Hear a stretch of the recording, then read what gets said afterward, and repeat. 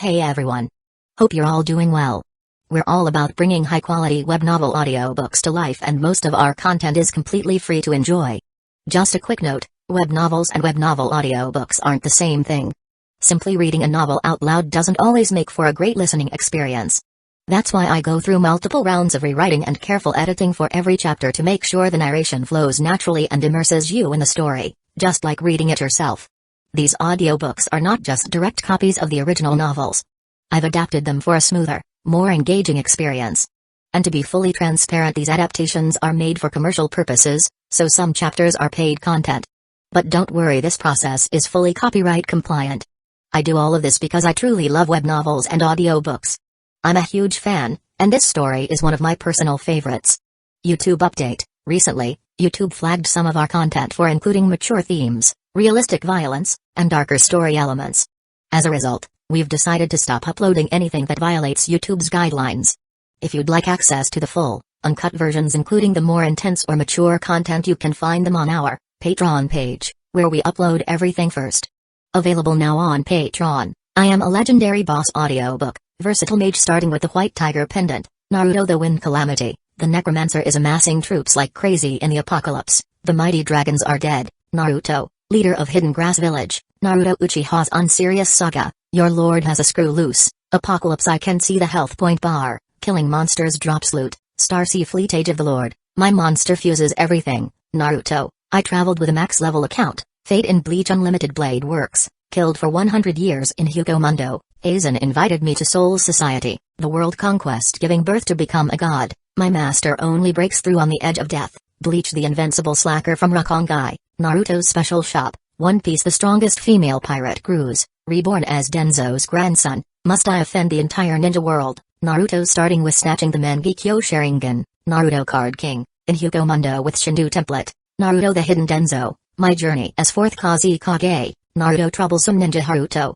Naruto the Hyuga Mastermind, Bleach the strongest Shinigami, Bleach the 5th Division Captain, Fate Ultimate Antagonist, Fate of DXD, Fate I Heard After Death, you can ascend to the throne of heroes, Fate DXD Archer Reborn, Fate beginning with Type Moon, a Berserk Heart, Fate Grand Order Insert, One Piece take the Uchiha clan to the Grand Line, One Piece don't worry, I'm a doctor, building harem and dungeon with monster girls, DXD, Multiverse the day-to-day life of the Sephiroth hero, I'm the bad guy but heroines are obsessed with me, in Naruto, I have an affair with Mikoto and Kushina, many children bring happiness, a shameless start, Naruto Reborn with a Tenseigan, Naruto sleeping Invincible, One Piece, life choice ask me to kiss marine goddess Hina, reborn as the genius son of the richest family, start by eating jacket fruit model, jacket human devil fruit, the days of being the richest man in the ninja world, the Witcher and Madara Uchiha, villain I possess the dragon Yang Dao physique, all saintesses turns into villainesses, all beautiful girls want to stick with me, interdimensional farming in another world, Naruto from Hidden Leaf Village to One Piece, and more. Most of our content there is free, and it's the best place to follow and support our work. The default audio speed is set to 3x, but if that's too fast for you, just let me know, I'm happy to adjust it. Got a favorite web novel you'd love to hear as an audiobook? Drop a suggestion. I'm always open to new ideas. And don't forget to follow us on Facebook and Twitter, X for the latest updates, new releases, and behind-the-scenes content. Thanks so much for your continued support and happy listening. Chapter 1, A Vessel for the Damned. Number 1. The dim glow of the computer screen was the only light in the room, casting long shadows over the cluttered desk. The sounds of clattering keys filled the air as the young man hunched over his keyboard, furiously clicking away. His eyes were glued to the screen, his face a mask of concentration, mixed with growing irritation. Are you kidding me? He muttered, his voice thick with frustration. On the screen, his dragonborn character was sprinting through a dank, ancient tomb, the dark stone walls lined with crumbling urns and eerie carvings. Two undead minions clumsily swung their swords at a towering Dragra Death Lord that barred the way forward. The creature's glowing eyes and massive battle axe made it an intimidating presence, but his undead servants were proving to be little more than a mild annoyance to it. Level 100 Conjuration, all the perks unlocked, and this is what I get? Two lousy zombies that can barely scratch this thing? He shook his head, his irritation boiling over. The undead thralls staggered around the Death Lord, their sluggish movements and weak attacks doing little to stop its relentless advance. With a few quick clicks, he tried to kite the Death Lord away, casting a flurry of spells in desperation. But his stamina was nearly gone, depleted from his focus on magicka above all else. His character staggered, then slowed, finally running out of breath as the Death Lord's axe came crashing down. The screen flashed red, and with a final, resounding thud, his Dragonborn fell to the ground, dead. Ugh, this is so underwhelming, he groaned, leaning back in his chair and running a hand through his hair. I love this game, but they friggin' dropped the ball with necromancy. 2 zombies. Really? He clicked through the menus, loading his last save. Okay, one more try, he muttered, determined to give it another shot. But as the loading screen lingered, an odd sensation washed over him. His head began to spin, the room around him blurring slightly. He tried to blink it away, but the dizziness only intensified. What the? He mumbled, reaching out to steady himself, but his hand slipped off the mouse, and his vision darkened. His head slumped forward, landing on the keyboard with a dull thud. The last thing he was aware of before everything went black was a muttered, "So fucking lame." Lame. When he opened his eyes again, he wasn't in his room. The cold, hard surface beneath him was a far cry from his cushioned chair, and the faint smell of damp stone and burning torches filled his nose. Panic surged through him as he tried to move, but his limbs were bound tightly to a stone slab. His heart pounded in his chest as he strained against the restraints, but they held firm.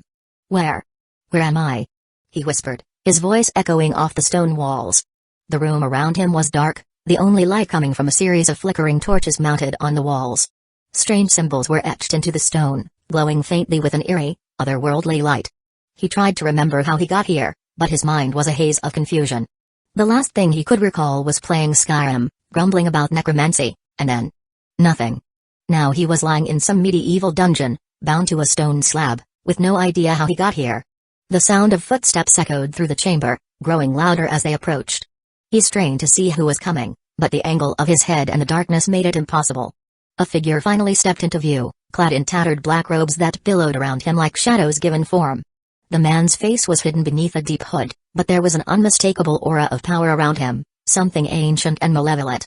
"Necromancer. You're awake." The necromancer's voice was low and raspy, filled with a cold malice that sent a shiver down the young man's spine. "Good. It's always more satisfying when they're awake. Where am I? What do you want with me?"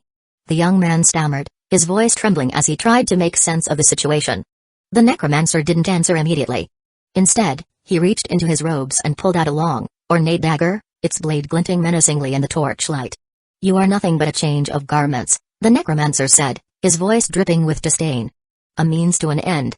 Before the young man could react, the necromancer plunged the dagger into his side, the cold steel biting deep into his flesh. He cried out in pain, his body arching against the restraints, but the necromancer paid no heed. He began to chant in a language the man couldn't understand, his voice growing louder and more intense with each word.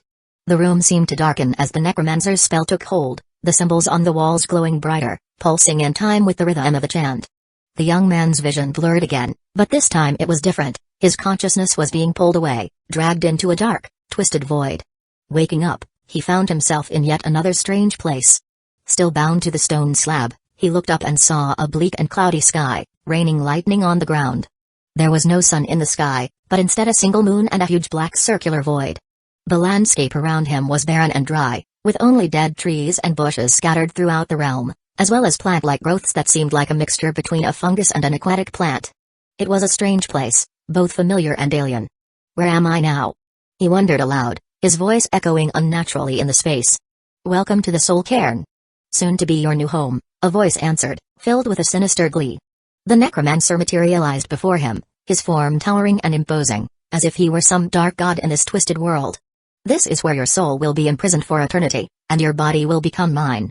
The young man's heart raced as he backed away, but there was nowhere to go. The necromancer gestured, causing the stone slab to disappear. Now free from his restraints, the young man wasted no time in trying to escape. Only chains of dark energy erupted from the ground, wrapping around his wrists and ankles, pulling him back to a stone pillar that materialized behind him. He was trapped, helpless. The necromancer approached slowly, savoring the moment. "You should feel honored," he said, his voice mocking. "You will be the vessel for my soul, the means by which I will renew my vigor once more. As for your pitiful essence, or whatever is left of it, will be offered to the ideal masters in exchange for more power." "Why? Why me?" the young man gasped, struggling against the chains, though he knew it was futile. "Why not?" the necromancer replied with a cruel smile. "You were easy to take. A weak, insignificant soul with no defenses. The perfect host. The young man felt despair wash over him as the Necromancer began the final incantation, the words reverberating through the mindscape with a power that made the very air tremble. A gigantic purple crystal appeared above him, drawing something from deep within him, something that shouldn't be tampered with. He could feel his consciousness fading, his soul being pushed to the brink of annihilation. But something unexpected happened. As the Necromancer's magic reached its peak, the man's mind suddenly surged with a flood of emotions: anger, fear, desperation. And then, something more, a deep, primal instinct to survive as his life began to flash before him. Suddenly, the floating crystal shifted its attention from the young man to the Necromancer and hungrily began to devour his soul. What? What is this? The Necromancer snarled, his voice filled with shock as tendrils of energy began leaving his body, flying to the crystal. He tried to push through, to complete the ritual, but the crystal continued to eat at his soul, its pull growing more intense, until it was irresistible. The Necromancer screamed in rage and pain as his soul began to dissipate, his very essence evaporating, leaving only memories. The power he had so carefully controlled was now turning on him, tearing him apart. No. What treachery is this? He howled, but his voice was drowned out by the overwhelming surge of energy. The mindscape shattered, the dark clouds and lightning dissipating as the Necromancer's form disintegrated, his soul obliterated by the very beings he tried to bargain with. Though he had survived, the young man began to lose consciousness, and the last thing he heard was a voice emitted from the crystal, ancient and filled with mystery. Honored. Outer. A maker. Cairn. Ideal masters. Chosen. You will continue. Incomplete existence. One purpose. Bring us souls. Though he could barely hear the voice due to his dizziness, he still pieced together a few words, and the very last sentence spoken by the being before his vision grew completely black. He gasped as he was thrust back into his body, his eyes snapping open to the sight of the torchlit chamber once more. The stone slab was cold beneath him, and the pain from the dagger wound was still fresh, but he was alive. More than that, he was different. The Necromancer's body lay crumpled on the floor beside him, lifeless, his robe singed and tattered. The young man could feel the memories and the knowledge that belonged to the Necromancer now swirling within his own mind, mingling with his thoughts, though not the power. As the cuffs holding him snapped open on their own, he slowly sat up, his hands trembling as he reached for the dagger still embedded in his side. With a sharp intake of breath, he pulled it free, the pain nearly overwhelming him. But even as he did, he could feel something else, a strange, unfamiliar energy flowing through him, healing the wound almost as quickly as it had been inflicted. He knew exactly what it was, a delayed spell cast by the Necromancer to heal his new vessel as soon as the ritual was completed. Necromancy isn't just a game anymore. And it's fucking terrifying. Chapter 2, Echoes of the Death Song. Number 2. The young man sat slumped on the Necromancer's throne, his head resting heavily in his hands as he tried to sift through the flood of memories that were now his. The chamber was silent, save for the faint crackle of the torches that lined the walls. The body of the Necromancer, Eric Deathsong, lay crumpled on the cold stone floor beside him, a lifeless heap of tattered robes and ancient bones. Eric Deathsong? The name echoed in his mind, reverberating with the weight of nearly 2,000 years of history. He struggled to piece together the fragments of Eric's life, each memory a shard of a broken mirror reflecting a different aspect of the man who had once been one of the most feared necromancers in all of Tamriel. Eric had been born into a clan of fierce warrior Nords when the world was still young, a time when the Nords fought to dominate the entirety of Tamriel. But from a young age, Eric had been different. His insatiable curiosity and natural disdain for the rigid traditions that bound his people had set him apart, leading to his estrangement from the clan. For a time, Eric had served as a skald, traveling from Nordic hold to Nordic hold, chronicling the deeds of heroes, gods, and monsters. He had witnessed countless battles, sung of the valor of the fallen, and recited the ancient sagas that defined his people. But the more he saw, the more disillusioned he became with the fleeting nature of life. The tales of heroism and glory began to ring hollow in his ears, overshadowed by the inevitable march of death that claimed even the greatest of warriors. It was then that Eric turned his gaze to the darker aspects of the world, seeking a way to cheat death and attain the immortality that eluded all mortals. His search took him far beyond the borders of Skyrim, into the crypts of High Rock, the deserts of Hammerfell, and the depths of Black Marsh. Along the way, he learned from various dark practitioners, absorbing their knowledge and honing his craft. But it was in the ancient ruins of a Naiad city that Eric made his most significant discovery.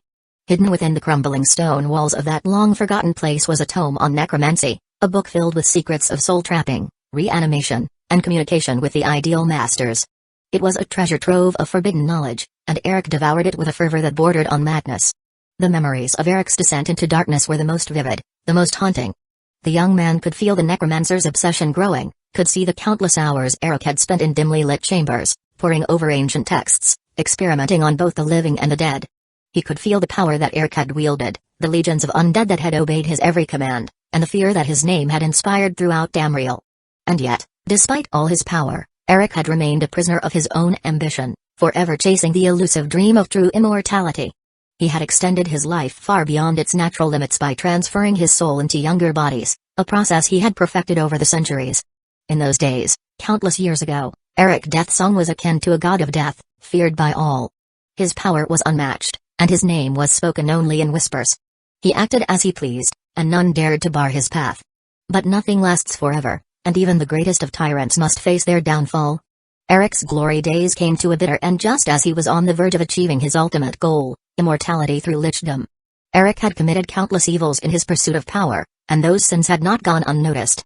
Enemies he had made over the centuries, priests of Arcane, vengeful spirits, rival necromancers, and even some of the Daedric princes, began to converge upon him. The whispers of his impending lichdom reached the ears of those who would see him destroyed, and soon, Eric found himself besieged by more enemies than he could count. They tore through his sanctuaries, dismantled his plans, and very nearly ended his life. For the first time in his existence, Eric was humbled. The mighty Necromancer, who had once thought himself invincible, was brought low. But even in the face of defeat, Eric refused to give up on his goal. Feigning his own death, he retreated into the shadows, wounded and weakened, but still determined. In those dark days of hiding, Eric Deathsong learned the value of patience. He realized that brute force alone would not grant him immortality. He needed to be smarter, more cunning. So, he waited. He used his almost limitless time to plan every move, to eliminate every variable, to ensure that when he finally acted, nothing would stand in his way. No longer did he slaughter every priest of Arcane in a desperate search for one pure of heart to complete his ritual. Instead, he watched from afar, observing their movements, their rituals, waiting for the right moment to strike. When the time came, he would find his pure-hearted priest without raising suspicion. No longer did he annihilate entire clans of forsworn to plunder their storehouses for the rare materials he needed. Instead, he studied the Hagravans they venerated, learning their secrets, preparing to bargain with them. He would obtain what he needed without unnecessary bloodshed, at least not until it was necessary. No longer did he destroy entire colleges of magic in a blind search for the tools of his dark craft. Instead, he waited, watching as artifacts of power resurfaced over the centuries. He knew that patience would eventually bring those tools into his grasp. And so, Eric bided his time. Centuries turned into millennia, but he did not waver. Slowly but surely, the stars aligned in his favor. The pure-hearted priest, the rare materials, the magical tools, everything he needed for the ritual of lichdom was within his reach. But just as Eric prepared to take over another vessel, just as he was ready to finally ascend to the immortality he had craved for so long, the ideal masters intervened. With power beyond even his understanding, they annihilated his soul, devouring it for reasons that remained unclear to him even as he perished miserably, his goal so close, yet so far away. And now, the young man sat on Eric's throne, the weight of all that knowledge, those memories, and those unfinished plans pressing down on him like a leaden shroud. Eric's centuries of patience, his cunning, his dark wisdom, all of it had been transferred to him in an instant. The young man chuckled bitterly, shaking his head as he muttered to himself, "I guess I'm Eric Deathsong now." The absurdity of it all was almost too much.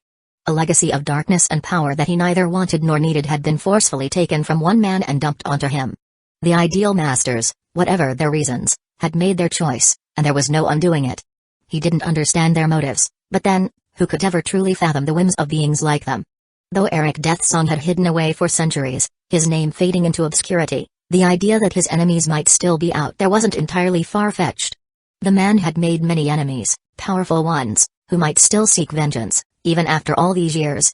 And now, despite the change of bodies, the annihilation of Eric's soul, and the transfer of only memories, those enemies might very well still come for him. After all, memories were powerful things, and in the world of magic, they could carry more weight than flesh and bone. As for the original owner of this body, the one who had become the vessel for his soul, the young man had no idea who he had been or where he had come from. Those memories were lost, perhaps forever, to the void. Maybe they had been devoured by the ideal masters along with Eric's soul, or maybe they had simply been erased by the brutal transition. Either way, it didn't matter now. That person was gone, and in his place stood a new Eric Deathsong, or rather, someone who would have to bear that name, whether he liked it or not. Shaking his head, he muttered, None of this matters, before delving once again into the depths of Eric's memories, trying to piece together his current situation. He found himself in the basement of Fort Snowhawk, a desolate fortress in March, west of Morthal. In the game, he remembered this place as a necromancer's den, a grim location where battles between the Imperials and Stormcloaks raged above while dark rituals took place below. Now, it was his domain, occupied by himself and an army of undead, created by the original Eric Deathsong. The year was the 198th of the Fourth Era. He wasn't certain of the exact date when the events of Skyrim would begin, but he knew it couldn't be far off. Ulfric Stormcloak had already made a name for himself by retaking the Reach and Markarth from the Forsworn with his militia over 2 decades ago. By his estimate, it was only a matter of time, perhaps 3 to 4 years at most, before Alduin would appear in Helgen, and with him, the Dragonburn. He let out a long sigh, the weight of his situation pressing down on him. If he were to survive in this world, he needed to use these precious years wisely. Establishing himself, carving out a foothold, and gathering power were his top priorities. There was no getting rid of his identity as Eric Deathsong, so he might as well embrace it and see how far it could take him. After all, he didn't have many other options. Might as well start by taking control of the undead in Fort Snowhawk, he muttered to himself, already thinking about his next move. Standing up from the cold stone throne, he made his way to the exit of the ritual room. The heavy wooden door creaked as he pushed it open, revealing a dimly lit hallway. The air was thick with the scent of damped stone and decay, the faint flicker of torches casting long shadows along the walls. As he stepped into the corridor, he was greeted by the sight of skeleton warriors patrolling the hallway. Their empty eye sockets seemed to fixate on him for a moment, their bony heads turning in eerie unison as he entered their line of sight. Then, without a sound, they resumed their patrol, recognizing him as a guest and not an intruder. These weren't the fragile, naked skeletons wielding ancient, rusty weapons that he remembered from the game. No, these undead were something else entirely. Each skeleton wore a set of steel armor that gleamed ominously in the torchlight, the metal unmarred by time or battle. Their weapons were equally impressive, well-forged swords, axes, and shields that would make any Nord warrior green with envy. A palpable aura of malice radiated from them, as if the very essence of death clung to their bones. He couldn't help but feel a strange mix of awe and dread as he observed them. These undead weren't just mindless husks, they were formidable warriors, brought back from the grave and bound to a will stronger than their own. The original Eric Deathsong had clearly poured a great deal of time and power into creating these soldiers, and now, they were his to command. Somewhat excited by the idea, Eric puffed up his chest and stepped toward the nearest skeleton warrior. With a grand flourish, he raised his hand, reaching toward the skeletal figure. His magicka began to course through his veins, the ancient necromancer's memories guiding him as he prepared to cast the spell and take control of these undead soldiers. "Subjugate undead," he intoned, his voice echoing in the dim hallway. The magicka surged around him, the rags he wore fluttering as if caught in a strong wind. The torches lining the hall flickered, then extinguished altogether, plunging the space into darkness save for the eerie glow of his spell. It seemed as though the spell was about to succeed, and Eric could feel the power of the ancient necromancer's magic bending the undead to his will. But suddenly, his vision began to blur, a wave of dizziness crashing over him. The spell wavered, his concentration slipping through his fingers like sand. Before he could process what was happening, his legs gave out, and he collapsed onto the cold stone floor, consciousness slipping away. The skeleton warrior, the target of his spell, paused and looked down at Eric with an almost human-like confusion. It tilted its bony head, the eerie empty sockets staring at him as if trying to make sense of the scene. After a moment, the skeleton used the blunt side of its axe to scratch its head, as if pondering the situation. But then, with a shrug that sent a rattle through its bones, it decided to ignore the fallen figure and continue its patrol as if nothing had happened. The hallway returned to silence, the only sound the soft clank of the skeleton's armor as it moved away, leaving Eric unconscious on the ground, surrounded by the shadows of Fort Snowhawk. Chapter 3, Arcane Deficiency Number 3. Eric groaned as he came to, lying on the cold stone floor of the hallway. His head pounded, his vision still swimming with the remnants of dizziness. He rubbed his forehead in frustration, feeling both disoriented and humiliated. With a weary sigh, he pushed himself to his feet, wincing as he dusted off the tattered rags that clung to his body. The sight of the skeleton warriors patrolling the hallway, their hollow eyes now indifferent to him, only deepened his embarrassment. He kept his gaze down, deliberately avoiding eye contact with the undead soldiers. It was bad enough that he collapsed in front of them, he wasn't about to endure the indignity of their silent stares. Shuffling forward, he navigated through the corridor until he reached a wooden door at the end. Grateful for the escape, he pushed it open, slipping inside and closing it behind him. The room was vast and filled with the unmistakable aura of dark magic. Candles lined the walls, their flames flickering with an eerie green glow. Bookshelves, cluttered and overflowing, stood against the stone walls, filled with ancient scrolls and tomes bound in cracked leather. Skulls of various creatures sat on display, and a large alchemy table, covered in vials of unknown liquids and powders, dominated one corner. In the center of the room, a circular rug, its patterns warped with arcane symbols, marked the space as a place of power and study. The air was thick with the scent of old parchment, burnt herbs, and something darker, perhaps the remnants of forgotten rituals. But Eric paid no attention to the sinister ambience. He moved directly toward the large desk against the far wall. Several grim-looking tomes lay scattered across its surface, their pages open to diagrams of necromantic spells and detailed instructions on the manipulation of souls. Slumping into the chair, he leaned forward, resting his elbows on the desk and burying his face in his hands. A curse word hovered at the top of his tongue, but he swallowed it down. There was no point in losing his temper. He knew exactly what had gone wrong. The spell hadn't failed due to lack of skill or technique, it had failed because he lacked the most basic resource, magicka. Not only had his attempt to cast the subjugate undead spell fizzled out due to his depleted reserves, but the sheer effort had drained him to the point of fainting. Both of these issues should have been impossible. The old necromancer had chosen this body with great care. He'd spent years rotting in an old body to find a new vessel that was suitable for the intense magic manipulation required for his necromantic magics. This body, the one Eric now inhabited, had once belonged to a young Nord whose latent magical talent surpassed even that of the most gifted Altmer. It should have been more than capable of handling even complex spells with ease. And yet, here he was, barely able to summon a flicker of magic without collapsing from exhaustion. Frowning, Eric leaned back in the chair, rubbing his temples. There was no way this was a coincidence. Something had gone terribly wrong during the soul transfer, and the problem was more severe than even the old necromancer could have anticipated. Eric stared blankly at the scattered tomes before him, his mind churning as he pieced together the puzzle of what had gone wrong. He had already suspected that something had occurred during the soul transfer, but now, he was certain. The old necromancer, Eric Deathsong, had been meticulous. A man with 2 millennia of experience wasn't prone to carelessness, and he would not have made a mistake in preparing his new vessel. Every precaution had been taken. The body Eric now inhabited had been chosen specifically for its immense magical potential, and everything had gone according to plan, at least, until his soul was disintegrated and devoured. He could remember it clearly, both from his perspective and that of the old necromancer. The moment the ritual began, the dark energy swirling around the chamber, the old necromancer's soul detaching from his decaying body, ready to claim the younger, stronger one waiting for him. The problem hadn't arisen until after the ritual was well underway. Eric frowned, narrowing his eyes in concentration as he replayed the ritual in his mind. It didn't take long for him to pinpoint the exact moment everything had gone wrong. The ideal masters. Of course. He clenched his fists in frustration. The old necromancer had sought their help, knowing that transferring his soul into a new body would require more than just raw magical power. Extracting a soul and placing it into a new vessel wasn't like raising a zombie or animating a skeleton. It was a direct violation of Arkay's divine authority over the cycle of life and death, something that no mortal, even one as powerful as Eric Deathsong, could accomplish without divine intervention. The ideal masters had been the key.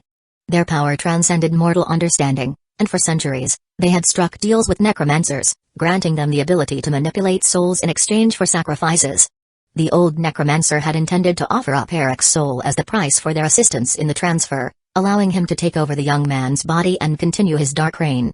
But the ideal masters, true to their nature, had reneged on the deal. Midway through the ritual, they had decided that Eric Deathsong's soul would be a more appetizing prize. They devoured the necromancer instead, leaving Eric, the intended sacrifice, alive but with a significant piece of his soul missing. And that was the crux of the issue. The ritual had never been completed properly. Eric's soul was incomplete, devoured in part by the ideal masters before they turned their attention to the old necromancer. It explained everything, why his magical reserves were so pitiful, why he had fainted after attempting a simple spell, and why he felt an underlying sense of emptiness deep within himself. Without a complete soul, his ability to tap into his full magical potential was crippled. Sitting back in the chair, Eric exhaled slowly, staring at the ceiling. He was alive, yes. He had over 2,000 years of memories and knowledge at his disposal, along with a treasure trove of dark magic. But without a complete soul, all of it was meaningless. Eric slumped back in his chair, the weight of the situation pressing down on him. The solution was clear. He needed to restore his soul, and the only way to do that was by communicating with the ideal masters directly. But there lay the problem. He didn't have the magicka to reverse summon his own soul to the soul cairn, a feat that the original Eric Deathsong had mastered long ago. For the old Necromancer, it had been as simple as temporarily banishing his own soul to the cairn as one would do a Dra or a summoned undead, something Eric himself could now do in theory. But knowing the spell and having the magicka reserves to cast it were two different things entirely. Eric cursed under his breath. Without enough magicka, his only option was to travel physically to the soul cairn, and the thought of it made him grimace. Black marsh and elsewhere, he muttered, rubbing his temples. The old Necromancer had left portals scattered across Tamriel, hidden in dens like Fort Snowhawk, but the closest ones were halfway across the continent. Crossing Tamriel in search of them wasn't just time-consuming, it was reckless. Too many eyes, too many risks, and it would take years. He didn't have that kind of time, especially not with his current magicka deficiency. There was another option, but it wasn't much better. Valkahar Castle, Eric sighed, pushing himself up from the desk and pacing the room. He knew exactly where one portal to the soul cairn existed, right here in Skyrim. However, the portal wasn't just sitting around, waiting for him to waltz through. It was tied to the vampire clan living in Valkahar Castle and the Dawnguard, both factions deeply entrenched in their own conflicts. And that conflict? Well, it wasn't exactly something he was eager to get mixed up in. The thought of dealing with vampires, particularly those of Lord Harkon's brood, was enough to send a shiver down his spine. And then there was the Dawnguard, whose sole purpose was to eradicate vampires like the ones he'd have to negotiate with. Neither side was one he could afford to antagonize, not in his current state. With his pitiful magicka pool, he was in no shape to challenge anyone, let alone the vampires of Valkahar Castle. The best he could do right now were novice apprentice spells, basic reanimations, sparks, forcible, and things that wouldn't even faze a vampire lord or his thralls. He clenched his fists, frustration welling up inside him. Damn it, Eric muttered, stopping his pacing. He was stuck in a bind. Going to the soul cairn was the only real option, but getting there meant involving himself in the Dawnguard and Valkahar conflict, something that was easier said than done. He needed more power, more magicka, more everything. Yet, sitting around wouldn't help. He needed to start somewhere. Well, I suppose if I can't take on vampires right now, I'd better start working on that, he muttered, looking back at the tomes on the desk. The old Derek's knowledge was vast, and even if his magicka reserves were low, there had to be ways to improve them. Eric straightened, a newfound determination bubbling within him. First things first, find a way to fight with this broken body. Then we'll see about vampires. Eric hunched over the alchemy table, his fingers working quickly and efficiently as he mixed ingredients into vials. The faint aroma of herbs and reagents filled the air, as the contents of the vials simmered and turned shades of green and blue. Alchemy had always been a secondary pursuit for him in the past, but now, it had become his primary focus. Unlike magic, alchemy didn't demand magicka, and the old Necromancer, Eric Deathsong, had been one of the finest alchemists in Tamriel. Eric, the new bearer of that name, was now benefiting from centuries of accumulated knowledge. He muttered to himself, his voice barely audible over the clinking of glassware. I may not have the magicka to cast advanced spells yet, but with these potions, I'll make sure the little I do have will never run out. His tone was sharp, focused. The irony of his situation wasn't lost on him, an ancient necromancer, feared across the land, reduced to brewing potions to compensate for his lack of power. He carefully poured a shimmering blue liquid from a flask into a smaller vial, his hand steady as he stoppered it. Magical restoration potions. Simple but necessary. Eric had learned early on that magic was all about endurance. Having more magicka than your opponent meant outlasting them, and right now, he had to take advantage of every scrap of energy he could get. As he set the potions aside, he couldn't help but feel a spark of satisfaction. If nothing else, the old necromancer's alchemy skills had transferred perfectly. The mastery of plants, minerals, and the arcane art of combining them for powerful effects was at his fingertips. He could use these potions in the coming days to prepare for whatever challenges lay ahead. He leaned back, letting out a sigh. It's something, at least. Finished with his brewing, Eric rose from the alchemy table and left the study. The skeleton warriors patrolling the hallway continued their rounds, but Eric kept his eyes averted. He wasn't about to relive the embarrassment of earlier. Navigating through the dim corridor, he found his way to a room he hadn't explored yet, an armory. The armory was exactly what he expected. Rows upon rows of weapons lined the walls, from crude iron swords to intricately designed steel blades. Armor sets were displayed on mannequins, varying in design and material. Eric's eyes scanned the room, noting everything from battle axes to staffs, but what drew his attention the most was a sword sitting in the far corner, unlike the others. It was thin and straight, sheathed in a heavily decorated black scabbard.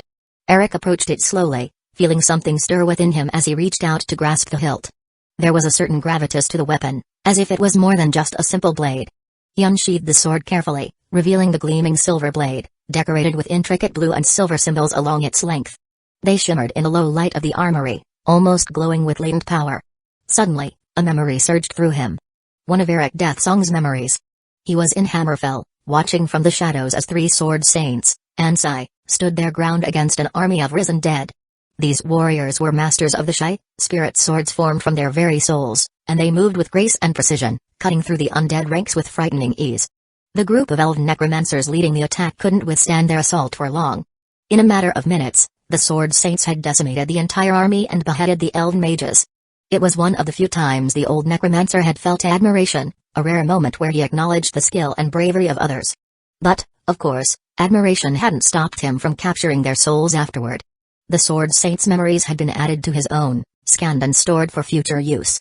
It had been the old necromancer's design to orchestrate the necromancer's attack on Hammerfell, a plot to harvest souls for a ritual. Though he had succeeded in his goal, the valor and power of the Ansai had impressed him enough to leave Hammerfell and never return. The memory faded, and Eric blinked, his breath catching in his throat. Holding the decorated blade in his hands, he could feel the echoes of that same power. Although forming a Shai, a spirit sword like the sword saints, was beyond him, their swordsmanship was not. Their memories were within his grasp, buried deep in his mind. All he had to do was unlock them. He ran his fingers over the symbols etched into the blade. I may not be able to summon a Shai, but the swordplay of a saint alone. He paused, thinking. With the memories of those sword saints, he would be able to surpass most warriors easily. Sword singers were legends in their own right, but the Ansai were something else entirely. For the first time since waking up in this place, a small grin crept across his face. He sheathed the sword and strapped it to his belt. If nothing else, he now had a weapon worthy of a necromancer who had lived for over 2,000 years. Eric sat cross-legged on the stone floor of an empty room, surrounded by dozens of sheets of parchment, all scrawled with fresh ink. The pages fluttered slightly, disturbed by the faint draft creeping through the castle's corridors. Each one bar arcane symbols, arranged with obsessive precision, yet written in a frenzy, his hand moving faster than his mind could keep up. He had an almost manic grin plastered across his face, a far cry from the despair that had consumed him days earlier when he first learned his soul was damaged. The dim light from the room's soul candle flickered, casting dancing shadows across the chaotic assembly of papers. Eric's gaze darted from one symbol to another, his grin widening as he continued scribbling, his quill flying over the pages with barely a pause. Row after row of arcane inscriptions poured from his hand, each one representing a novice or apprentice spell from the depths of the old necromancer's vast memory. Despite the supposed weakness of these low-level incantations, Eric's excitement never wavered. Who cares if they're weak on their own, he muttered under his breath, the grin still etched into his face. Together, they'll be unstoppable. The sheer number of these basic spells was staggering. Eric knew he couldn't access the powerful magics the old necromancer had mastered, not with his diminished magicka pool. But that didn't mean he was helpless. He saw the potential in these useless spells, realizing that their limitations were only a matter of perception. He didn't need a grand spell of destruction when he could weave together the subtleties of these lower-tier magics, blending them into something entirely new, something that even the old necromancer had likely overlooked in his arrogance. The thrill of it coursed through Eric's veins. There was something intoxicating about being on the brink of discovery, of forging a new path in a world that was his for the taking. The arcane symbols on the paper in front of him were no longer just spells, they were pieces of a puzzle. Each spell, no matter how small or insignificant, was a tool he could use to bend reality to his will. It was then that a familiar thought resurfaced in his mind. Ultimate freedom. For years, he had spent countless hours playing open-world games, immersing himself in their carefully crafted universes. Some offered the freedom to explore vast landscapes, while others gave players the ability to make world-shaping choices. But true freedom, the kind where a player could manipulate the game's very mechanics, twist the combat systems, and break the rules, was elusive. Even in the most liberating games, there were boundaries, limits that couldn't be crossed. But here there were no boundaries. Eric was no longer bound by the constraints of a game engine or limited by design choices. In this world, this ancient unmagic-ridden reality, the limitations came only from himself. And the more he thought about it, the more he realized the boundless opportunity that lay before him. He wasn't just another player on a preset path. He had absolute freedom, freedom that even the most sophisticated games could never offer. Break the system, he whispered, the grin stretching further across his face. Reinvent the rules. Reimagine the spells. He saw it now. The potential to weave novice-level spells in tandem, to create devastating combinations that no one would expect from such humble beginnings. No longer limited by the linear progression of magic, he had the creativity and insight to transcend the old necromancer's teachings. While that ancient soul had focused on mastery of power, Eric would focus on mastery of manipulation. He would bend even the weakest spells into something extraordinary. He set the quill down for a moment, wiping sweat from his brow, feeling his heart race in his chest. This world wasn't a game, it was his reality now. But the mindset he had cultivated over years of gaming, the urge to push the limits, to find loopholes and exploit them, was his greatest strength. And in this world, Eric had the ultimate cheat code, knowledge, unbounded by rules. Chapter 4, The Necromancer's Wardrobe. Number 4. Eric stood in front of a tall, dust-coated mirror in the underground bedroom, silently adjusting his attire. He had grown accustomed to the reflection that stared back at him, the face of a man long dead but now his own. His sharp, angular features were starkly framed by pale skin, and his eyes had taken on a subtle blue glow, an eerie, almost ethereal reminder of the soul transfer that had fused his being with the old necromancer's memories and powers. His hair, turned white as a result of the botched ritual, now reached his shoulders, and was neatly combed, framing his face with a touch of sophistication. The figure in the mirror, though undoubtedly Nordic in origin, stood slightly apart from the typical hulking Nord physique. He was tall, an impressive 185 centimeters, but his frame was a bit thinner than the average Nord, though still strong and sinewy. In his past life, he would have towered over most people, but here, he was just another Nord, one that was on the shorter side even. Still, there was power in the way he carried himself, an air of confidence he hadn't possessed when he first arrived in this forsaken body.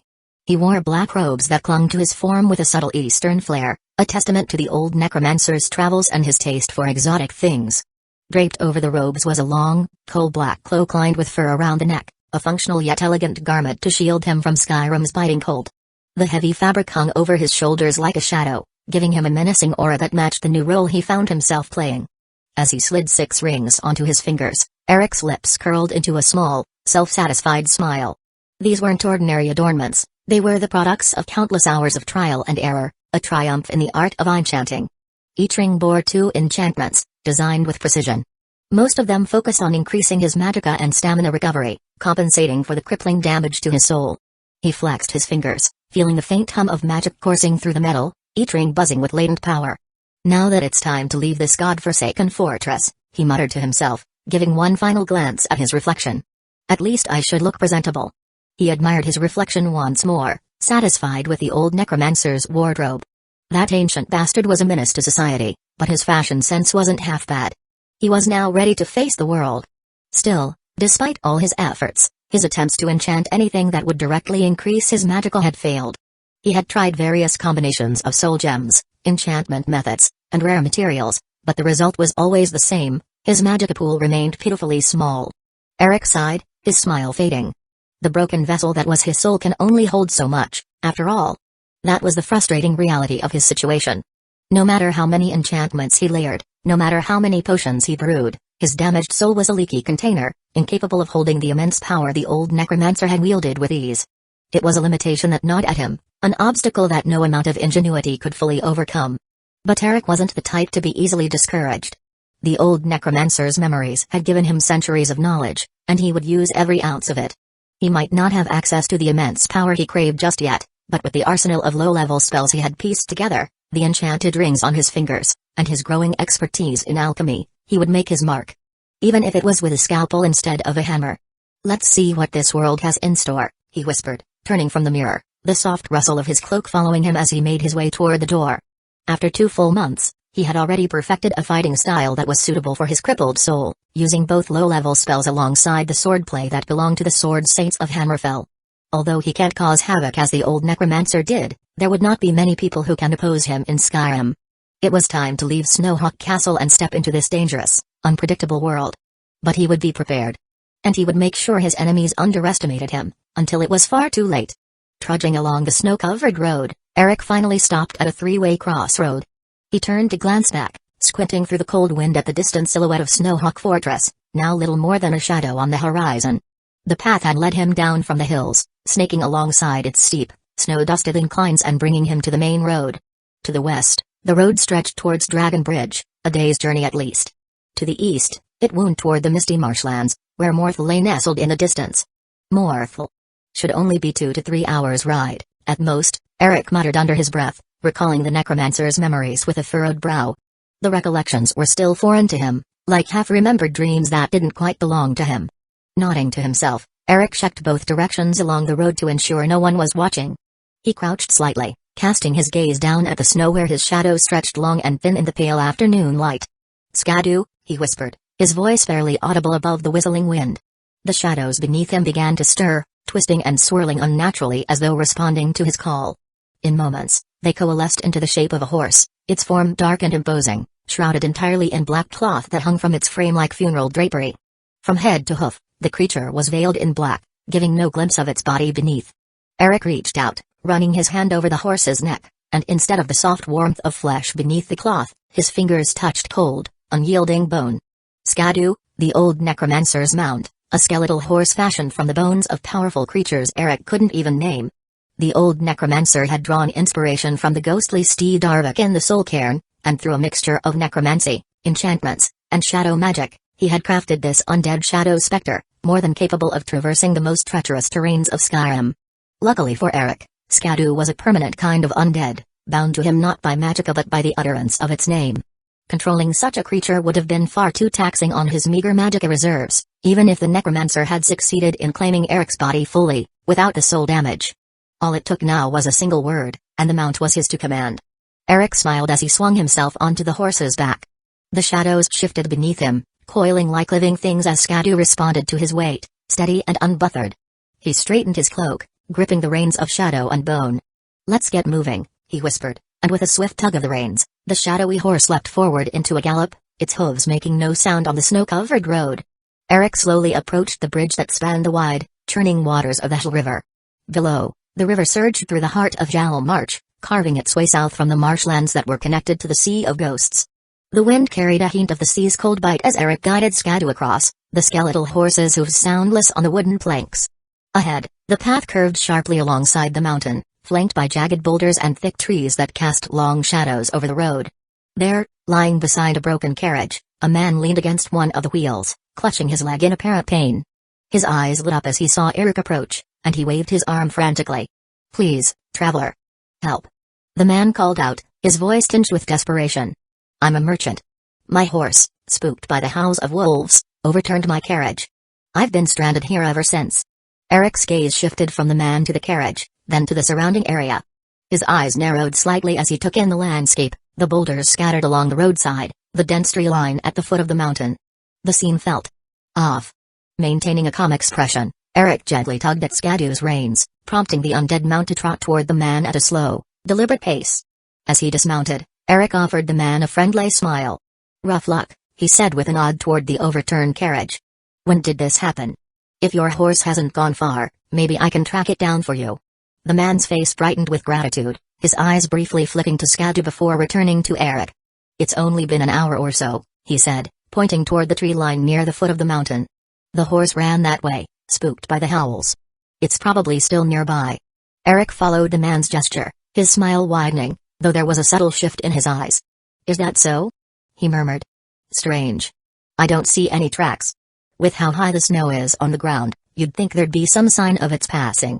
The man's expression faltered for a split second, a barely noticeable flinch, but he quickly recovered, keeping his voice steady. "Ah, the wind might have covered the tracks by now. This snow can be unpredictable." Eric's eyes flickered with amusement. "Unpredictable, you say?" He gave a dramatic sigh, his tone light but laced with a hint of something darker. "I've been on this road for hours now. Haven't seen a single snowflake fall." He paused, his gaze sharpening as he looked the man over, his pointed stare making the air between them grow tense. "And now that I think about it," Eric continued, voice low, "there aren't any wolf packs in this area. They tend to steer clear of the marshes this time of year. They don't get along with the spiders." The man's mask of calm began to slip, and his eyes darted nervously to the trees.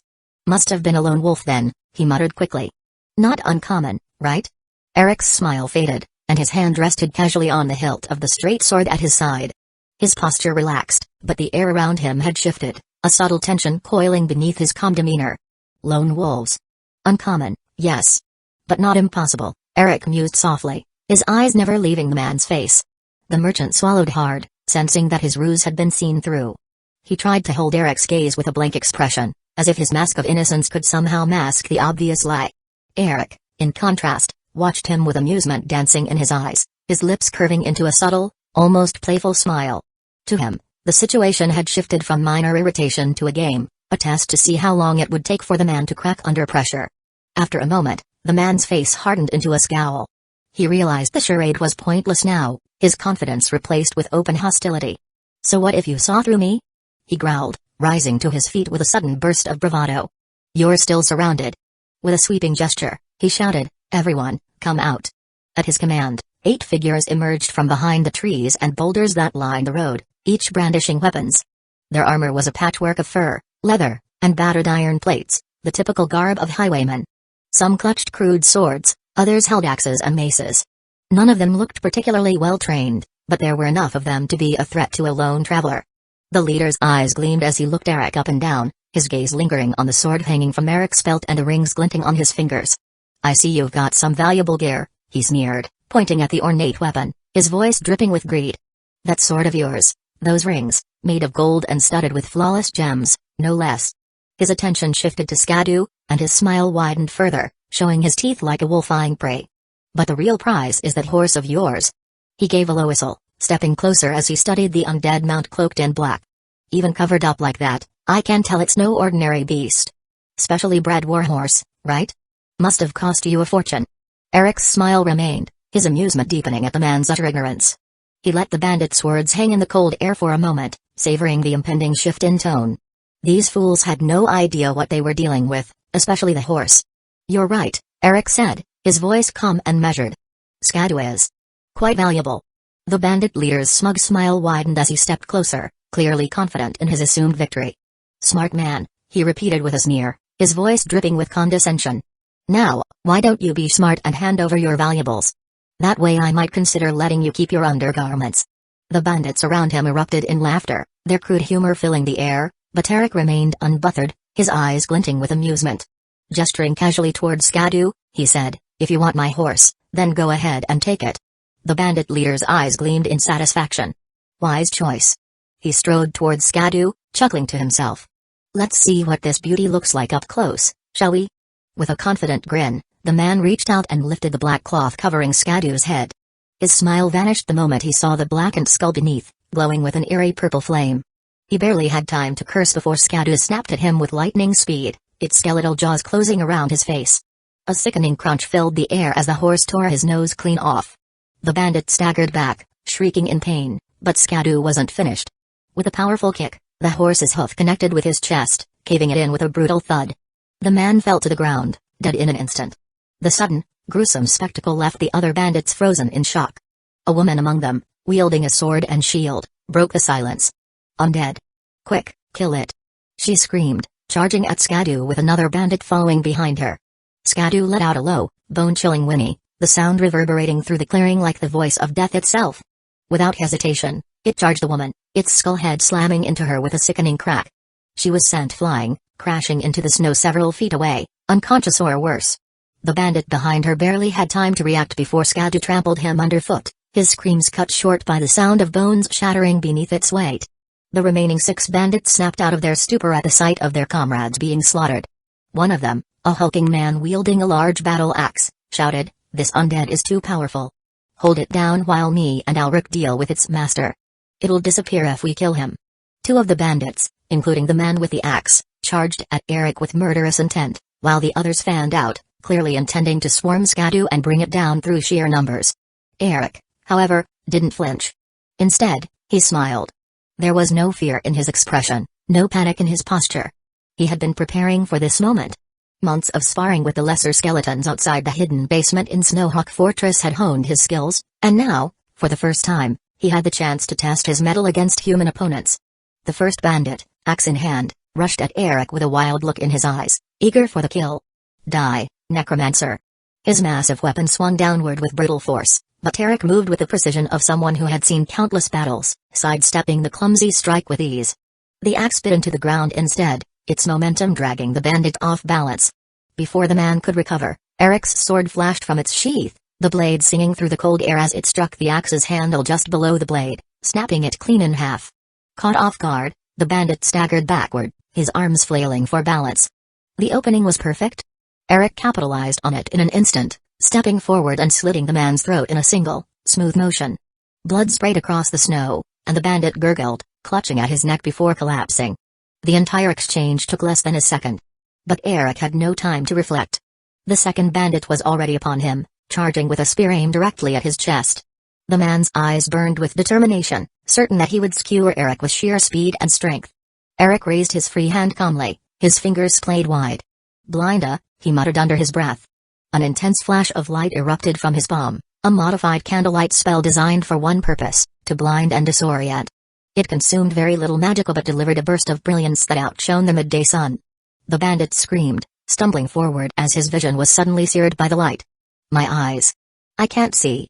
His spear jabbed forward wildly, missing Eric by a wide margin. With a practiced sidestep, Eric slipped past the flailing weapon and sliced the back of the bandit's knee, severing tendons and bringing the man to the ground. In the same fluid motion, Eric thrust his blade through the bandit's back, piercing his heart before he could even scream. The bandit collapsed into the snow, face first, his blood pooling around him in a dark, steaming patch. Eric stood over the body, his breath steady, his expression calm, but inside, there was a slight unease. He glanced at the blood-slicked blade, watching the crimson droplets fall from the steel and stain the white snow beneath his feet. He sighed, muttering to himself, "So, this is what it feels like to kill someone." Technically, it wasn't the first time his hands had drawn blood. The memories of Eric's death song, thousands of years of battles, dark rituals, and slaughter, drowned out any sense of guilt or remorse that might have surfaced. Life was no longer sacred. It was cheaper than hay. Yet, despite the numbness of those inherited memories, something still lingered in him, a faint echo of what it meant to take a life. It wasn't horror, nor was it regret, just a quiet, uncomfortable understanding that some part of him still reacted to death.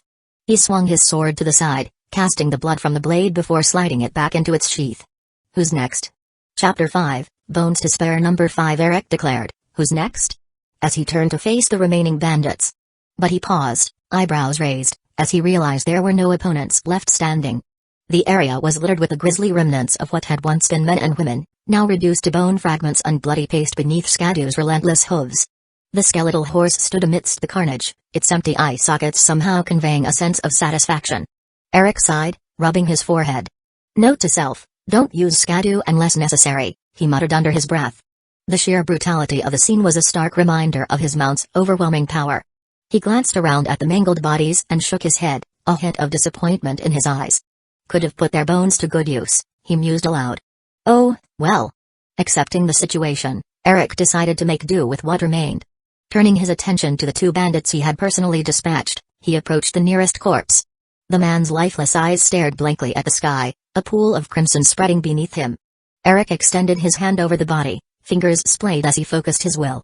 "Extract bone," he intoned.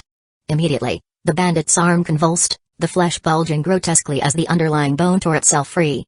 With a wet, ripping sound, the forearm bone burst forth, shedding muscle and sinew that fell away in grisly chunks until only a pristine, white bone hovered in the air. Eric watched with clinical detachment, unperturbed by the macabre display. Most necromancers, he recalled, would simply reanimate a corpse as a shambling zombie and be done with it. A crude method, and one that often resulted in a slow, foul-smelling minion prone to decay. The old Derek Death Song had preferred a more refined approach. By extracting magical-rich bones from various sources and combining them, he could construct skeletons of formidable strength and agility, creations that surpassed the limitations of mere animated dead. This technique required precision and a deep understanding of necromantic arts. The spell he had just used, one of his own design, allowed for the efficient collection of bones without the messy and time-consuming process of butchering a corpse by hand. Eric moved to the second bandit, repeating the process. "Extract bone," he commanded. This time, the femur lifted from the leg, slipping free with less resistance now that he was growing accustomed to the spell. The bone joined the forearm in the air, both hovering obediently at his side. He surveyed the remains of the other bandits. While Skadu had left little behind, perhaps there were still usable pieces among the debris. With a wave of his hand, he sent the extracted bones toward a clear spot on the snow-covered ground. They arranged themselves neatly, awaiting further instruction. "Let's see what we have to work with," Eric murmured. He began to walk among the carnage, eyes keenly searching for intact bones. A rib here, a scapula there, every piece counted. Occasionally, he would use the extraction spell again, salvaging what he could from the less damaged bodies. As the collection grew, the bones started to assemble themselves into a rough humanoid shape, guided by his will. The process was methodical, almost ritualistic. Eric chanted under his breath, weaving threads of magicka through the bones, binding them together. The air around him shimmered faintly as the enchantments took hold. Despite his limited magicka reserves, he managed the task by using minimal energy, relying on precision rather than brute force. Minutes later, a new skeleton stood before him. It was taller than an average man, its frame composed of the strongest bones he had gathered. The skull bore a pair of horns, adding an imposing touch to its appearance. Its eye sockets glowed with a faint, eerie light, signaling the successful binding of the animating force. "Not bad," Eric remarked, a hint of pride in his voice. "You shall serve me well." He continued to inspect the skeleton closely, raising its arm and tapping its bones, feeling their strength. The creature was sturdy enough for now, but Eric knew it could be improved. "I'll have to find a Necromancer shrine and toughen up those bones of yours later," he murmured. His eyes gleamed as he bit the tip of his index finger, drawing a thin line of blood that welled up against the cold air. With precision, he began to draw intricate symbols across the skeleton's body, tracing them with his blood before carving them deeply into the bone with a small, sharp knife. Once finished, he stepped back, observing his work. These runes, part of an ancient necromantic technique, would bolster the skeleton's resilience and ensure its obedience even when far from its master. Eric continued, "You'll draw too much attention for now, though, so go back and get yourself geared up until I call you again." With a snap of his fingers, the skeleton was engulfed in a shimmering purple energy, its form quickly fading into nothingness. Eric smiled at the success of yet another of his modified spells, a personal twist on conjuration magic. Unlike the traditional conjuring spells used to summon familiars, Atranax, or even draw from oblivion and banish them back to whence they came, Eric's magic allowed him to store creatures and objects in a hidden space he had created in the basement of Snowhawk Fortress. It was, in essence, his own personal storage vault, a practical alternative to dimensional rings or bags of holding. Though the summoning required a bit of magicka each time, it was an efficient solution for someone like Eric, who preferred to travel light without losing access to his tools. With the skeleton safely stashed away, Eric turned his attention back to Skadu. The undead horse stood silently, its glowing eyes locked on its master. Eric reached up and pulled the black cloth back over the horse's skull, concealing its unsettling visage. "Let's go," he said, mounting Skadu. "Morthal shouldn't be too far off now." He urged the skeletal steed forward, the misty marshland stretching out ahead as they rode toward the small, isolated town. End scene. Reaching the outskirts of Morthal, Eric dismounted, watching as Skadu melted seamlessly back into the shadows, vanishing from sight as though it had never been there. He took a moment to adjust his attire, straightening his cloak and smoothing down the ornate leather belts that held his weapons. With a deep breath, he began his descent down the narrow, uneven path leading into the town. As he neared Morthal, a few of the patrolling guards gave him curious glances, their eyes lingering on his finely crafted sword and the intricate rings on his fingers. They were likely more accustomed to travelers in simpler attire, but none of them approached him or questioned his presence. Eric returned their gazes with indifference, continuing on his way without so much as a second thought. The town unfolded before him, and despite its familiarity, Eric found himself both surprised and intrigued. It was like stepping into a living version of the Morthal he remembered from the game, similar yet strikingly different in its own way. The town was situated on a shallow, marshy body of water, just as he recalled, with wooden platforms crisscrossing over the swampy terrain. These walkways connected patches of dry land where the houses stood, raised slightly above the marsh on sturdy stilts. The visual detail, however, was far richer than what he had ever experienced in the game. The soft lapping of water against the stilts, the faint scent of moss and wet earth, and the cool, damp air hanging in the mist lent the village an eerie, immersive atmosphere. Eric's boots thudded softly on the wooden walkways as he toured the town, his eyes scanning the simple, weathered structures that surrounded him. The houses were built of aged timber with slanted thatch roofs, looking worn but resilient against the swamp's harsh climate. There were several small boats tied to wooden posts, presumably used by the townsfolk to traverse the marshy waters. A few fishermen worked nearby, casting nets into the shallows with quiet concentration. Despite the familiar layout, Eric noted how much larger the town appeared in reality. The buildings were grander, more expansive than what he had seen in the game, and Morthal itself stretched out farther than he expected.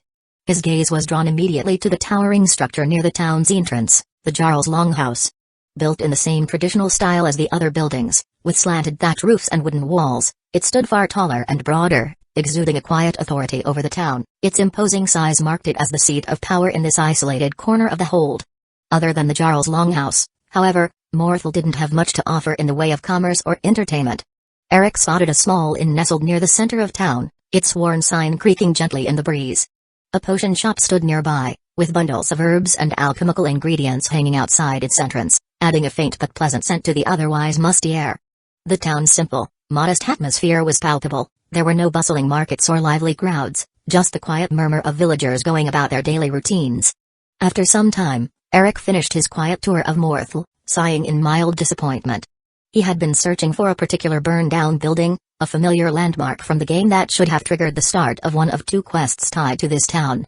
In the game, Morthal was known for 2 things, Falian's dealings with the cure for vampirism, which didn't concern Eric for now, and a quest involving a group of coven vampires plotting to use the town's residents as livestock. That quest always started with inquiries about a burned-down house, a tragic event that should have already happened if the vampires had made a move on Morthal as he suspected.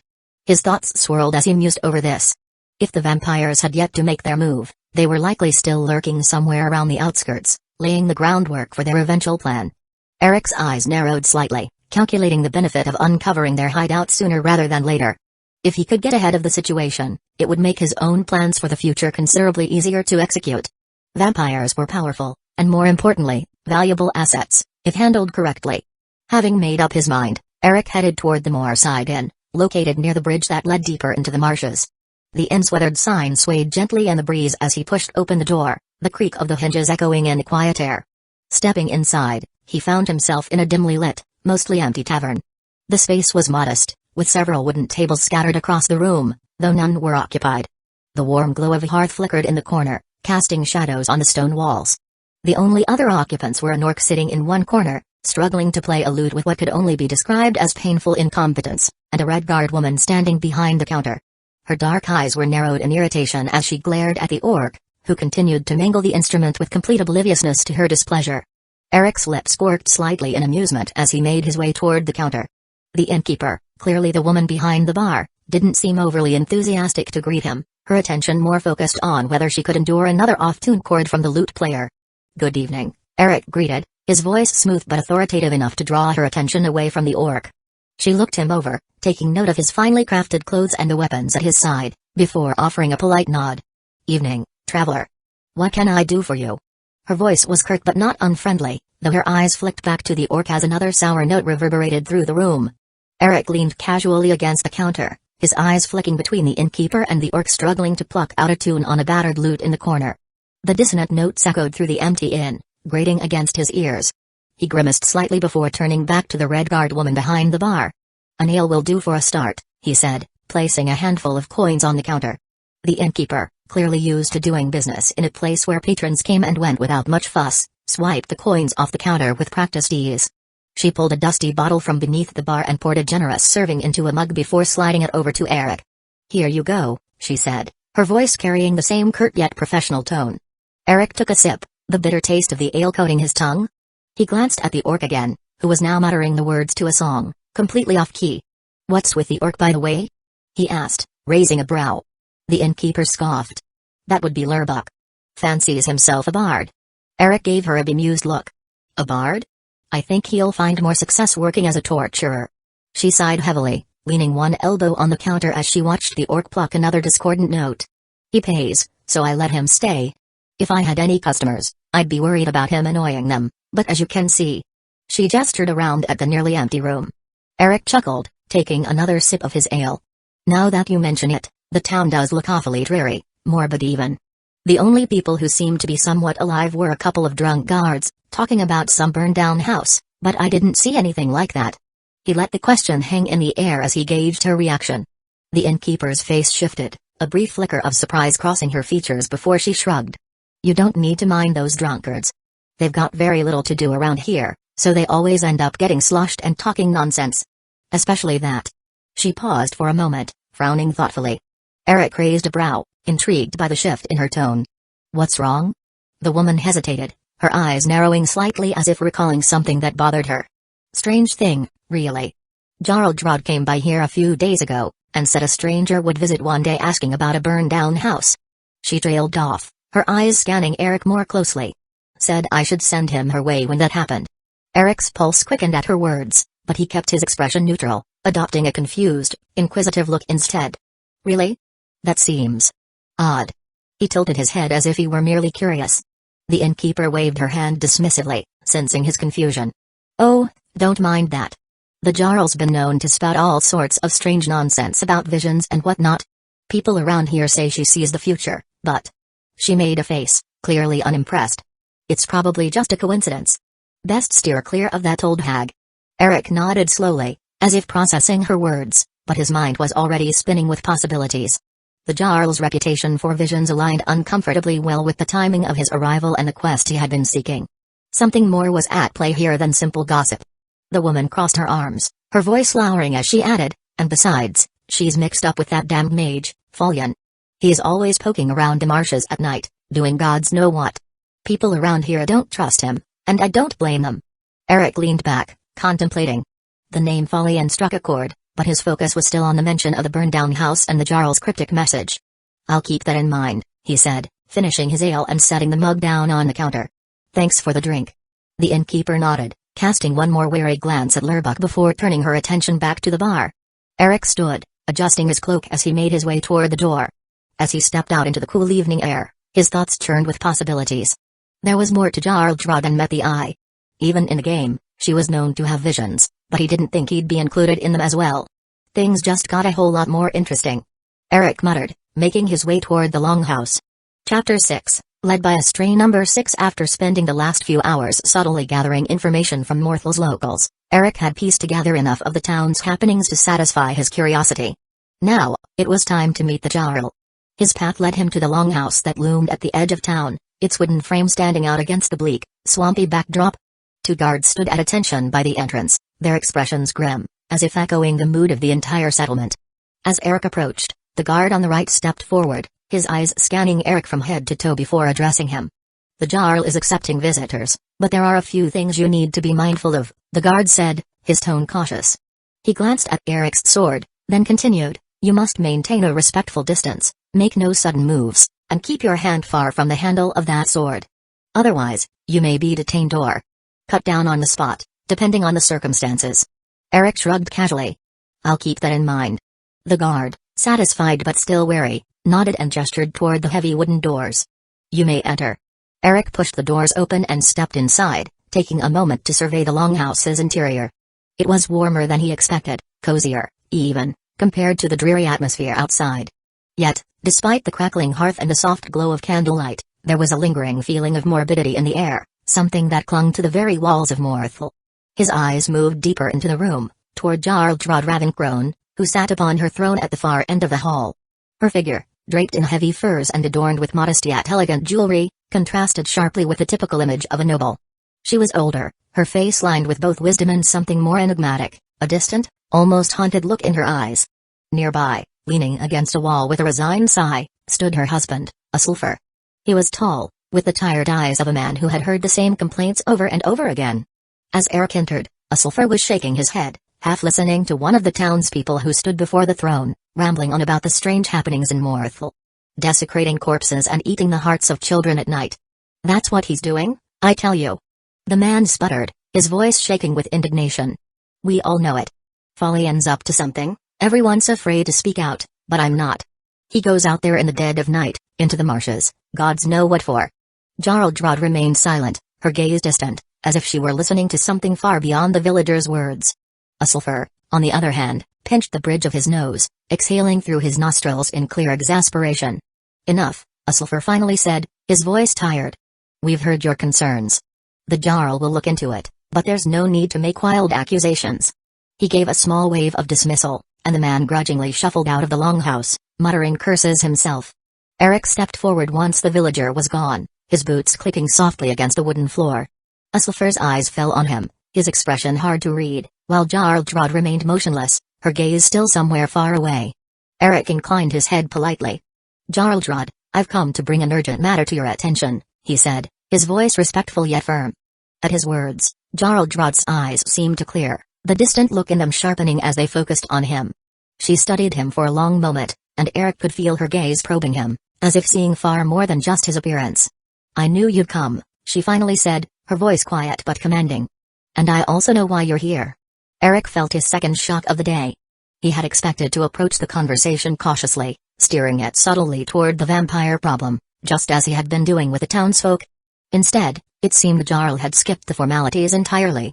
He raised an eyebrow, feigning a relaxed demeanor. I wasn't aware my reasons for being here were so transparent. Drud smiled, but it wasn't a warm smile, it was bitter, tinged with the weight of something far beyond her years. In time, everything becomes clear to those with the sight, she said, her gaze unwavering. But you, and your motives, are anything but transparent to me. She paused, her hand gripping the armrest of her throne as if steadying herself against an unseen force. In my visions, all the divines revealed was your figure, a burning house, and a looming calamity of blood. Eric couldn't mask his surprise this time. A burning house? A calamity of blood? He hadn't expected Drud's visions to reveal so much. Still, he forced himself to stay calm. And what, exactly, do the divines expect you to do about it? He asked, his voice tinged with curiosity, though he couldn't hide his intrigue. There had been no mention of the divines or visions in the original quest he remembered from the game, just an investigation into a burned house that eventually revealed a vampire conspiracy. Then again, the one doing the quest had been the Dragonborn, not him. Could it be that the divines had sent these visions to Drud because of him? Did they somehow sense his arrival into this world? The thought gnawed at the edges of Eric's mind as he watched Drud closely. Her expression remained unreadable, but her words held a weight that was hard to ignore. The divines rarely meddle in the affairs of mortals, she said, her voice soft yet resolute. Even if they did, trying to decipher their will is beyond my means. All I know is that a calamity is approaching Morthal, and you may be the only one capable of stopping it. Eric frowned, turning her words over in his mind. Overthinking the matter wouldn't help him now. He had a goal, and this unexpected twist, though unsettling, might actually play in his favor. He smiled, a touch of grim humor in his voice. Well, you're not wrong. He uncrossed his arms and leaned slightly toward her. A coven of vampires has taken root nearby. They're planning to take control of Morthal, using its people as livestock to harvest blood. As soon as the words left his mouth, Drud's husband, a sulfur, and her housecarl, Gorm, paled visibly. Their faces were a mixture of disbelief and alarm, with Gorm's hand reflexively gripping the hilt of his weapon. The air in the longhouse grew tense, thick with the gravity of Eric's revelation. You've been too careless, Gorm said, his tone harsh and brimming with irritation. If vampires are involved, anyone could be an enemy. They could already be inside the walls, for all we know. Eric chuckled lightly, though there was no real amusement in it. I've already considered that. A simple detect undead spell would have revealed any hidden threats within this longhouse. He gestured casually around the room, his eyes sweeping over the few guards and servants standing at their posts. And from what I see, there's no one but the Jarl's trusted followers here. Gorm didn't look convinced, his brow furrowed as his gaze shifted between Eric and Drud. That's not enough too. Drud held up her hand, silencing her housecarl with a single gesture. Her eyes, though weary, had a sharpness to them that Eric hadn't noticed before. She wasn't rattled easily, that much was clear. So, you seek my cooperation to rid Morthal of this threat. Her voice trailed off, and her gaze sharpened as she added, but to my eyes, you don't appear to be so selfless. Speak, what is your price? Eric couldn't help but laugh at her bluntness. Dealing with those who are wise is indeed refreshing. He gestured westward. West of Jalmarch, there's an abandoned fortress, infested with undead. I want sole ownership of it and the lands surrounding it. The words had barely left his mouth when Gorm's eyes widened in outrage. His face turned red as he stepped forward, sputtering in disbelief. What nonsense! How dare you make such exorbitant— Drud raised a hand, silencing her housecarl once again. Her gaze never left Eric. What else? She asked, her tone measured but unwavering. Eric couldn't help but feel impressed. Either her sight allowed her to see deeper into people's intentions, or she was simply an expert in deciphering people's intentions. He didn't dwell on the thought for long. This woman was sharper than most people he and even the old Necromancer had to deal with in recent memory. I need the position of Thane, he said smoothly, and a letter of introduction to the vigilance of Stendarr. For the first time, a flicker of hesitation crossed Drud's face. She leaned back slightly, her fingers tapping slowly on the armrest of her throne. Why do you need the title of Thane and a letter of introduction to the vigilance? Eric met her gaze evenly. I'm hunting an ancient vampire, he explained, his voice steady. One far more dangerous than the entire coven of vampires plotting against Morthal. He sighed, his expression darkening as if recalling a long and difficult pursuit. The vigilance would be vital in dealing with this particular vampire, but as it stands, I'm nothing more than a nameless wanderer to them. The vigilance tend to take vampires too lightly. They won't see the threat I'm trying to deal with unless I have a position of influence. Drud listened carefully, her brow furrowing in thought.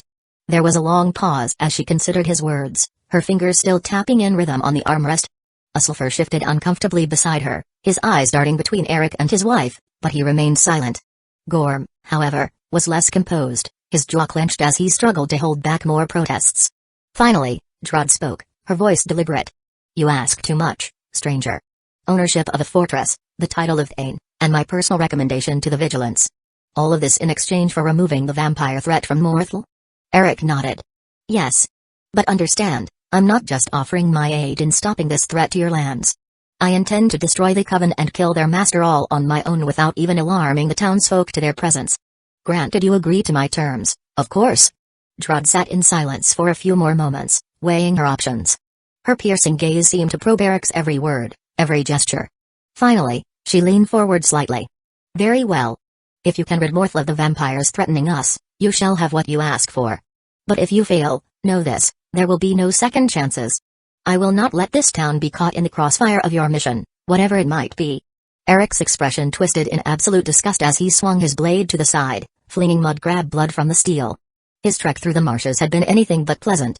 For 2 hours, the mire seemed to conspire against him, sending wave after wave of mud crabs, each more mindlessly aggressive than the last, as if their very existence hinged on tearing him apart. But their shells cracked easily under his blade, and now, at last, his true destination lay ahead, the summoning stones. The sight came into view through the thick fog of the marsh, a circular platform made of weathered stone, etched with ancient Nordic runes, surrounded by crumbling pillars. Though it lacked the grim accoutrements of necromantic altars, the summoning stones would do nicely. Their deep connection to the realms of oblivion would be enough to strengthen the skeleton warrior he had prepared at Snowhawk Fortress, awaiting his call. As Eric neared the stones, a thick, coppery scent clung to the air, blood. His steps faltered as the stench grew stronger, more oppressive. His eyes narrowed as he scanned the surrounding marshland, his instincts flaring to life. This wasn't the stale stench of long-decayed corpses, nor was it the usual swamp rot. This was fresh. Too fresh. Eric knelt, running his fingers through the damp, churned-up soil. Dark, wet blood. Multiple people had died here, and recently. His hand instinctively moved to the hilt of his sword as he stood, scanning the area with renewed wariness. The marshes were always dangerous, but this... Something had gone terribly wrong here.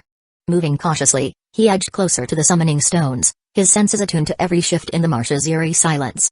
The pillars, though in various stages of collapse, stood like silent sentinels, watching over whatever carnage had taken place.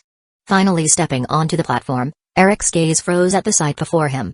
Strewn across the ancient ritual site were 5 bodies with signs of burns and frostbites all over them, wearing armored mage robes bearing the insignia of the Vigilance of Stendarr.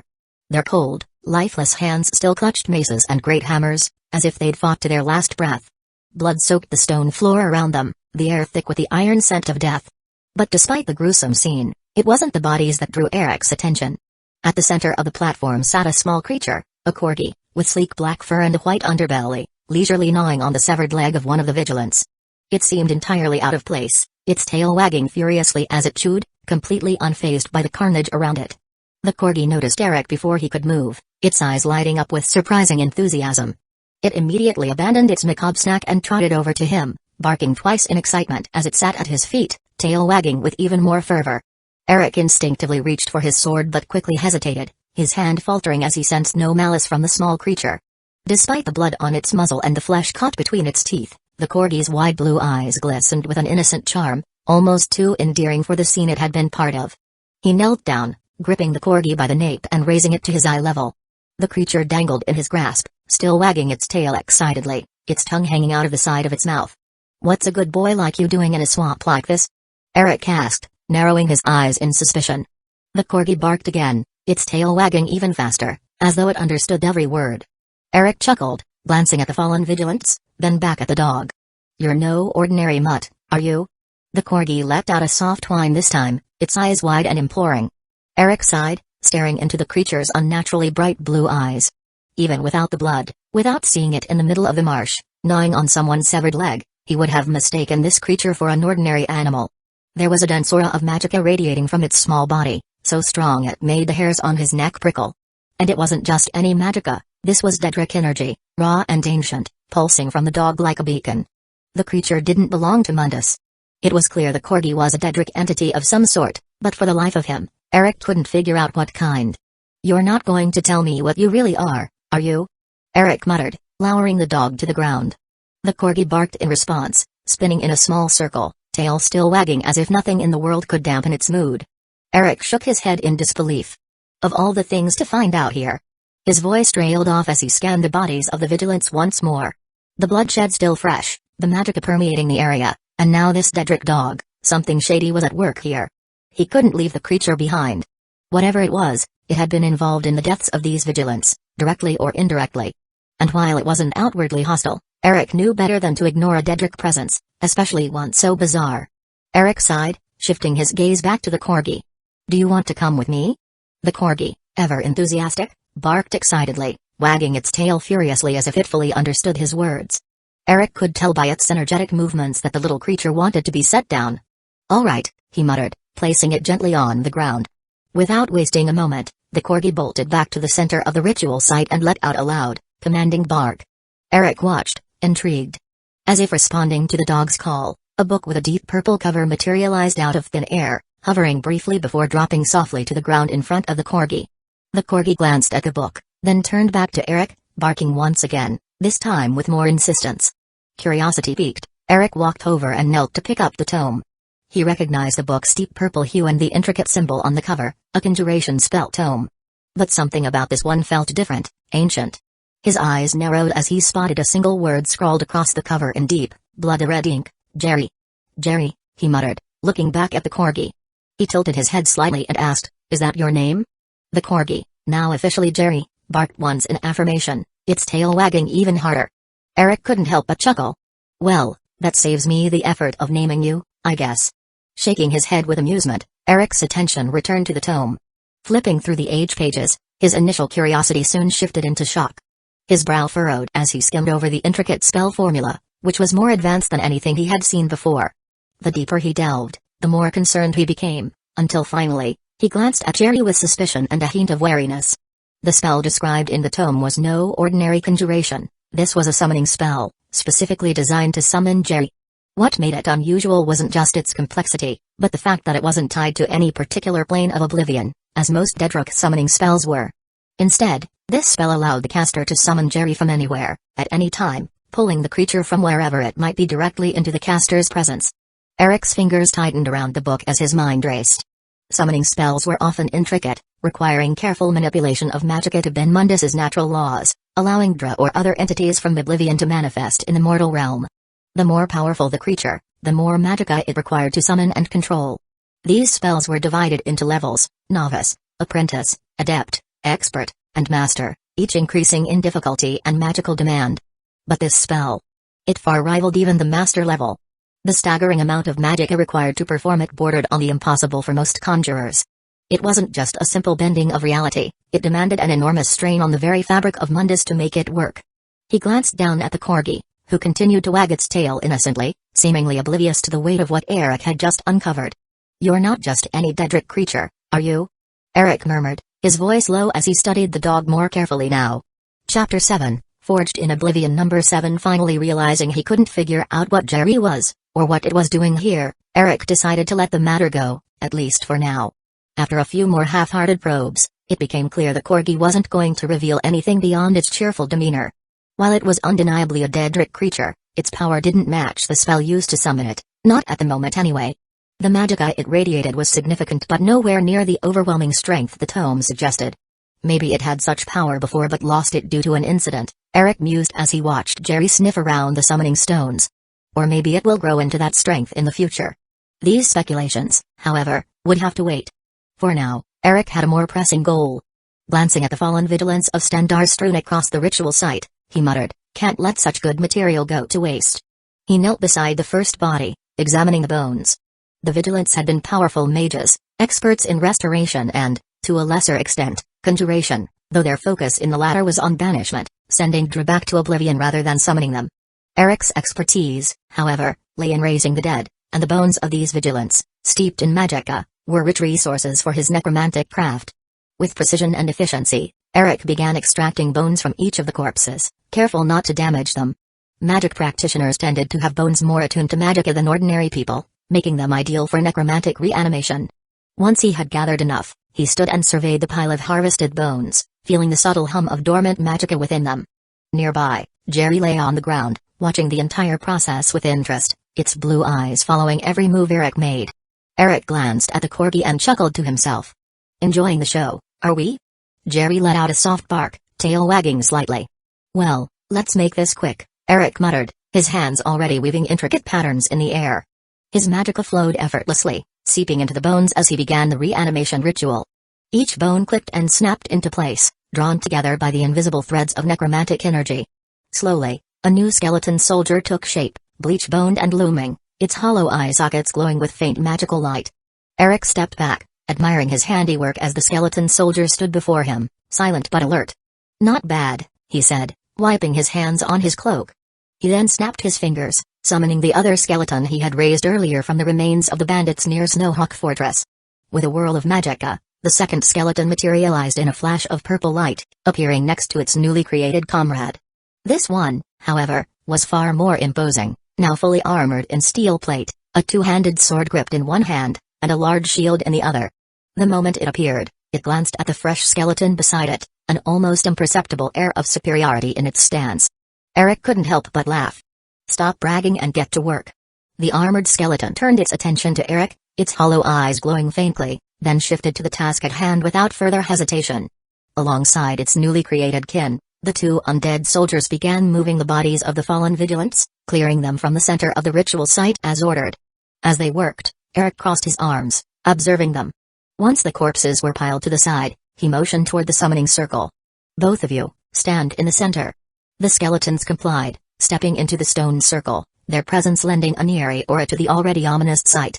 The ancient Nordic symbols etched into the stones seemed to pulse with faint, residual magicka, remnants of countless rituals performed here over the centuries. Eric could feel the power within the summoning stones stirring, resonating with his own magicka as he prepared to perform a spell few living mages even knew existed. His hands moved in precise, fluid gestures as he focused on the ancient knowledge passed down to him from Eric Deathsong's memories. The old necromancer's expertise in manipulating magicka and oblivion energies had been vast, and now Eric was tapping into that well of knowledge. Standing at the center of the ritual site, the two skeletons awaited his command. They were strong, but he needed them stronger. Dealing with a coven of bloodsuckers led by a master vampire required more than mere reanimated bones. He needed warriors imbued with the power of oblivion itself. Eric raised his hand, his fingers weaving through the air as he channeled his magicka into the summoning stones. Their ancient carvings glowed brighter, responding to his call. The energy they held was tied to realms beyond Mundus, realms of oblivion that had long used such sites as doorways. He spoke the incantation in a low, deliberate voice, the words vibrating with an otherworldly resonance. Slowly, the air above the platform began to shimmer and warp.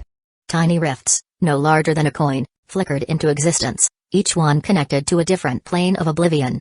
They hovered in the air like fragile mirrors, reflecting dark and distorted glimpses of their realms. From each rift, thin tendrils of energy leaked through, spilling into the cold marshland air and weaving themselves around Eric's skeletons. Though small enough to prevent anything from crossing over, these rifts allowed the ambient power of oblivion to seep into Mundus, creating a web of chaotic energy that pulsed through the air. Eric's lips curved into a grim smile. Normally, the mere to attempt to open even one of these portals would have drained all of his magicka, but the summoning stones were amplifying his power, acting as a conduit to oblivion. This site had been built for this very purpose, to allow direct passage into Mundus. It made what Eric was about to do possible, though only for someone with the control and knowledge he possessed. His voice rose in intensity, the incantation shifting as he reached the critical point of the spell. The rifts pulsed with energy, and Eric could feel the different powers leaking from each plane, Molag Bal's oppressive darkness, Mehrunes Dagon's searing rage, and even the subtle, insidious magicka of Vayramina's dream-twisting realm. Bind them, Eric commanded, his eyes locked on the skeleton standing within the circle. His hands moved in deliberate arcs, guiding the raw energy from the rifts and directing it into the bones of his undead soldiers. The transformation began immediately. The first skeleton, the one clad in steel armor and bearing a sword, was enveloped in the dark blue energy of Molag Bal's plane. The armor groaned as it warped, the steel darkening into an almost black hue, jagged spikes forming along its edges. The skeleton's bones glowed faintly with an eerie blue light, the power of Undeath pulsing through its marrow. The two-handed sword in its hand elongated, its blade turning black and serrated, imbued with the power to drain the life force of those it struck. The second skeleton, made from the Vigilant's bones, was engulfed in a red flame from Mehrunes Dagon's realm. Its bones twisted and thickened, growing larger and more robust. Red veins of molten energy pulsed along the skeletal structure, each one crackling with destructive force. The skeleton's hands morphed, its fingers sharpening into claws that burned with the heat of Dagon's fury. The very air around it shimmered with heat distortion, as if it were standing on the edge of a volcanic rift. Eric's spell continued to weave the energies from oblivion into the skeletons, the rifts feeding their power directly into the bones and armor.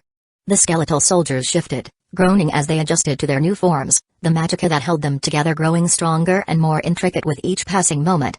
They weren't just animated bones anymore, they were avatars of Oblivion's might, bound to Eric's will. As the final tendrils of energy fused with the skeletons, the rifts began to close, sealing off with a faint pop, their brief connection to the realms of Oblivion severed. The marshland fell silent once more, save for the faint crackle of energy still radiating from Eric's newly transformed soldiers. Eric stepped back, surveying his handiwork. The first skeleton, now a dark knight of death, loomed ominously, its black armor gleaming faintly in the dim light. Its sword hummed with the energy to sap the vitality of its foes, a weapon of pure malice. The second, wreathed in flames, looked like a creature born from a volcano's heart, its burning claws and molten veins pulsing with destructive power. Jerry, who had been watching the entire process from a safe distance, barked once in approval, wagging its tail. Eric smirked. Excellent, he muttered to himself, feeling the surge of power that now radiated from his undead soldiers. The power radiating from the two skeletons was now unmistakable. You're not mere undead anymore, he proclaimed, pacing in front of them. You've absorbed the energies of Oblivion. You can be considered Dra to an extent, maybe even fragments of the realms that shaped you. The two skeletons stood silently, their eyes glowing faintly with the energies coursing through their bones. Eric wasn't bothered by their lack of response. Nothing to say? No matter, he said with a smirk, crossing his arms. Who knows? You might even gain intelligence one day. And it's only fitting to give you names before that happens. Eric turned to the skeleton imbued with the molten energy of Mehrunes Dagon. Its bones glowed like hot coals, radiating heat and destructive potential. I'll call you Surtur, Eric declared, recalling the mighty fire giant from ancient Nordic myth. Next, Eric shifted his gaze to the skeleton imbued with Molag Bal's dark power. Its blackened armor bristled with spikes, and its sword, a manifestation of death itself, hummed ominously. And you, Eric said, narrowing his eyes, I'll name you Hellrat. The moment the names left Eric's lips, both skeletons dropped to one knee. Eric blinked, genuinely surprised. The motion was fluid and deliberate, as if they had a sudden awareness of the gravity of the moment. They bowed their heads, a gesture of respect, or perhaps even loyalty. Eric chuckled, though his amusement was tinged with intrigue. Huh. Maybe the day you gain intelligence isn't so far off after all, he muttered under his breath. He felt a flicker of pride in the creatures he had shaped, satisfied with the results. Stepping towards Surtur, Eric drew a small blade and cut a shallow line across his palm, letting the blood drip onto his fingertips. He began inscribing the summoning symbols directly into the skeleton's bones, the blood acting as a conduit for the spell. Each symbol burned itself into Surtur's form, binding him even more tightly to Eric's will. The process was delicate but quick, the deep red runes glowing faintly as they sank into the bone. Done, Eric muttered, wiping his hand clean. With a snap of his fingers, the two skeletons, Surtur and Hellrat, vanished in a swirl of purple magicka, sent back to Snowhawk Fortress to await his call. Watching them disappear, Eric felt a sense of satisfaction, the ritual site now empty save for himself and his new companion. Jerry, the little black and white corgi, trotted over, his tail wagging furiously. He let out a happy bark, hopping around Eric's feet. Already bored of the swamps, are we? Eric said with a grin, looking down at the Dedrick dog. Jerry barked again, clearly affirming the sentiment. Eric chuckled, scratching the back of his head. Yeah, it's about time we get moving anyway. But first. His words trailed off as he shifted his gaze toward a large tree near the edge of the ritual site. Its gnarled roots twisted into the ground, the branches heavy with old, moss-covered bark. Eric's smirk returned, though his eyes were sharp now. The fellow hiding over there. He called out, his voice calm but commanding. Isn't it about time you showed yourself? You've been watching for a while now. I'd be disappointed if you didn't say a few words at least. At Eric's words, a figure emerged from behind the gnarled tree. The man was tall and slender, his features distinctly red-barred beneath the hooded gray mage robes he wore. The moment Eric saw him, he recognized the man, Fulian, the former conjuration instructor at the College of Winterhold, now the reclusive mage of Morthal. He was also the unofficial court wizard for Jarl Drod Ravencrone. Fulian's eyes flicked nervously between Eric and the remnants of the ritual. His posture was tense, as if ready to bolt at any moment. You've exhausted the summoning stones. Fulian's voice trembled slightly, betraying his unease. Do you even know what you've done? Eric shifted his gaze from the stones, now drained of their magicka, to Fallion. He shrugged nonchalantly. It's a shame. I would have liked to create a few more mutant skeletons. But I suppose we all have to make sacrifices. Fallion's face twisted in frustration as he began pacing, his hands gesturing wildly as if to dispel the anxiety gnawing at him. The summoning stones themselves don't matter, he spat, but the purpose they serve does. The blood resonance from the daughter of Cold Arbor cannot be hidden any longer. The Volkahars will be upon us soon. Eric's brow furrowed at those words. You know about the daughter of Cold Arbor? He asked, his tone sharpening with interest. Fallion's frustration only deepened at Eric's question. His pacing became more erratic, his hands now shaking. I've heard from the Jarl that you're after an ancient vampire, but to think you're chasing Harkon's spawn. Do you have any idea what that means? Harkon isn't just any vampire, he's one of the most powerful vampires to ever walk Tamriel. And his daughter. Serana. He shook his head, as if the weight of the situation was overwhelming him. You've stirred a hornet's nest, and the Volkahars won't let this pass. They'll come, and Morthal will burn. Eric remained unflinching, though his mind raced. He naturally knew about Serana, and in fact, she was the so-called ancient vampire he was pursuing, but he had no intention of killing her or even touching a hair on her head for that matter, despite what he claimed to Jarl Drud. She was the key to reaching and opening the portal to the Soul Cairn, where he could mend his broken soul, after all. But Fallion's panic was becoming an obstacle. The mage was clearly losing his composure, and panic would only lead to mistakes. Eric raised a hand, signaling Fallion to calm down. Take a breath and calm yourself. You're falling apart, Eric said evenly. First, explain the purpose of the summoning stones you spoke of. What is it and how is it related to Serana of Volkahar? Fallion took a shaky breath, steadying himself under Eric's cold gaze. The power within the summoning stones was used to maintain an ancient spell. One with the sole purpose of hiding the daughter of Cold Arbor's presence from her kin, Fallion explained, his voice barely above a whisper. He winced, rubbing his temples as though the weight of the knowledge was crushing him. Now that you've drained them, it's only a matter of time before they appear. And when they do, they'll march to the ground, searching for her. Eric's eyes remained fixed on the mage, his expression inscrutable. He casually reached down to lift Jerry, the corgi letting out a contented huff as Eric began to caress his back. Fallion's face was growing paler by the second, but Eric stayed composed. It's not just her blood, you know. Fallion added, his voice dropping lower, as though sharing a cursed secret. There's something else. Something in Serana's possession. I don't know what it is, but I've been told that if the Volkahars get their hands on it, a catastrophe would engulf all of Tamriel. Fallion's face turned ashen, and his eyes darted around as if expecting the vampires to descend upon them at any moment. Eric remained silent for a moment, continuing to stroke Jerry's fur. The mention of the item didn't surprise him. He knew full well what Serana was carrying, an Elder Scroll, an artifact with the power to shape the fate of Mundus itself. The scroll was just one part of the larger puzzle. The others, hidden in places far more dangerous, could not be easily retrieved. There's no need for panic, Eric said, his voice smooth, attempting to ease Fallion's fraying nerves. I know about the item in Serana's possession, and while it's powerful, it's only one piece of the puzzle. Nearly impossible for anyone to gather all the pieces, Harkon included. So relax. Eric's calm words did little to ease Fallion's anxiety, but the mage nodded nonetheless, perhaps out of desperation more than belief. The weight of his fear clung to him like a shroud. How much time do we have before the spell is completely gone? Eric asked, his voice sharp with purpose. Fallion paused as he began to calculate. 2 or 3 months, maybe, he muttered, still wringing his hands. But the moment they find her, the Volkahars will move. We can't afford to be complacent. Eric grinned, his eyes gleaming with a dark amusement. 4 months, he said, as if it were a lifetime. That's more than enough time to take care of the vampire coven near Morthal and deal with Serana. By the time your precious spell breaks, you won't have to worry about the daughter of Cold Arbor ever again. As he spoke, Eric moved closer, his bloodied hand reaching out to clasp Fallion's shoulder.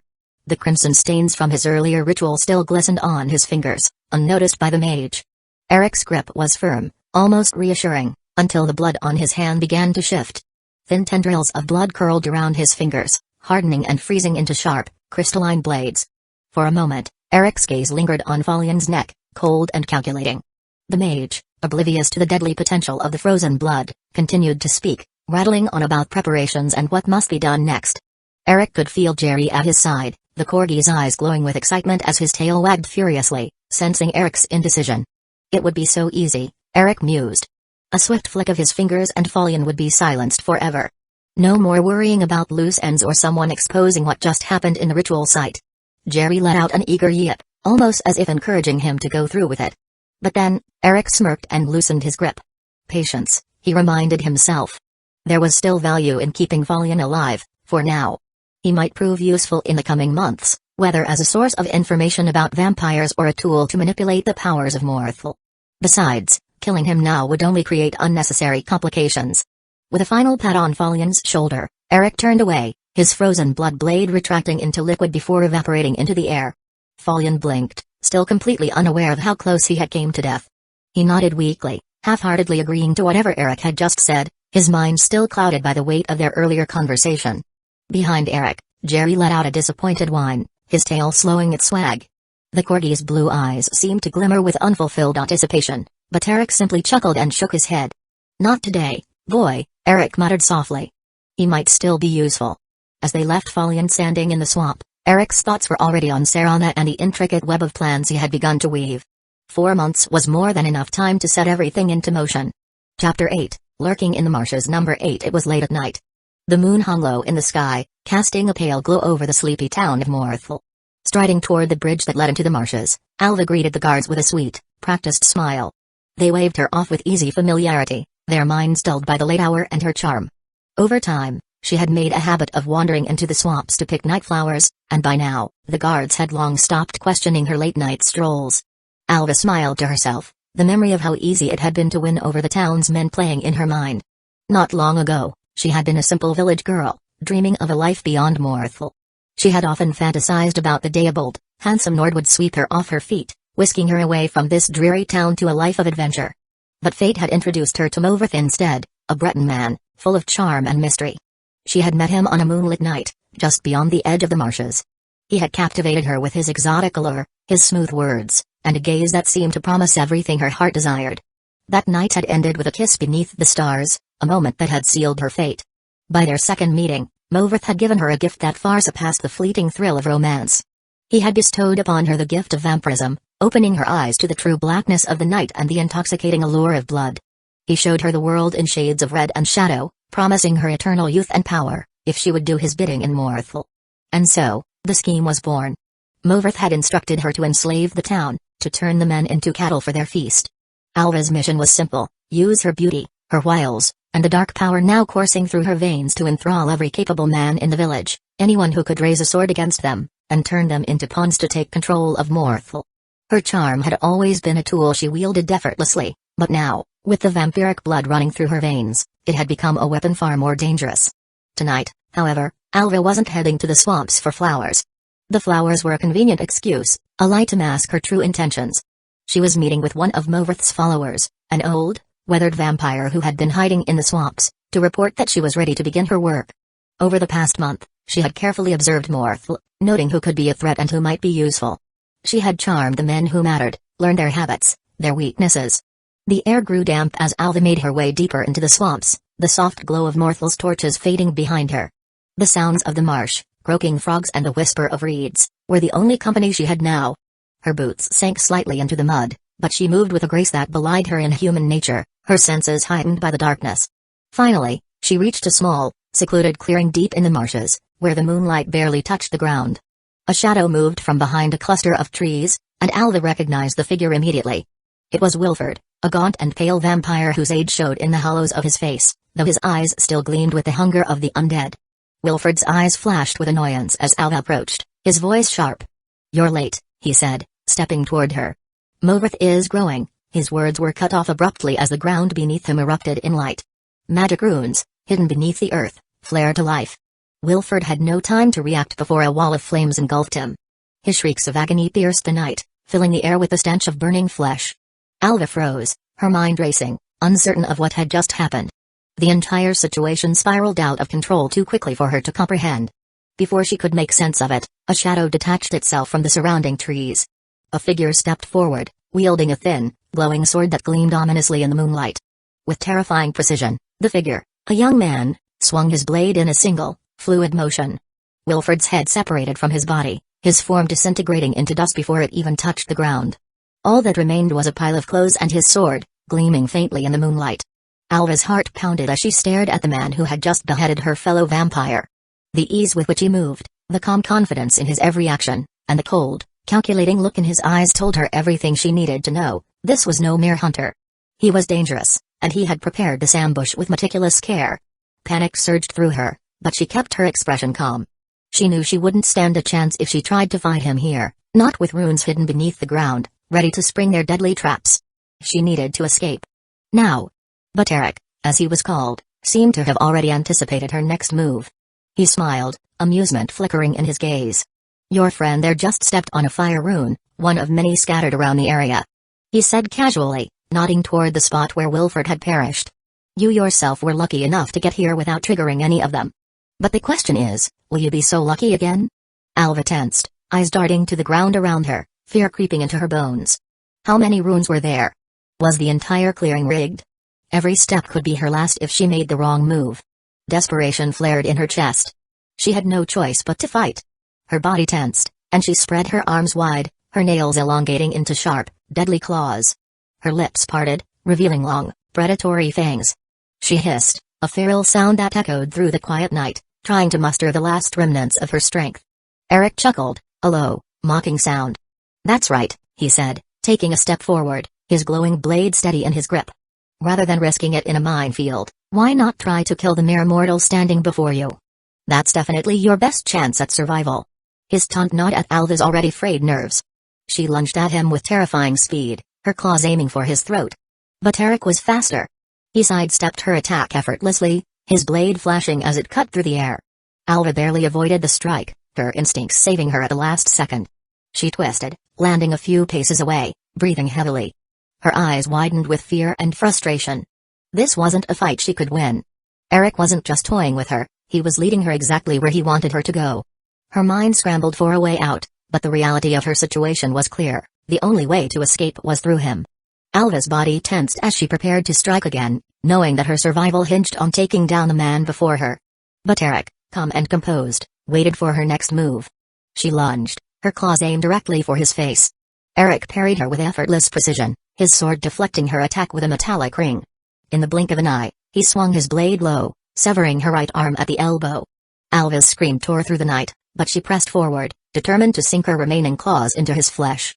Eric sidestepped again, his movements quick and deliberate, and with a smooth stroke, he cut off her left arm at the shoulder. Blood sprayed, staining the damp earth below. Alva staggered, her balance thrown off, but her eyes still burned with rage.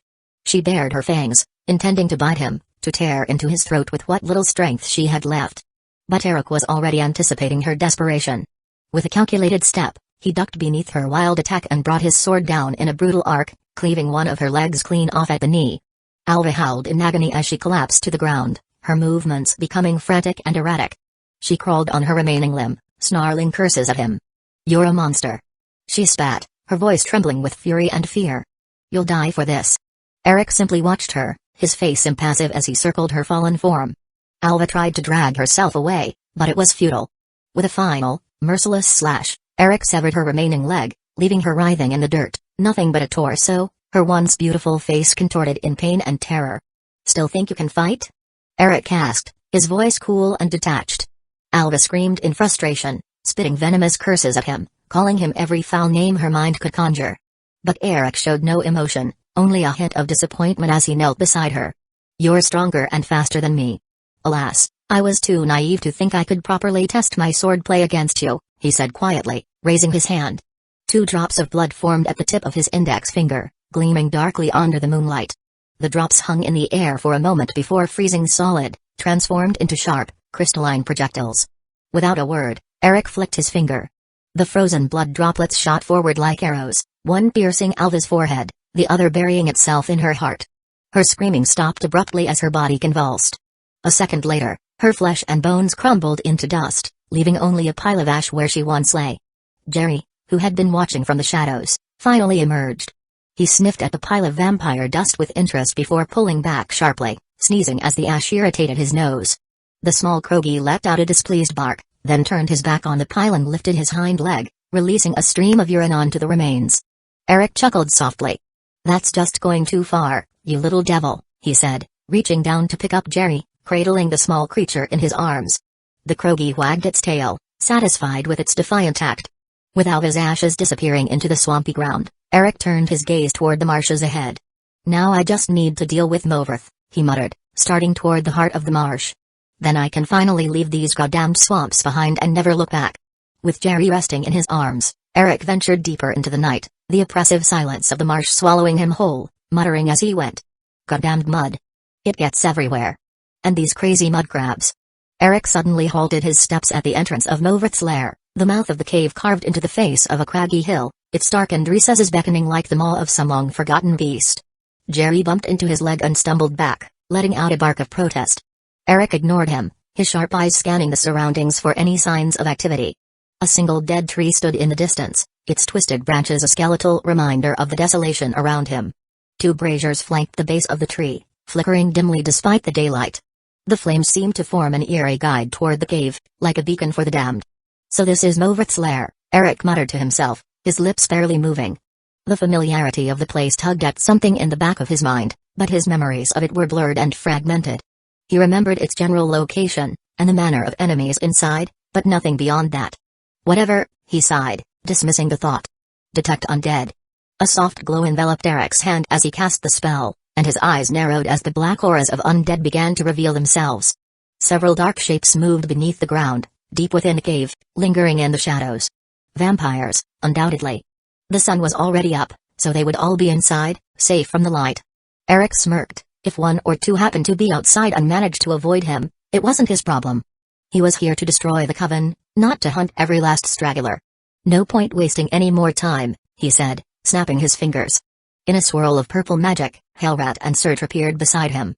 The two towering skeleton warriors stood silently at his command, awaiting orders. Eric's gaze turned toward the cave, and without hesitation, he strode toward the entrance, the skeletons trailing behind him with the soft clink of bone and metal. The interior of the cave was damp and unwelcoming, the smell of decay clinging to the air. Eric found himself standing on a wooden platform that creaked beneath his weight, attached to a narrow set of stairs leading deeper into the torchlit cave. The flickering light danced against the stone walls, casting long shadows that seemed to slither like serpents. A sharp hiss drew his attention downward. At the base of the stairs, large frostbite spiders lurked in the darkness, their 8 eyes gleaming with malice as they skittered along the ground. Their legs twitched in anticipation, venom dripping from their fangs. Eric's lips curled into a grim smile. Spiders. Yes, it's all coming back to me. Eric patted Surger's shoulder bone, feeling the heat radiating from the skeleton's fiery veins. They're all yours, big guy, he muttered with a hint of amusement.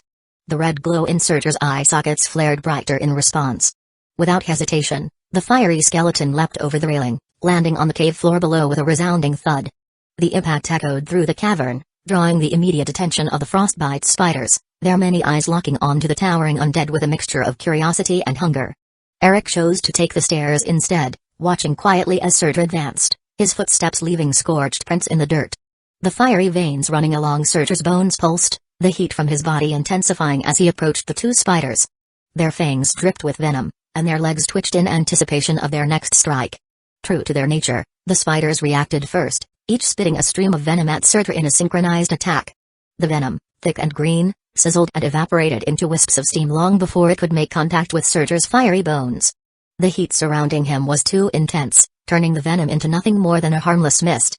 Eric smirked from above, noting how the spiders seemed undeterred by the failure of their initial assault. Brave, or just too stupid to understand they don't stand a chance. He mused, continuing his descent down the stairs, keeping a careful eye on the battle unfolding below. The spiders hissed loudly, their long, segmented legs clicking on the cave floor as they charged Surtur in unison. One of them bent its legs, launching itself into the air, fangs bared and ready to sink into its fiery target. Surtur reacted in an instant, his flaming hand shooting up to catch the spider mid-leap. A sickening hiss filled the air as the spider's flesh seared upon contact with Surtur's burning grip. The creature thrashed wildly, its legs flailing, but Surtur's hold was unyielding. Without a word or hesitation, the fiery skeleton opened his mouth, and a wave of scorching flame erupted from within, engulfing the spider entirely.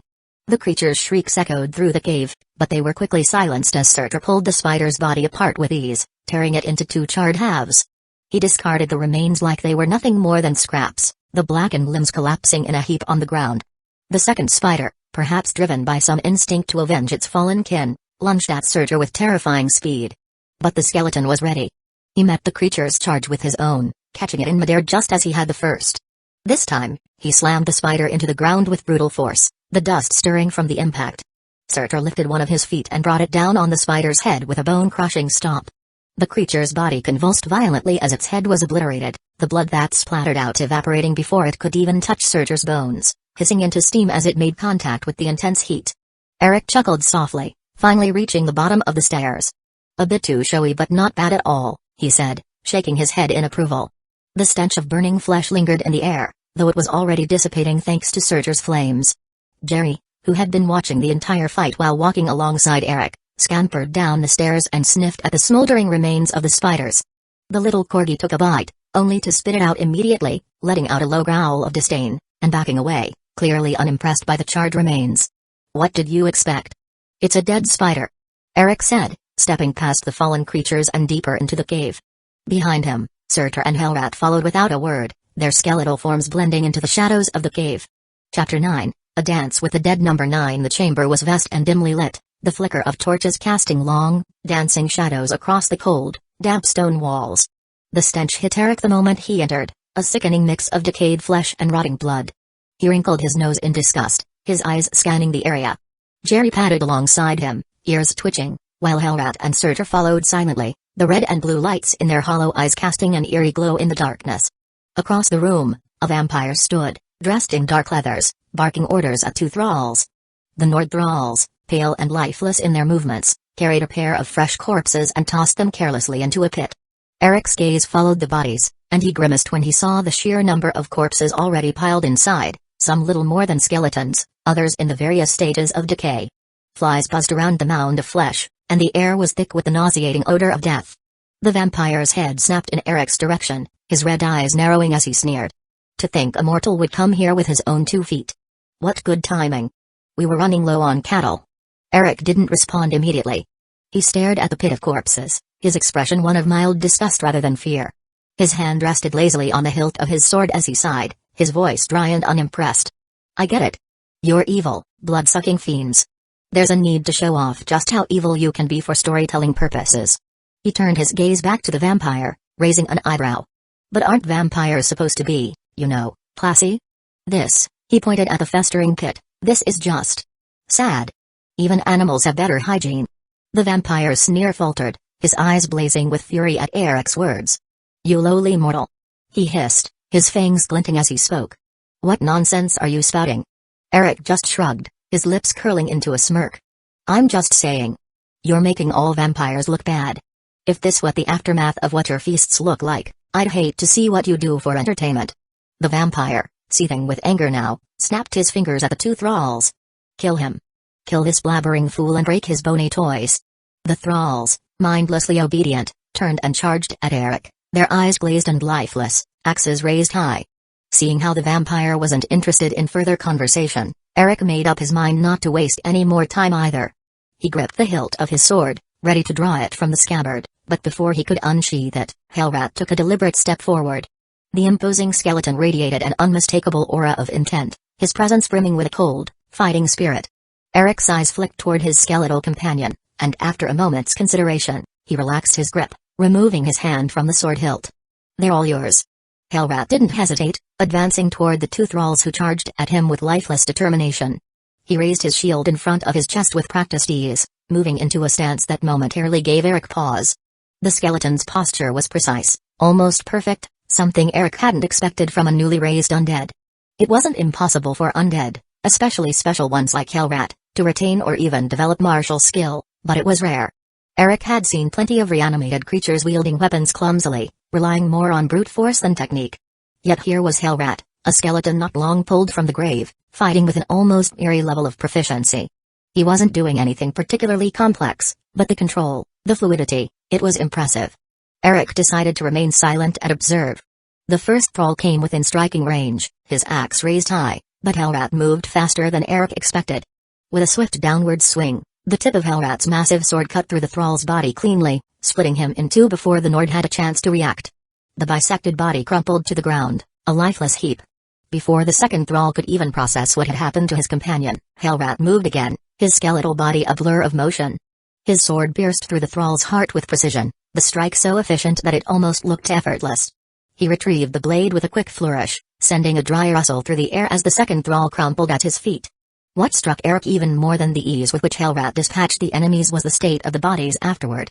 The flesh around the wounds, where Hellrat's blade had made contact, wasn't just severed, it was dry and withered, as if the life had been sucked out of it in an instant. The edges of the wounds were parched, the blood frozen in mid-drip, giving the appearance of decay accelerated by ages. Eric narrowed his eyes, intrigued. He'd expected his summoned skeletons to be powerful, but Hellrat's technique, combined with the strange desiccation effect of his strikes, was far beyond what he had anticipated. Interesting, Eric muttered under his breath, a small grin tugging at the corner of his lips. Whatever Hellrat was, he was no ordinary skeleton. Behind them, the vampire's irritated sneer had faded into a look of uncertainty, clearly disturbed by the swift dispatching of his thralls. Eric, now focused on him, stepped forward, his smirk growing wider. "You were saying something about cattle and breaking my toys, as I recall. Do go on." The vampire's eyes darted from Eric to the skeletal figures of Hellrat and Surtur, his confidence wavering. The undead creatures before him were far more than the simple minions he had anticipated. Panic flared in his mind, and with a desperate curse, he spun on his heel, fleeing toward the exit with the enhanced speed only a vampire could muster. Even if he couldn't win this fight, he could at least escape. They wouldn't be able to catch him, not with his speed. Or so he thought. Hellrat moved with startling precision, intercepting the fleeing vampire before he could reach the threshold of the chamber. As the armored skeleton raised his sword, several glowing magic circles appeared around his body, radiating with a sinister energy. From the circles, spectral chains materialized, their ethereal links shooting toward the vampire with a speed that rivaled even his own. Before the vampire could react, the chains wrapped around his limbs, pulling him back with a violent force. His escape was cut short, and he found himself yanked toward Hellrat. Panic surged through him as he struggled against the chains, but it was futile.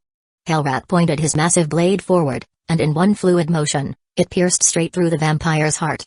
A strangled gasp escaped the vampire's lips, his eyes wide with shock and disbelief. But Hellrat wasn't finished. With a swift swing of his shield, he used its sharp edges to decapitate the vampire, the headless body collapsing into a pile of dust almost instantly. Only a cloud of fine particles and tattered robes remained where the vampire once stood. Hellrat calmly lowered his sword, his skeletal form devoid of emotion as he returned to his place behind Eric, his movements eerily smooth. Eric watched the display with quiet interest, a thoughtful expression forming on his face as he observed the aftermath. So Surtur was influenced by Mehrunes Dagon's realm, the Deadlands, and developed the ability to generate flames, Eric muttered to himself, piecing together the puzzle. He then turned his gaze to Hellrat, his eyes narrowing as he considered the armored skeleton's abilities. "And you? You got those chains and that blood-sucking sword from good old Molag Bal, huh?" A small chuckle escaped Eric's lips as he scratched his chin in amusement. "Makes sense, I suppose. Molag Bal, the Daedric prince of enslavement and domination. Seems fitting." He paused, glancing back at Hellrat with a smirk. "I just hope you don't suddenly develop the urge to start raping people like your sponsor. That would just be too weird." Hellrat remained still, silent as always, his crimson eye sockets flickering slightly as if acknowledging Eric's remark. Surtur, meanwhile, stood at attention, his fiery aura crackling faintly in the background. Eric sighed, the levity fading from his expression as he looked toward the deeper recesses of the cave. Well, that's one less nuisance to deal with. Now it's just Movirth left. He glanced down at Jerry, who had been sniffing around the chamber's floor and letting out a disapproving growl at the dust piles. "Let's go," Eric said, his voice dropping into a more serious tone as he picked up Jerry, the demonic corgi leaning into his grasp. "No sense in dragging this out any longer. Other than Movirth there shouldn't be any more than 3 vampires left." With that, Eric strode forward, his 2 undead companions falling into step behind him, the eerie glow of their magic lighting the path ahead. The cavern's dim corridors stretched onward, a silent reminder of the darkness that lay in wait. The deeper Eric ventured into Movirth's lair, the more the stench of decay and old blood permeated the air. His boots squelched against the damp cave floor, a mix of rotting flesh and centuries-old dust coating every surface. He glanced down at Jerry, the small corgi padding lightly beside him. The dog's usual mischievous demeanor was subdued, its nose twitching at the foul scents. Behind them, Hellrat and Surtur moved in silence, their skeletal forms casting eerie shadows on the cave walls as their glowing eyes scanned for threats. The lesser vampires and thralls had fallen easily. The camp of bloodsuckers had clearly not expected an assault, much less from a small party led by a necromancer with his undead. Eric and his skeletal companions had torn through them like a blade through silk. Surtur's fiery wrath and Hellrat's expert swordsmanship had made quick work of the lot. Now, only Movirth remained.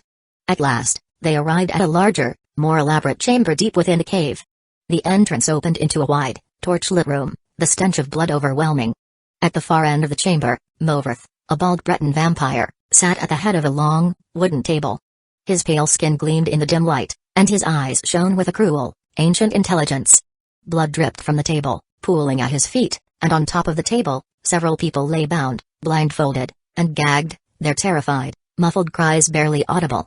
Movirth's cold gaze met Eric's as he leaned back in his chair, fingers tapping idly on the armrest. Well, the vampire drawled, his voice thick with amusement. It's been a while since I've faced a necromancer. I suppose I should have expected someone with your peculiar talents to show up sooner or later. Your kind flock to the stench of death like flies buzzing around dung. Eric ignored the pleasantries, his eyes flicking over the table and the helpless captives. You've really made a mess of things. What's with the bloodletting? As an ancient, shouldn't be a bit more sophisticated than an animal? Movirth's lips curled into a sneer. Sophistication is a luxury we afford ourselves when it suits us. Right now, I prefer indulgence. His eyes narrowed as he examined Eric more closely. But you wouldn't understand that, would you? A necromancer playing with bones, pretending to grasp real power. Eric's smirk didn't waver as he took a step forward. Pretending, am I? Let's see how that holds up against the reality of what's about to happen. Movirth chuckled darkly, standing from his chair. I've drained more lives than you could count, Necromancer. Do you really think you can best me with those pitiful toys you call skeletons?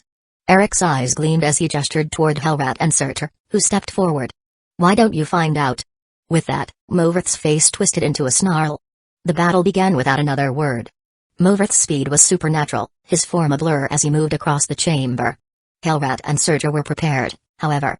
Surtur's sword weapon, an axe he picked up from the corpse of a dead thrall, lit up in flames as he brought it crashing down toward Movirth, but the vampire darted to the side, avoiding the blow with ease.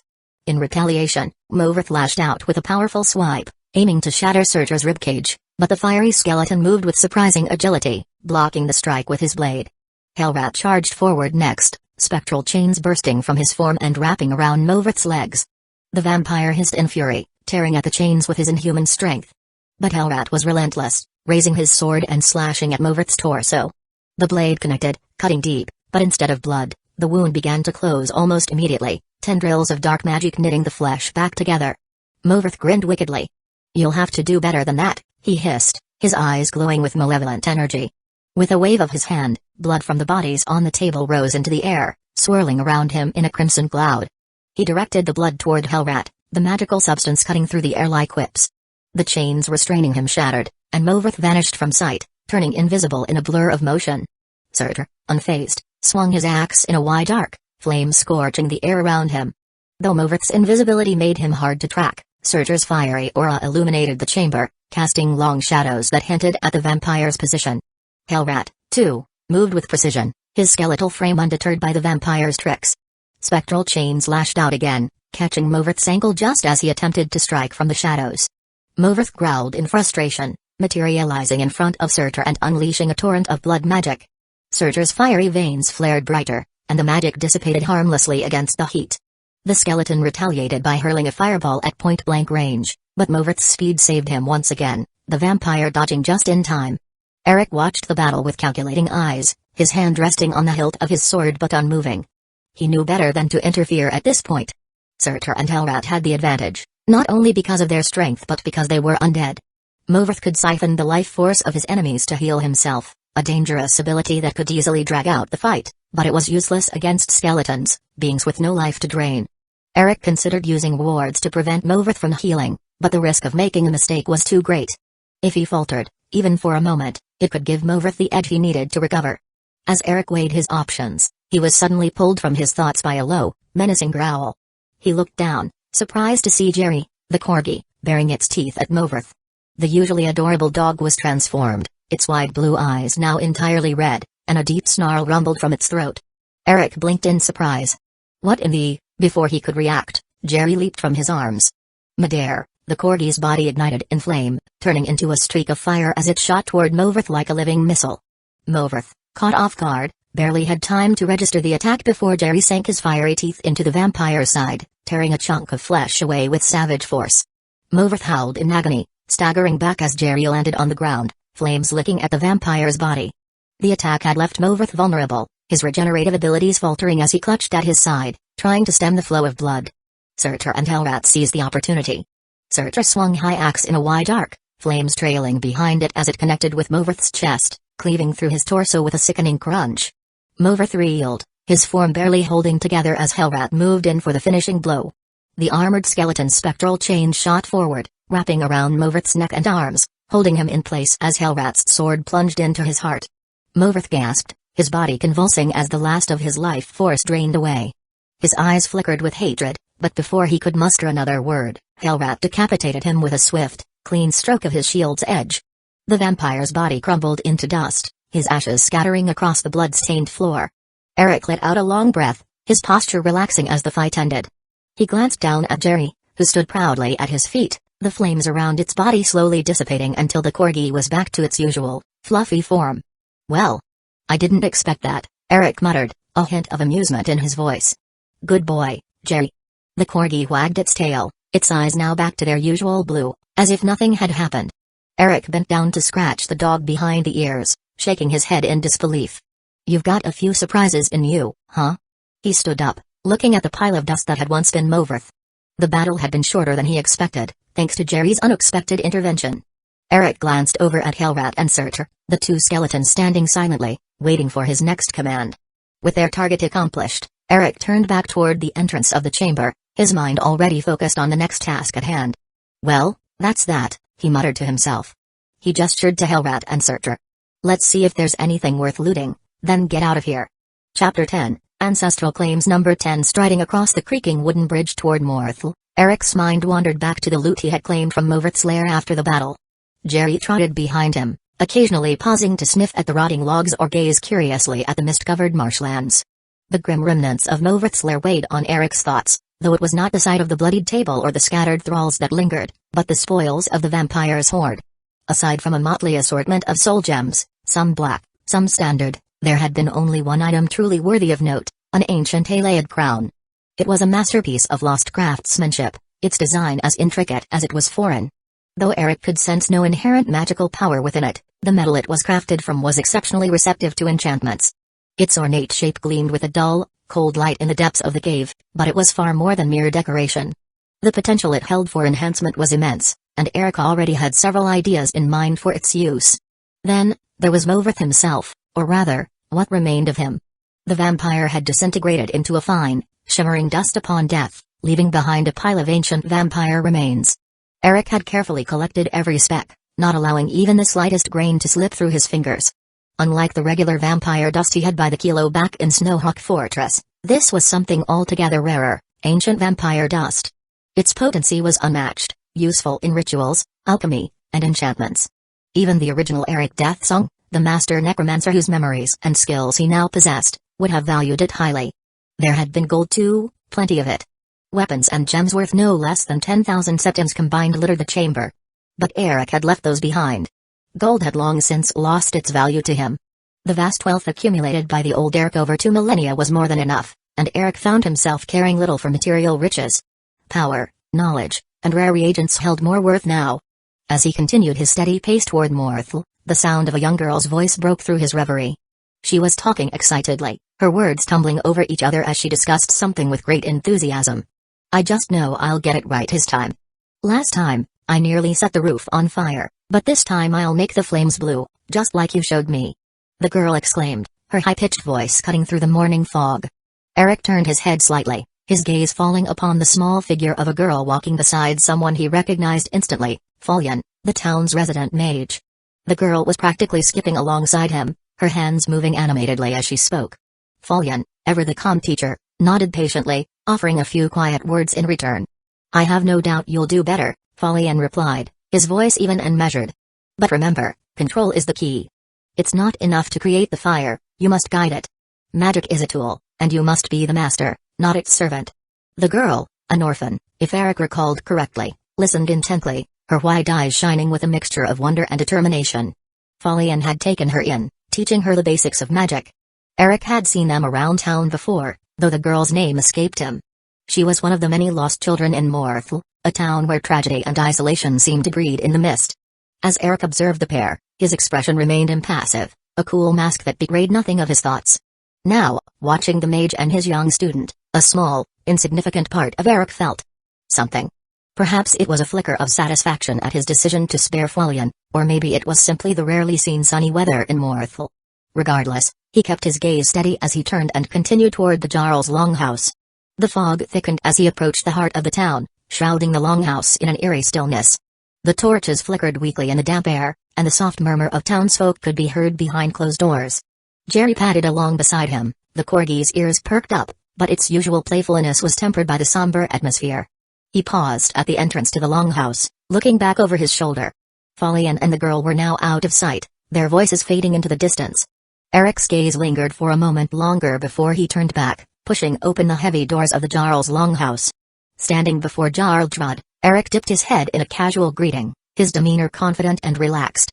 The Jarl sat on her throne, her sharp eyes studying him with quiet curiosity. Beside her stood her husband and her huskarl, both of whom frowned at Eric's appearance, their skepticism palpable in the air. "Stranger," Drud began, her voice measured, though there was a hint of amusement in her tone. "What brings you here? I assume you're not here to ask for help with the vampires, are you?"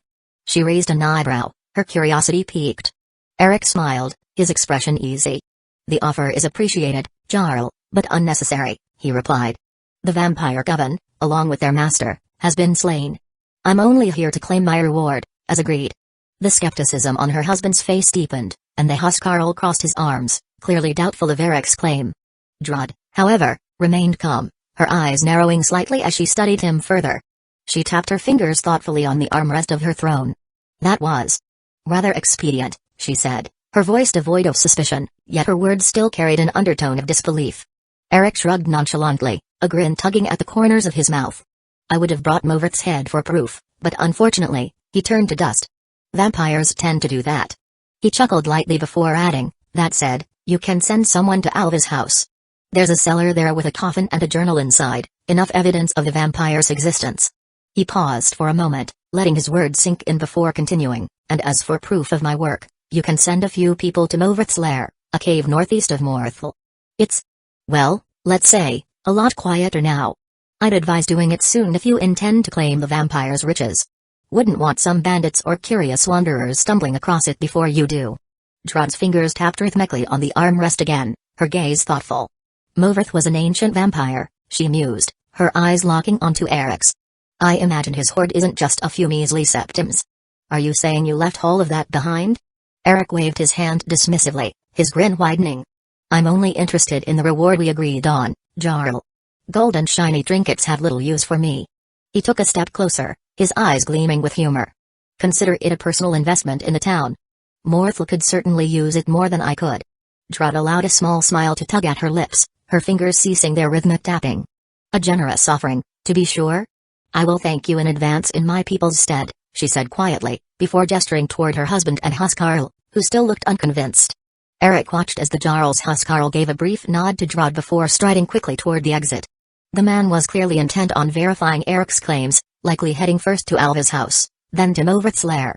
He prepared to take his leave, content to wait for the confirmation of his work before collecting his reward. However, he paused mid-step as Drud's voice cut through the quiet hall. "I must say," she began, her tone laced with curiosity, "I'm quite intrigued by your request to take ownership of Snowhawk Fortress. An undead-infested ruin. One would think there are better properties to claim." Eric raised an eyebrow at the sudden question. He hadn't expected the Jarl to take such interest in his motives. "Nonetheless," he answered smoothly, choosing his words with care. "Though I may seem nothing more than a nameless wanderer, Jarl, my lineage is ancient, rooted deeply in the soil of Hillmarch. My ancestors belong to a tribe that once called the lands where Snowhawk Fortress stands their home in the late First Era." It wasn't entirely a lie. The old Derek Death Song had indeed been born to a clan that inhabited these very lands. His decision to reclaim Snowhawk Fortress had always been tied to that ancient connection, albeit more out of sentimentality than practicality. Drud's lips curled into a rare smile, the expression making her weathered face appear almost youthful for a moment. "So, you seek to reclaim your ancestral lands? A noble endeavor, to honor those who came before you." Eric shrugged, allowing a faint grin to tug at his own mouth. "That's part of it," he admitted. "But nostalgia only takes you so far. You can't live on memories alone. He paused for a brief moment, watching her keen eyes track his every word. The fort happens to be strategically located on the only functioning road that connects Morthal to Solitude directly. As it stands, people avoid it because of the undead, but if I clean the place up, there's profit to be had. Trade, safety, security, it could open new doors for Morthal as well. Eric knew that in truth, he had no immediate interest in playing lord or managing territory. His current focus remained on something far more personal, repairing his soul, which had been damaged in the chaotic ritual that merged his identity with the old Eric death song. Still, the thought of securing a base of operations, somewhere to eventually lay down roots, was not an unappealing one. After all, one of the original Eric death song's greatest mistakes had been his arrogance. The ancient necromancer believed he could conquer the world alone, relying on no one but himself and his magic. Eric, having inherited those memories, understood now that such a path led only to ruin. He had no grand designs on world domination, but a devoted force at his command would serve him well, especially in a world as treacherous as this one. That's all for the far future, though, Eric continued, his tone casual. For now, my concerns are more immediate. Drod's smile didn't fade as she nodded slowly, clearly absorbing his words. I see. It seems you've thought this through. Reclaiming the fort, removing the undead. It would certainly be of great benefit to Morthal. Her husband, who had remained silent throughout the exchange, finally spoke up, his voice gruff. And how do you plan on dealing with those undead? They don't exactly scare easily, and there are many. Eric's grin widened, though it didn't reach his eyes. Let's just say, I have experience with such matters. I've handled worse things than a few restless spirits and skeletons. Drod regarded him quietly, her expression unreadable, before offering a slight nod. I won't pry. But I do so look forward to seeing what you will do with the ancient fortress. As I've said, those are all plans for the far future. Eric's voice trailed off for a moment, as if weighing something in his mind. But if that is all, I will excuse myself, he added, giving a shallow bow and turning to leave. However, he stopped in his tracks as Drod called out once again. Wait a moment. Eric's brow furrowed in slight annoyance, though he masked it as he turned back to face her. Do you have further need of me? Drod's eyes remained steady as she replied, You've yet to claim your reward. Eric frowned. Didn't your huskarl go to investigate the completion of my work? Shouldn't you wait for word from him first? There's no need for that, Drod said calmly, her voice unwavering. The divines have already revealed to me that the threat to Morthal will be removed. I merely sent Gorm to investigate to assuage his and my husband's doubts. Eric's gaze shifted to Drod's husband, Alsfer, whose stern and mistrustful look lingered as though silently voicing his skepticism. He arched an eyebrow, then turned back to Drod. And yet your steward still seems displeased, he remarked, his tone neutral but with a hint of amusement. Drod sighed softly. It's why I sent Gorm rather than Alsfer. They are both skeptics, but my husband adheres to my will without complaint. Eric mused at her words. Doesn't that just mean he's henpecked? He almost smirked at the thought but managed to keep his amusement to himself. Instead, he offered a more diplomatic response. Then I must thank you for your trust and generosity, Jarl Drod, Eric said, his voice smooth as he bowed slightly once more. Drod's sharp eyes remained fixed on Eric as she spoke. The deed to Snowhawk Fortress and the lands surrounding in addition to the letter of introduction is already prepared, she said, her voice soft but laced with meaning. She paused briefly before continuing, I only need your name to be written down, and the reward you requested shall be yours. At her words, her steward moved to a desk nearby, retrieving a yellowed parchment that had clearly seen better days. Eric watched for a moment, then chuckled softly. I see I've neglected to share my name, he said, his voice calm but carrying a hint of amusement. My apologies. I am Eric Deathsong. As the steward dipped his quill into ink and began to write the name on the deed, Drod raised an eyebrow. Deathsong? That is quite the lineage, she muttered, almost to herself. Her eyes flicked back to Eric. It almost seems too heavy for such a young man to carry alone. Eric's smile faltered ever so slightly. She knows, he realized. The name Deathsong had haunted Tamriel for centuries, spoken in fear and loathing. Despite the old necromancer's efforts to conceal himself, it was no surprise that such a name had not entirely faded from memory. Still, Drod's knowledge was not deep enough to concern him. Feigning ignorance, Eric returned her gaze with an easy smile. Indeed, my ancestors were great warriors, their names resounding across Skyrim when the land itself was still young. All I can do for now is attempt to match their valor so that they won't be forgotten. As he finished speaking, Alsfer, the steward, approached and handed Eric the deed alongside a sealed letter. He accepted it with a nod, glancing briefly at the documents before tucking them safely away in his cloak. Very well, then, Drod said, her voice steady as she rose from her seat. "Eric Deathsong, Master of Snowhawk Fortress and honored Thane of Morthal. May you walk these lands with the blessings of the divines." With a measured nod, she added, "Your Huskarl will find you on your way out." Eric inclined his head respectfully one last time, offering a shallow bow. "I am grateful, Jarl Drod," he said, his voice carrying a weight of finality. "I shall see to it that Snowhawk Fortress is restored to its former glory. In due time." Drod gave a subtle nod in return, her expression neutral but still observant. Alsfer, standing by her side, maintained his cautious watch, but said nothing further. With the deed now in hand and the title of Thane bestowed upon him, Eric turned toward the exit, Jerry at his side, and strode out of the longhouse, ready to set his plans in motion. Outside, the cool Morthlair greeted him as he walked down the steps.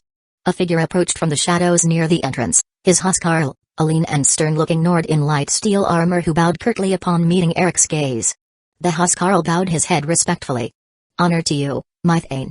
I am Valdemar, your Huskarl as appointed by Jarl Drod." Eric nodded, but his stride did not falter. "I'm in a rush.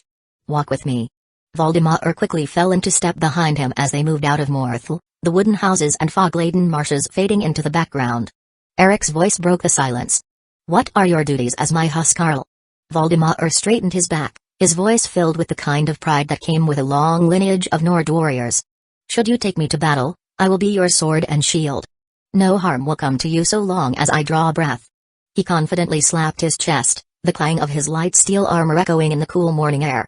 "Otherwise, I can manage your properties, guard your home, and protect your interests." As they reached the outskirts of the town, Eric slowed to a stop and turned to face Valdemar. "I currently don't require your services. You can go backhand," he began, but then paused, shaking his head as if reconsidering. "No, never mind that.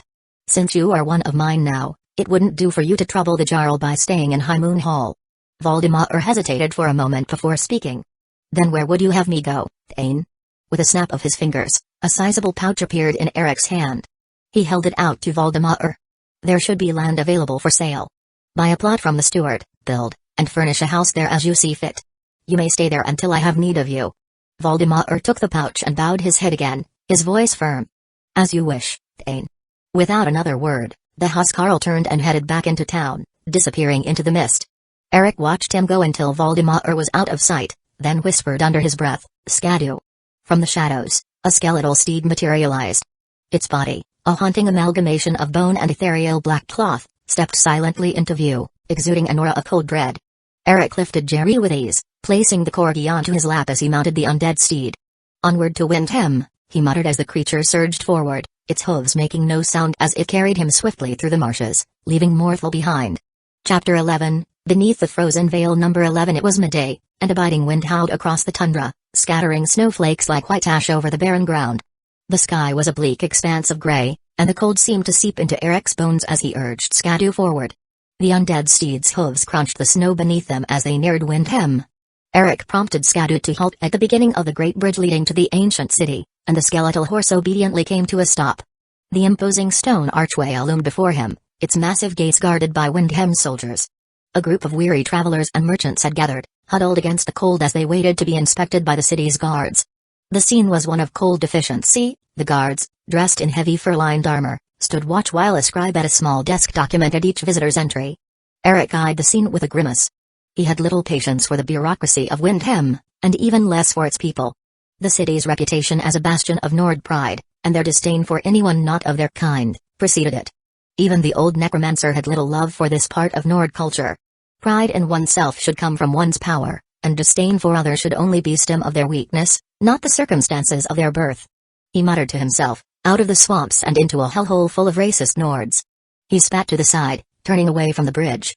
Instead of joining the line of visitors, he guided Skadu down the snowy slope toward the frozen river below the towering structure.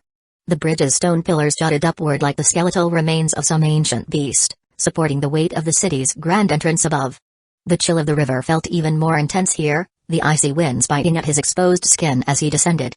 When he reached the foot of one of the massive stone pillars, Eric dismounted, his boots sinking into the snow with a soft crunch. Skadu, as if knowing his task was complete, melted back into the shadows, disappearing as swiftly as he had been summoned. Jerry poked his head out from the folds of Eric's robes, his black fur bristling against the cold. The corgi let out a small bark and wriggled free, hopping down onto the snow-covered ground with an eager curiosity. Jerry began to sniff around, his tiny nose working furiously as he investigated the unfamiliar surroundings. Eric, however, paid him no mind. His focus was elsewhere. He moved forward with deliberate steps, his eyes scanning the stone pillar as if searching for something hidden. Eric stopped when he reached the base of the pillar, where the stone was worn and ancient, covered in frost and grime. He stretched out his hand, muttering under his breath, "Reveal." As he spoke, his magicka surged, flowing from his fingertips like invisible tendrils, reaching out and brushing against the hidden object he sought. At his command, the air shimmered, and a faint glow began to emanate from the stone. Slowly, as if peeling back the layers of reality itself, a hidden altar revealed itself. The darkened stone structure emerged from nothingness, etched with arcane symbols and adorned with grim relics. Candle stands, now flickering to life with ghostly flames, illuminated skulls that sat atop the altar, their empty eye sockets staring into the void. Draped behind it was a blackened banner marked with a red skull and two crossed bony hands beneath it, the unmistakable symbol of Mannimarco, the King of Worms. Eric's gaze hardened as he approached the shrine. This was one of the reasons he had come to Windhem, a relic of the long-dead necromancer, Mannimarco. This altar was a conduit of dark power, used by necromancers who still revered the ancient lich's legacy, a symbol of their loyalty to his forgotten cult. Here, rites had been performed, soul gems turned black, and lives sacrificed in exchange for greater power. Eric knelt before the altar, running his fingers along its cold, blackened surface. The stone hummed faintly with residual magicka, though its true strength had long since faded. Once, this shrine had been a beacon for necromancers, a place where they could commune with dark forces. But now, it was just a shadow of its former self, a forgotten relic hidden beneath the feet of those who would never understand its significance. As it should be. Eric muttered. A wry smile touched his lips as he studied the ancient banner hanging from the altar. Mannimarco had been a figure of terror, a being who sought to ascend beyond the confines of mortal life. His followers had worshipped him as a god, their devotion unwavering even after his supposed death. However, Eric had little interest in the worship of long-dead kings, and he held not a shred of reverence for Mannimarco. With a swift motion of his hand, Eric sent the skulls and candle stands clattering off the altar, the sound of them striking the stone floor echoing across the icy expanse. As if that wasn't enough, he turned his gaze toward the banner of Mannimarco, eyes narrowing in distaste. A small ember flickered to life in his palm, and with a flick of his wrist, it flew toward the black fabric. The ember stuck, smoldering for only a moment before igniting into a blaze, reducing the banner to a pile of ash in seconds. Where others might beg and grovel at Mannimarco's altar, hoping to gain a sliver of the power the King of Worms once wielded, Eric needed no such crutch. Power wasn't something to be given, it was something to be taken. Snapping his fingers, two skeletal figures materialized behind him, their hollow eyes glowing faintly in the gloom. Searcher and Hellrat, the first of his creations, stood at attention, flanking a large pile of human bones. Each bone, carefully selected and harvested from his journey to Windhem, was rich with magicka. It had taken Eric 2 weeks to reach his destination all the way from Morthal, but only because he had made it his mission to eliminate every bandit camp he encountered, stripping the corpses of their valuable remains. Now, with enough bones to create a formidable force, it was time to begin. Get to work, Eric commanded, his voice cold and unwavering. Without hesitation, Searcher and Hellrat moved toward the pile, their bony fingers scraping against the frozen ground as they began assembling the pieces. One by one, they arranged the bones with precision, constructing the framework of a complete skeleton on the altar. The process was methodical, almost ritualistic, but Eric had no intention of following the typical necromancer's path. Traditionally, necromancers would assemble skeletons with only 2 or 3 magicka-rich bones to Mannimarco's altar, borrowing the King of Worms' power to create undead soldiers.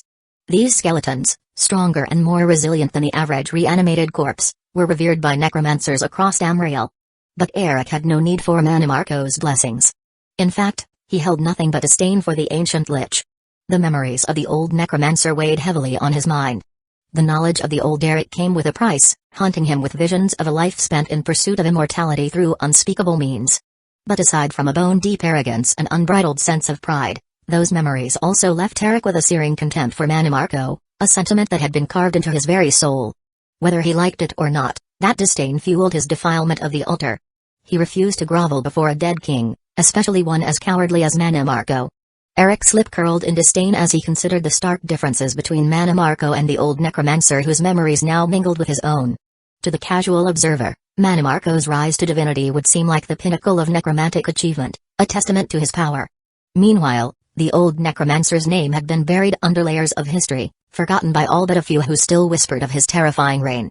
Manimarco, the so-called king of worms, had achieved both literal and figurative immortality, but Eric knew the truth. Manimarco had hidden behind a labyrinth of schemes, avoiding true conflict at all costs.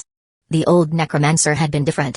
He hadn't needed to weave convoluted plots or rely on backstabbing alliances. He had wielded the raw, brutal force of his magic and commanded legions of the undead to fight for him. And while Manimarco only contended with his peers, the old necromancer had battled entities far greater and more ancient than any mortal. Eric knew the stories well. Daedric princes themselves had conspired to bring about his predecessor's downfall. Though their involvement had been indirect, it was a testament to the threat the old necromancer had posed. But the old necromancer's hatred for Manimarco didn't stem from envy or jealousy, despite the disparity in their legacies. No, his resentment came from treachery, from Manimarco's role in the siege that led to his undoing. They had no quarrel before that day, no crossed ambitions, no personal grudge. But Manimarco had joined the forces aligned against him, tipping the scales and ensuring the old necromancer's defeat. That treachery lingered in the old necromancer's mind, a bitter taste carried through centuries of memory. As those thoughts consumed him, Eric was suddenly pulled back to the present as Surtur and Hellrat completed their task.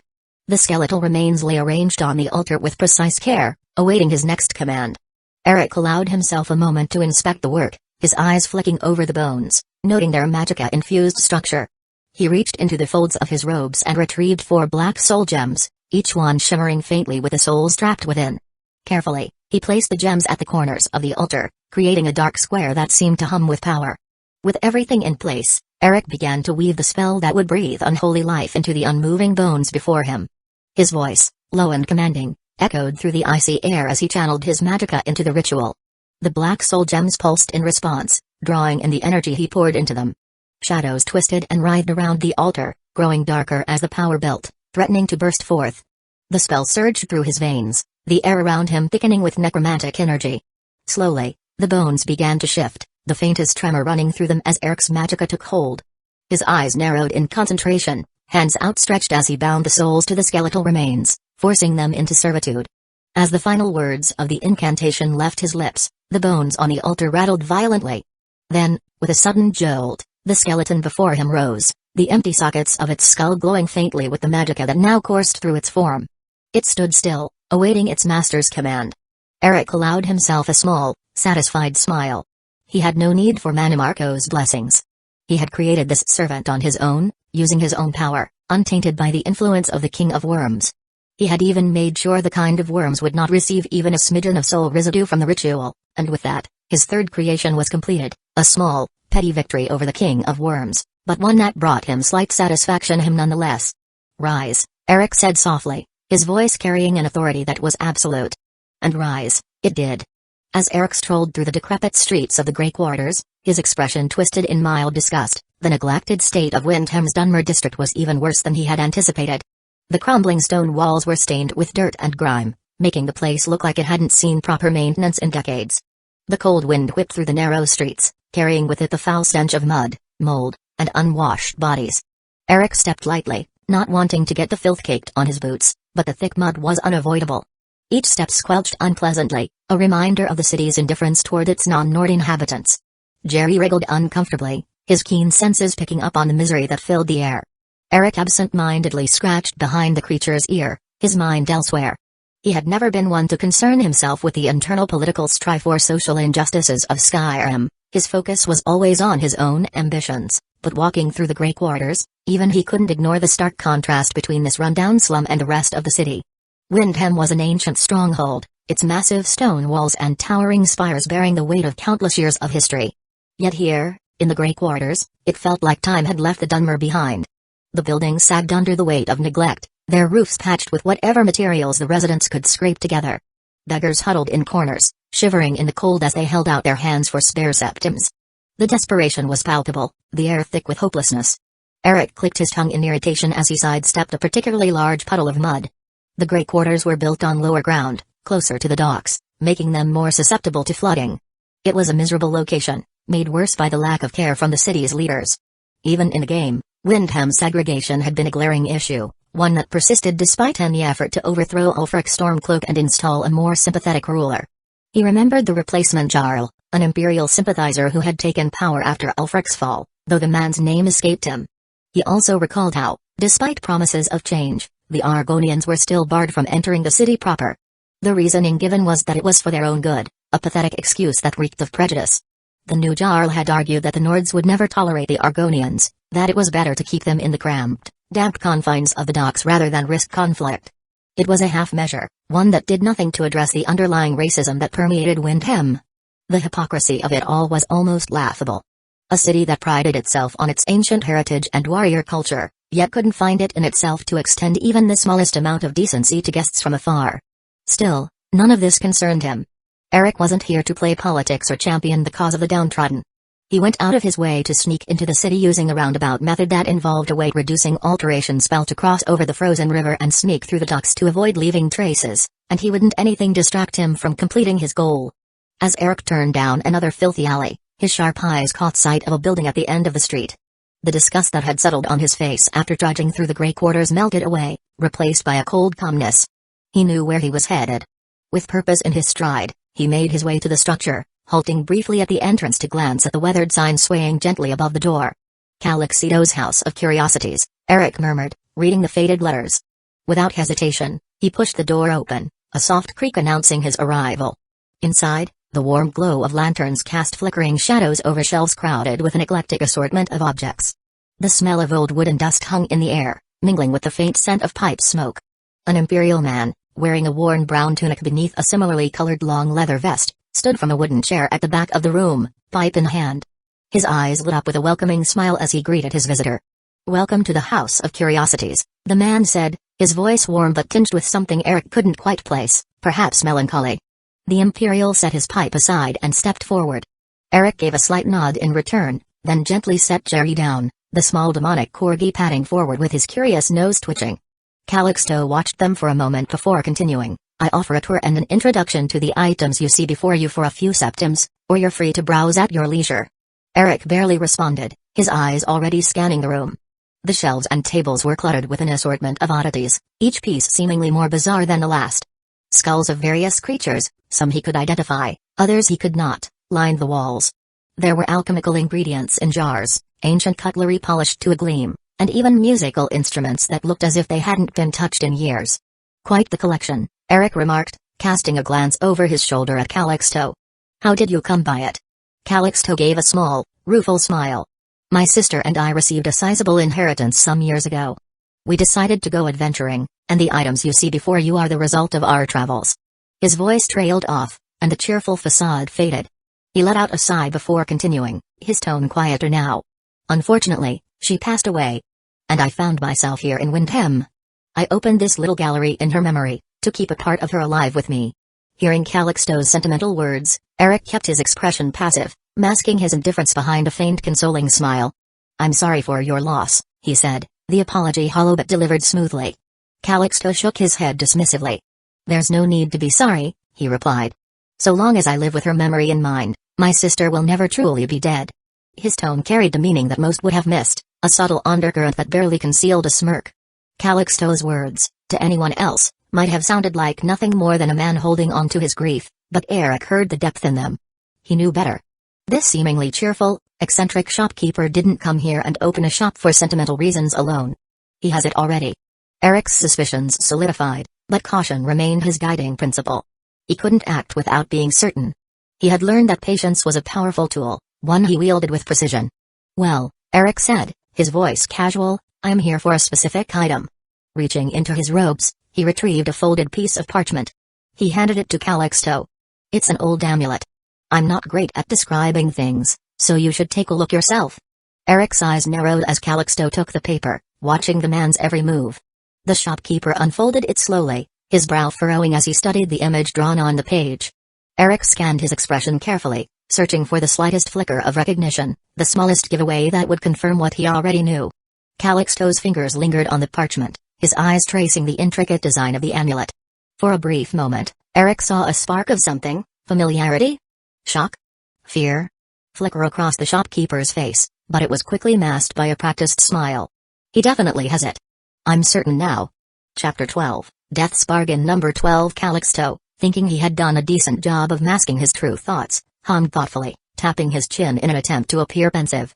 I think I may have seen something like. His sentence was abruptly cut short as he felt something cold and unyielding press against his throat. Eyes wide with shock, he glanced down to see the gleaming edge of Eric's straight sword, its tip resting dangerously close to his neck. His mind reeled. He hadn't even seen Eric draw the blade, let alone move into striking distance. The speed had been otherworldly, leaving him frozen, helpless. What are you? Calixto stammered, his voice barely a whisper. Eric's face remained a mask of eerie calm, his eyes cold and calculating. I'm feeling charitable today, he said softly, almost as if discussing something trivial. So let me do you a favor, resurrecting your sister is an impossible task. Calixto's breath hitched. He wanted to protest, but before he could utter a word, Eric's eyes narrowed, his tone growing sharper. Whoever wrote those rituals in that necromancy tome you stumbled upon, Eric continued, was either a fraud or someone with far darker intentions. They sold you a lie. At best, the ritual won't work. At worst, you'll unleash something far worse than you could imagine on the world. Calixto's heart pounded in his chest, his mind racing. But Eric gave him no time to dwell on the implications. Now, do yourself a favor and hand over the tome, along with Manamarco's relic, the amulet, Eric said, his voice laced with quiet menace. For a moment, the shopkeeper's face remained passive, but then something shifted. His expression hardened, and in a desperate burst of defiance, Calixto thrust his hand forward, his fingers crackling with magical energy. You don't know what you're talking about. He spat, his voice trembling with anger. Eric's eyes flashed with deadly intent. In an instant, he tensed his grip, prepared to slice Calixto's throat clean, but the shopkeeper was faster than expected. A burst of flame erupted from Calixto's palm, forcing Eric to leap backward to avoid the searing heat. The fire roared through the shop, scorching the floor where Eric had just stood. The acrid smell of burning wood filled the air. Eric landed gracefully, his boots skidding across the stone floor as he steadied himself. His sword remained drawn, gleaming ominously in the flickering firelight. Calixto, emboldened by his brief success, began weaving another spell, his hands glowing with the telltale signs of more destruction magic. His breath came in quick, shallow gasps, and despite his bravado, there was a frantic look in his eyes. Eric clicked his tongue, the sound one of pure annoyance. I wanted to be civil since I didn't want to waste my time looking for the book and the amulet. He said, his voice a low growl, but you really do have a death wish. The air around them thickened with tension, magic swirling in the room as Calixto's hands moved faster, conjuring another spell.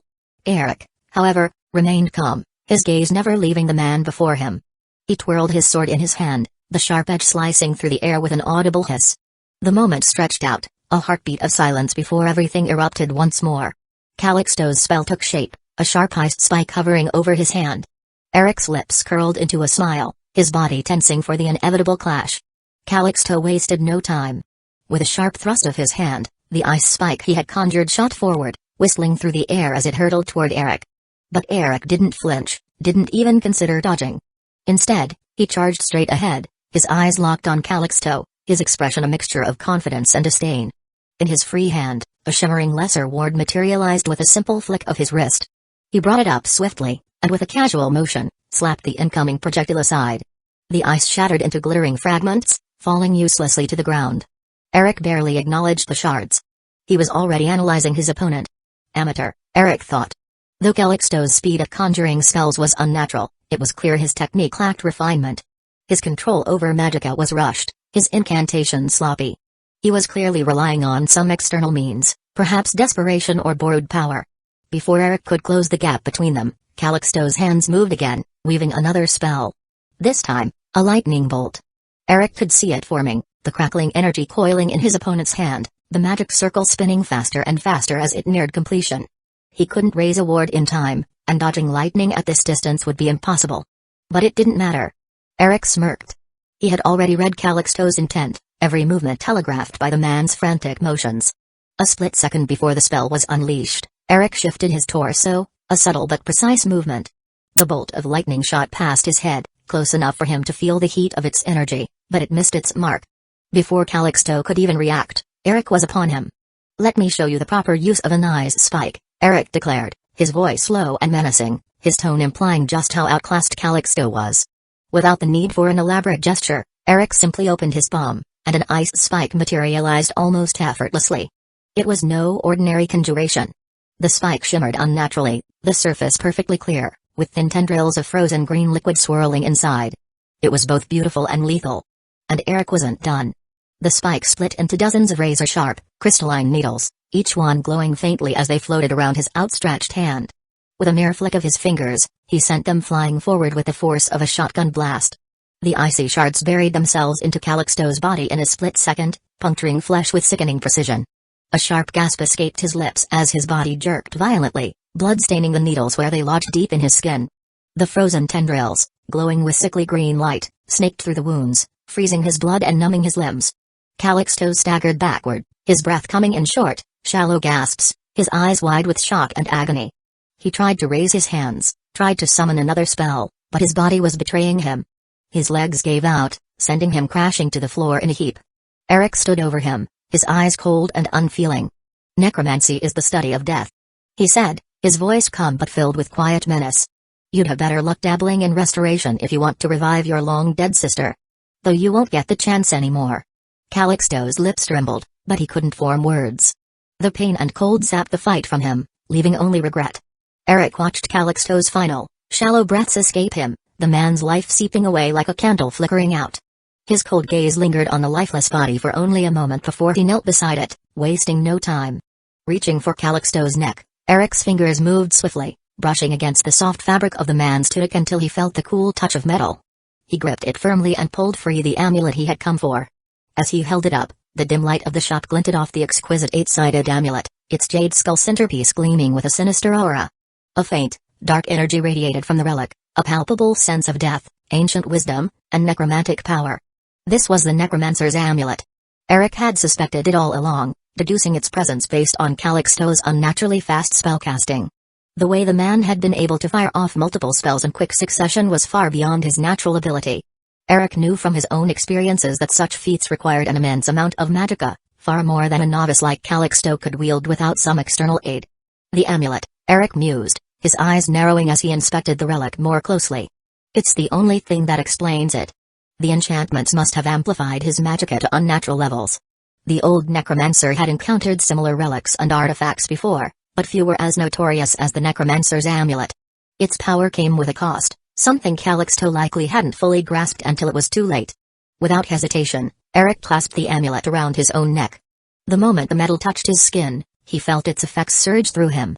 A strange, draining sensation took hold of his body, sapping his vigor almost instantly. He could feel the slowing of his natural healing, the weight of fatigue already pressing down on his limbs. His stamina recovery had been reduced by threefold, and his body would take far longer to recover from wounds. But Eric didn't care. He hadn't slept for more than a few hours every few days since leaving Snowhawk Fortress anyway, relying on stamina potions to keep himself going. The physical cost of wearing the amulet was a minor inconvenience compared to the rewards it offered. More importantly, Eric felt the sudden rush of magicka flooding through him, filling reserves that had remained stagnant since his awakening. He had attempted to expand his magicka pool using potions and enchantments to no avail, but for the first time in what felt like ages, his magical energy surged beyond the limits imposed by his broken soul. He quickly assessed the increase, calculating that he could now cast adept-level spells with ease, something he hadn't been able to do without significant preparation. This alone makes all the effort worth it, Eric thought with a satisfied smirk, his mind already racing with the possibilities. But he knew there was more to this amulet than just the magicka boost. The Necromancer's amulet was infamous for its layered enchantments, some of which would require careful study to fully understand. Dark magic always came with hidden costs, but it also offered untapped power for those bold enough to claim it. Eric muttered under his breath, for something created by that vile crook Manimarco, it's surprisingly decent. The faint smile on his lips lingered as he turned to Jerry, his demonic corgi, who had been observing the fight from the sidelines. Jerry, now sporting a troll skull like a makeshift helmet, barked in agreement, his tail wagging as he continued to curiously sniff around the cluttered shop. Eric couldn't help but chuckle at the absurdity of the sight. "You look ridiculous, you know that?" he said, shaking his head with amusement. The corgi tilted its head, the skull shifting slightly as if to say, "Who, me?" With a sigh, Eric turned his attention back to the task at hand. "Now I just need to find the magic tome Calixto learned the ritual from," he mused, scanning the shop's shelves cluttered with oddities and relics. "Maybe then I can actually get some sleep for once." Eric's interest in the Necromancer's amulet had always been purely practical, its boost to his magicka reserves was invaluable. But the necromancy tome Calixto had used to craft his twisted ritual? That piqued Eric's curiosity on an entirely different level. Though he knew full well that resurrecting someone, especially with necromancy, was a fool's errand, something in him, a remnant of the ancient necromancer's thirst for forbidden knowledge, urged him to dig deeper. In all his time walking the dark paths of necromancy, Eric had learned one absolute truth: once a soul passed into the hands of RK, it was gone. The god of life and death safeguarded souls with unyielding certainty, and no amount of manipulation, no twisted ritual, could truly bring someone back. There were ways to use souls, trapping them, bending them to your will, but true resurrection? It was nothing more than a myth. But, Eric mused, there are always exceptions. If Calixto's sister's soul had been bound to an object or tethered to some relic after her death, that might allow for a semblance of resurrection.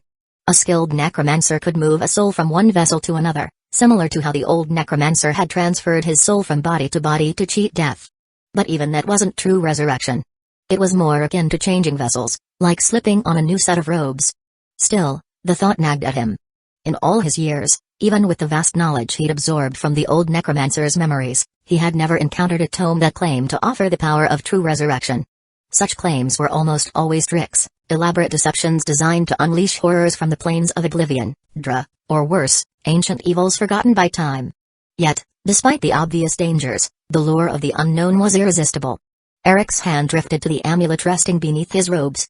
It was a relic of immense power, created by Manimarco, the king of worms himself, a figure who had delved deeper into the mysteries of necromancy than perhaps any mortal before him. Eric intended to delve even deeper into this dangerous path. I'll read through it if nothing else, he muttered to himself, already imagining the arcane secrets the tome might hold. The ancient necromancer's insatiable thirst for knowledge still coursed through his mind, an echo of a man long dead but not yet forgotten. It was one of the many things that had been etched into Eric's mind, burned into his psyche alongside the necromancer's memories.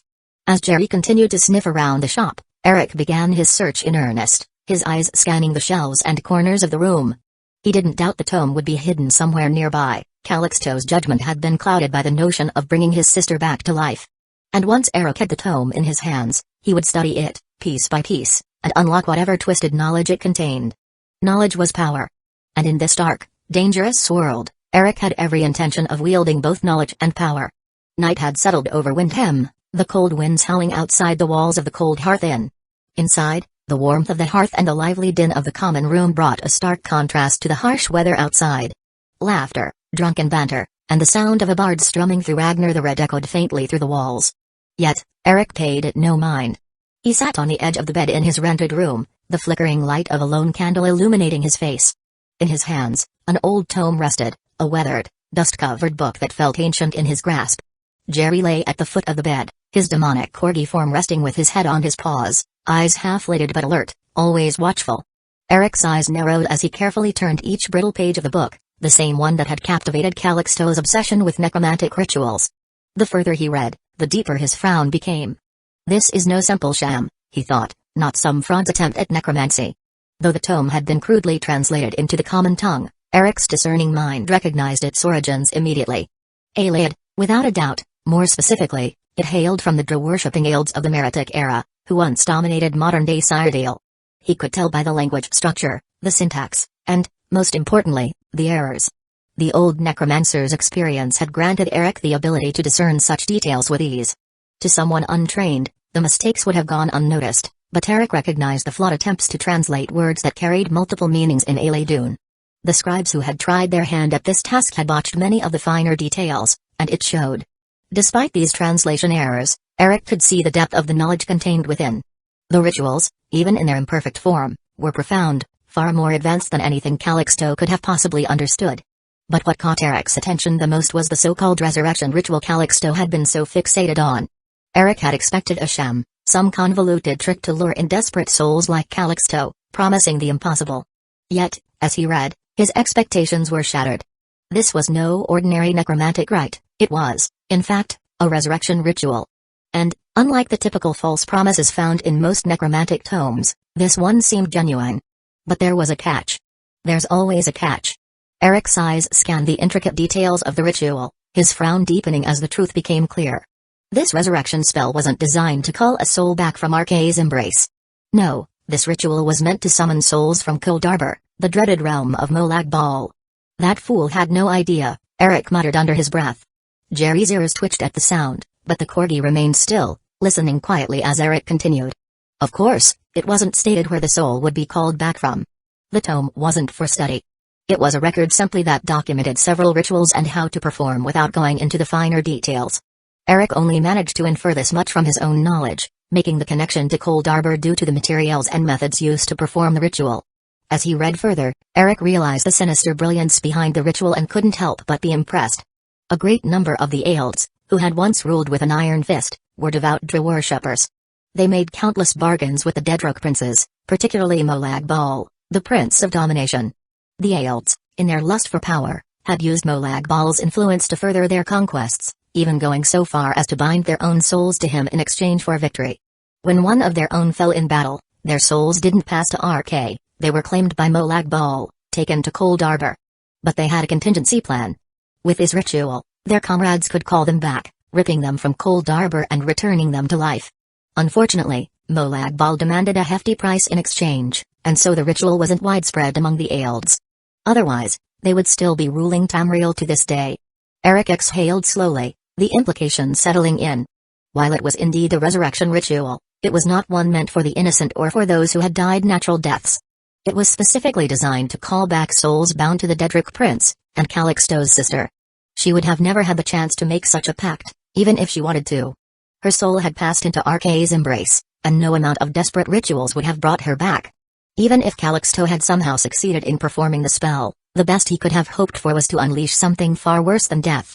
Molag Bal was known for his cruelty, and it was likely that the soul called forth wouldn't have been Calixto's sister at all, but something far more sinister.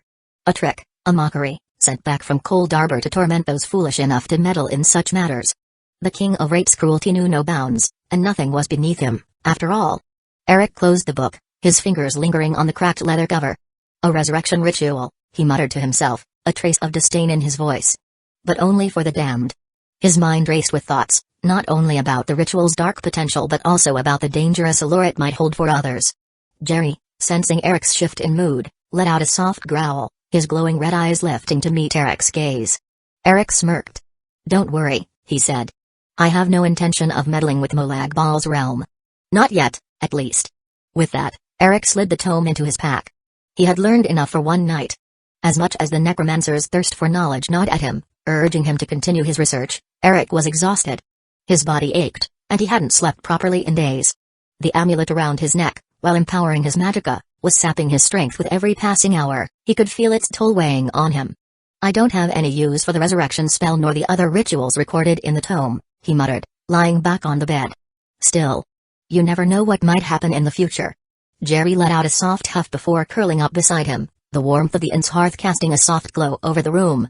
Eric closed his eyes, the weight of the ancient knowledge lingering in his mind as sleep finally claimed him.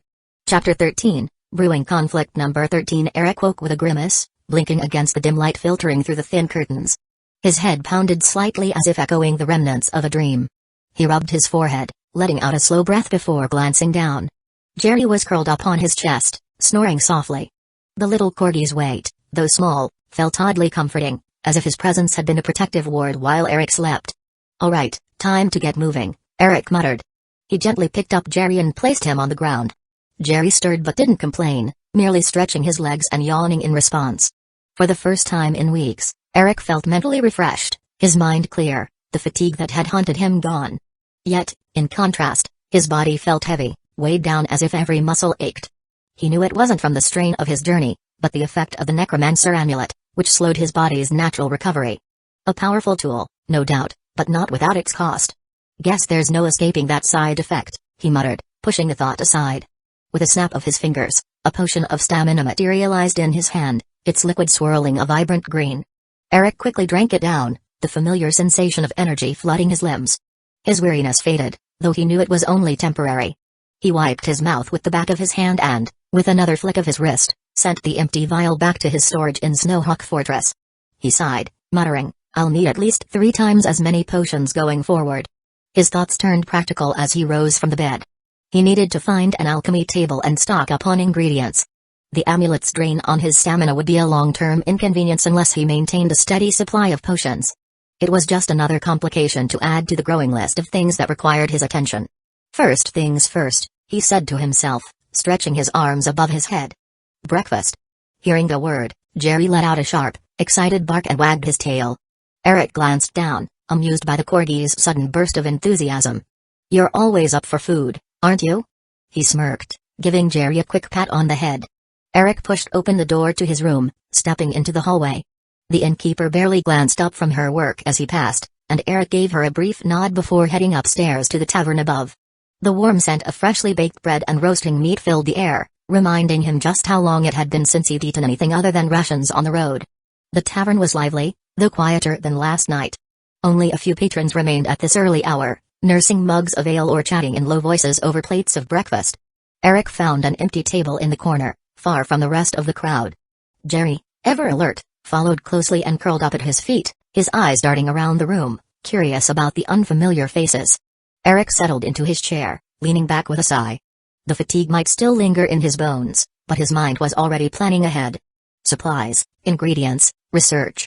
There was always something to do, another step forward in his quest to mend his soul. But first, a meal. Eric flagged down a passing server, raising a hand casually. "Something hearty, and a strong drink to go with it," he said, his voice low and gruff from the morning's quiet. Glancing down at Jerry, who was sitting attentively at his feet, he added, "And something chewy for my little friend here." The server gave a polite nod. "I'll have your order ready right away, sir." As the server walked off, Eric leaned back in his chair, arms crossed over his chest. With nothing better to occupy his mind, he allowed himself to listen in on a conversation at a nearby table, where two burly Nords were having breakfast. Their voices carried easily across the tavern as they spoke with the casual ease of men who had known each other for years. "Did you hear about Calixto's place?" one of the Nords said, shaking his head. "Burned down overnight. House of Curiosities, gone, just like that.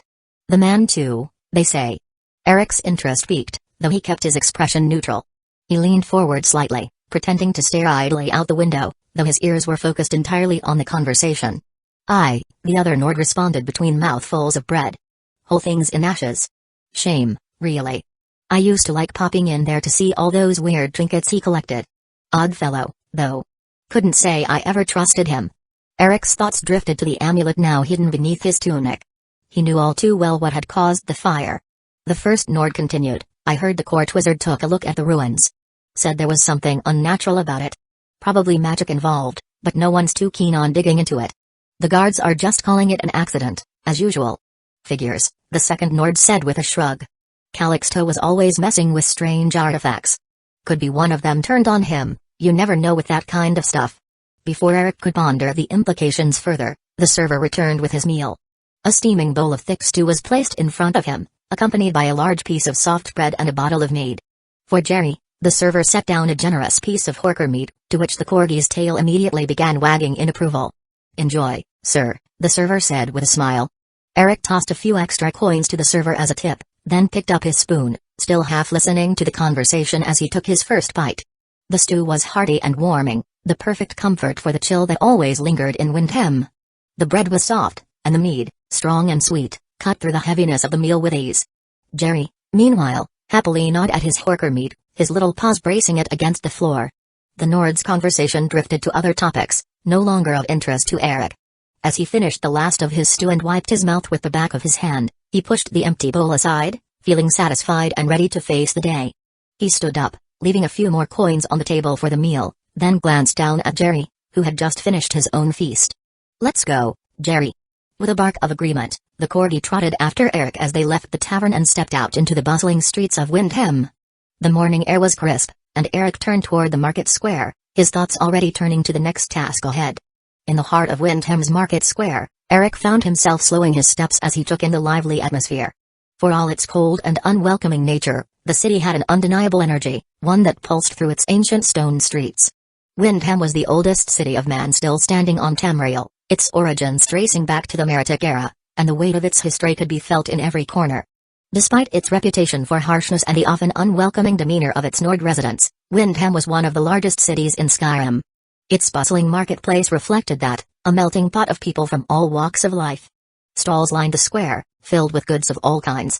Housewives bargained for fresh vegetables and cuts of meat to prepare for the day's meals, while adventurers haggled over weapons and armor from the blacksmith. The constant hum of voices, the clinking of coin, and the occasional call of a merchant hawking their wares filled the air. Eric observed it all with a quiet detachment. While the city and its people held little interest for him, the sheer size of the market was impressive, even to a man as seasoned as he was. But he didn't linger long. Jerry trotted faithfully behind him, occasionally sniffing at the passers-by, his demonic eyes catching more than a few curious glances. Eric paid no mind to their stares as he made his way toward one of the more notable buildings in the market square, the White Phial. The alchemist's shop stood in one of the busiest parts of the square, its wooden sign swaying gently in the breeze. Eric pushed the door open, a small bell chiming as he entered. Inside, the familiar scent of herbs, potions, and alchemical reagents filled the air. Shelves were lined with jars and vials of every shape and size, their contents ranging from dried plants to shimmering liquids. This was the very place where the Dragonborn, according to the events of the game, would be sent to retrieve the legendary White Phial, a vessel said to restore any liquid placed within it. Eric, however, had no interest in that particular quest. He already knew where the phial was hidden, buried deep within a crypt, the resting place of the alchemist who created it. Retrieving it would require a special alchemical mixture to access the tomb's inner sanctum, a challenge Eric was more than equipped to handle. But the phial itself was cracked, damaged long ago. To repair it, he would need unmelting snow from the throat of the world, a rare and elusive item that was currently beyond his reach. For now, he had neither the time nor the inclination to pursue it. Today, his business at the White Phial was more mundane. He needed ingredients and, more importantly, access to the shop's alchemy table. After all, with the Necromancer's amulet sapping his body's natural stamina recovery, Eric knew he would need far more potions to keep himself going. Inside the White Phial, Eric was greeted by the sight of two individuals. One was an elderly Altmer, seated comfortably in a creaking wooden rocking chair, his long, bony fingers delicately turning the pages of a thick tome. His sharp, angular features showed a lifetime of study and mastery of the alchemical arts. The other was an imperial man, much younger, sweeping the floor with quick, practiced motions. As Eric approached the counter, the imperial immediately abandoned his broom, stepping up with a welcoming smile. "Good day, what can I do for you?" the imperial asked, his voice eager. Eric returned the smile, but it was more measured. From the folds of his robes, he produced a neatly folded piece of parchment, presenting it to the man. The imperial took it, eyes scanning the contents with interest. "I'll have as much of these ingredients as you can spare," Eric said calmly, his tone professional. "And, if possible, I'd like to rent your alchemy table for a time." The imperial glanced back at the list: netch jelly, honeycomb, purple mountain flower, ingredients known for their stamina-restoring properties. A faint look of hesitation crossed his face, but before he could respond, the Altmer's sharp ears seemed to catch the mention of the alchemy table. His eyes flicked up from his book. "Give me that," the old Altmer said, his voice commanding but calm. The apprentice dutifully handed him the parchment without question. The Altmer's piercing eyes scanned the list in silence. His brows furrowed slightly before he finally turned his gaze to Eric, giving him a scrutinizing look. "By the looks of this, it seems you intend to brew stamina restoratives." Eric didn't respond, but his expression made it clear that the assumption was correct. The Altmer's lips curled slightly in something resembling a smile, though it didn't reach his eyes. "We just so happen to have more than a few already brewed," he continued, his voice carrying an air of superiority. "Why don't you save yourself the effort and buy the finished product instead? It'll be better than anything you concoct, anyway." The dismissiveness in the Altmer's tone was unmistakable. He barely concealed his disdain, as if the very idea of a younger mage crafting anything worthwhile was a waste of time. Eric's lips curved into a polite smile, though it never quite touched his eyes. "I've no doubt your brews are of superior quality," he began, his tone courteous but laced with something more, "but I'd still prefer to brew my own potions." The old Altmer alchemist sneered, his upper lip curling in obvious disdain. "Fine, fine," he said with a dismissive wave of his hand. "If you want to waste your money and ingredients, be my guest." A flicker of irritation sparked in Eric's chest at the man's condescending tone, but he hid it behind an almost amused expression. His mind raced, contemplating how best to deal with the arrogance of the elderly Altmer. "This old bastard needs to be put in his place," he thought to himself. As the alchemist turned away from him, apparently done with the conversation, Eric spoke again, louder this time. "You don't seem to think highly of my skills as an alchemist," he remarked casually, a deliberate edge to his words, "even though you've never seen my work." The old man froze, slowly turning to face him with narrowed eyes. Eric caught the look and shook his head with a sigh, muttering just loudly enough, "I guess old age doesn't necessarily beget wisdom." The remark had the intended effect. The imperial apprentice's face paled, his eyes widening as if anticipating the explosion to come, while the Altmer's thin face contorted into a mask of pure outrage. His fingers tightened around the edges of the book he held, and his glare could have turned a lesser man to ash on the spot. "What did you say?" the Altmer hissed, his voice dripping with venom. Eric's smile widened, now almost predatory, a mischievous glint flickering in his eyes. "You heard me," he replied smoothly. "You dismissed me before even seeing my skill. What kind of alchemist makes such judgments?" The old alchemist's face darkened further, a vein bulging at his temple. His hands trembled, either from anger or age, perhaps both. "What skill could a greenhorn like you possibly have?" he snapped. "I've been studying this art for centuries, and even I find myself lacking. Yet you, a child in the craft, dare to compare yourself to me?" Eric's eyes gleamed with a challenge, his smile growing sharper, almost like a wolf circling its prey. "Just because you find yourself lacking doesn't mean I have to be," he retorted. "Who's to say I can't learn in a single day what you haven't in all your centuries?" The Altmer's pale face flushed with fury. He opened his mouth to hurl more insults, but Eric cut him off before he could even begin. "How about a bet?" Eric suggested, his voice calm and measured, though the thrill of confrontation was evident in his gaze. "If I can't brew a stamina potion that's at least twice as effective as what you have in stock, I'll pay double for the ingredients. But if I succeed, I get them for free." For a moment, the old alchemist stood frozen, his expression torn between disbelief and fury. The Imperial apprentice looked back and forth between them, clearly mortified by the turn the conversation had taken. The Altmer's lips twitched, as though he were about to dismiss the idea outright, but something held him back. Gold was not a concern for him, he had accumulated more wealth than he knew what to do with in his long years of practice. But the idea of putting this insolent young man in his place, that was worth more than coin. Slowly, a cold, calculating look replaced the fury on his face. "Twice as effective, you say?" he asked, his voice laced with skepticism. Eric nodded, holding his gaze confidently. "Twice as effective. I'm sure a master like yourself can easily judge the results." The old alchemist's sneer returned. "You're a fool to make such a wager," he spat. "But I'll gladly take you up on it. Consider this your lesson in humility." Eric's smile didn't waver. "Oh, I'm counting on it," he said smoothly, his eyes gleaming. Chapter 14, Alchemy Unbound. Number 14. The wooden table in front of Eric was laden with a wide array of ingredients, each one carefully sorted and neatly presented. The old Altmer alchemist had taken his time, pulling from well-stocked shelves and ancient jars, presenting Eric with most of the items on his list. There were multiple sets of each ingredient, enough for Eric to craft several potions with ease. Eric surveyed the collection, his sharp eyes darting from one item to the next. A lesser alchemist might have been intimidated by the sheer variety, but for Eric, the challenge was not simply in creating a potion, he wanted to make a point. "I could just pick 3 of these and brew a stamina potion that would double anything these so-called masters could muster," he mused, "but where would the fun in that be?" He allowed a moment to pass, drawing out the tension in the room. The old Altmer stood to the side with his arms crossed, his expression a mix of disdain and impatience. The Imperial apprentice lingered nearby, his broom now forgotten as he nervously watched Eric's every move. Finally, Eric's hand hovered over the collection of ingredients, and without hesitation, he plucked a single saber cat eye from the array. He held it up briefly, studying the glistening orb in the dim light before setting it down on the workbench. The Imperial apprentice's face twisted in confusion. His eyes darted to his master, then back to Eric. "Isn't that?" he began, his voice uncertain. The old Altmer glanced at the saber cat eye and shook his head slowly, a look of disappointment settling over his sharp features.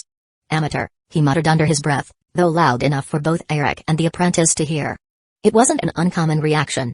Alchemical ingredients had different properties, each capable of producing a variety of effects, some beneficial, others dangerous. Some ingredients were favored for crafting tonics, while others, like the saber cat eye, were primarily used for poisons due to their harmful effects. In the case of the saber cat eye, it boasted properties that weakened magicka and ravaged health. While it had one redeeming feature, its ability to restore stamina, few alchemists ever bothered to use it for such purposes. It was simply too risky, too unpredictable. The Altmer's sneer deepened. "He's already lost," he muttered to himself, his voice tinged with contempt. "A saber cat's eye for a stamina potion? The boy doesn't know the first thing about alchemy." Eric ignored the mutterings, his face an unreadable mask as he selected his second ingredient. His fingers closed around a small, pale pine thrush egg. As he lifted it, a slight smile tugged at the corner of his lips. The egg was known for its beneficial effects, but also for its less savory property, inducing weakness to poisons. It was usually reserved for concoctions involving lethal substances, ingredients like Nimir's root or deathbell, used to create poisons rather than tonics. The Imperial apprentice's confusion deepened. He looked back at Eric, then to the Altmer, his brow furrowed. But the pine thrush egg. That's, the old Altmer narrowed his eyes but said nothing this time. His silence, however, spoke volumes. He was now watching Eric carefully, though there was no longer just disdain in his gaze, there was a flicker of curiosity. Even so, it was clear he still believed Eric to be out of his depth. No respectable alchemist would pair those two ingredients for a tonic. The saber cat eye alone was unpredictable enough, but adding a pine thrush egg to the mix? It bordered on reckless. The apprentice, though inexperienced, couldn't hide his bafflement any longer. Are you sure? Those ingredients are what you want to use? He asked hesitantly, clearly trying not to offend but unable to hide his disbelief. Eric didn't look up. He carefully placed the pine thrush egg next to the saber cat eye on the workbench, then glanced at the young man. Very sure, he said, his tone calm, though there was a subtle edge to it. The apprentice opened his mouth as if to say something more, but a sharp look from his master silenced him. The old Altmer finally stepped forward, his voice laced with thinly veiled mockery. You seem intent on making a fool of yourself, so I won't stop you, he said, his eyes locked onto Eric's with the confidence of a man who had seen countless arrogant young mages fall flat on their faces. You've made your choices, choices that no alchemist with even a shred of sense would make, but far be it from me to interfere. I'll enjoy watching you fail. Eric met the alchemist's gaze and smiled, but this time it was a smile full of challenge, as though he were daring the old man to continue running his mouth. Alchemy isn't about mixing ingredients and calling it a day, he said quietly. A truly skilled alchemist is able to amplify, weaken, or even remove any effect of any ingredient during the brewing process. He paused, his smile turning almost predatory. You'll see soon enough. The Altmer narrowed his eyes further, clearly irritated by Eric's confidence, but said nothing more. He simply crossed his arms again and waited, the challenge unspoken but palpable in the air between them. Eric turned back to the array of ingredients. He still needed a third component, something to tie the mixture together. His eyes roamed over the jars and vials before finally settling on a small jar of silver-side perch scales. He picked it up with deliberate slowness, glancing back at the Altmer for just a second, noting the flicker of surprise in the old man's gaze. So, he recognizes this one, does he? Eric thought, amused. Silver-side perch scales were known for their unique properties as an ingredient. It could be used in poisons or in healing potions, depending on what it was mixed with, making it a highly versatile and dangerous ingredient. Eric placed the scales beside the other ingredients, and for the first time, the Altmer's mocking smirk faltered. He stepped closer, inspecting the combination Eric had selected. You're playing with fire, boy, the Altmer warned, his voice a low growl now, all traces of condescension gone. If you miscalculate even slightly, this concoction will be nothing short of deadly. Eric chuckled softly, his eyes gleaming with anticipation. That's the beauty of it, he replied. Alchemy isn't about avoiding risk. It's about mastering it. With that, he set to work, leaving the old alchemist to wonder just how far Eric's mastery would take him. Eric gathered his ingredients on the alchemy table, his hands moving with practiced ease as he laid them out in a precise order. The saber cat eye, pine thrush egg, and gleam blossom petal sat side by side, an unusual combination, but in Eric's mind, each ingredient held a unique purpose in the complex alchemical equation he was about to solve. He could feel the eyes of the old Altmer and his apprentice on him, the room thick with anticipation. Normally, this part of the process would involve simply grinding, mixing, and distilling the ingredients, relying on their natural properties to create a potion. But Eric wasn't a normal alchemist, and he wasn't going to brew this potion like a common hedge wizard. With a slow, deliberate movement, he placed his hands above the saber cat eye, channeling his magicka into the orb. Skyrim's alchemical lore was steeped in the idea that every ingredient carried an innate essence, a latent power waiting to be unlocked.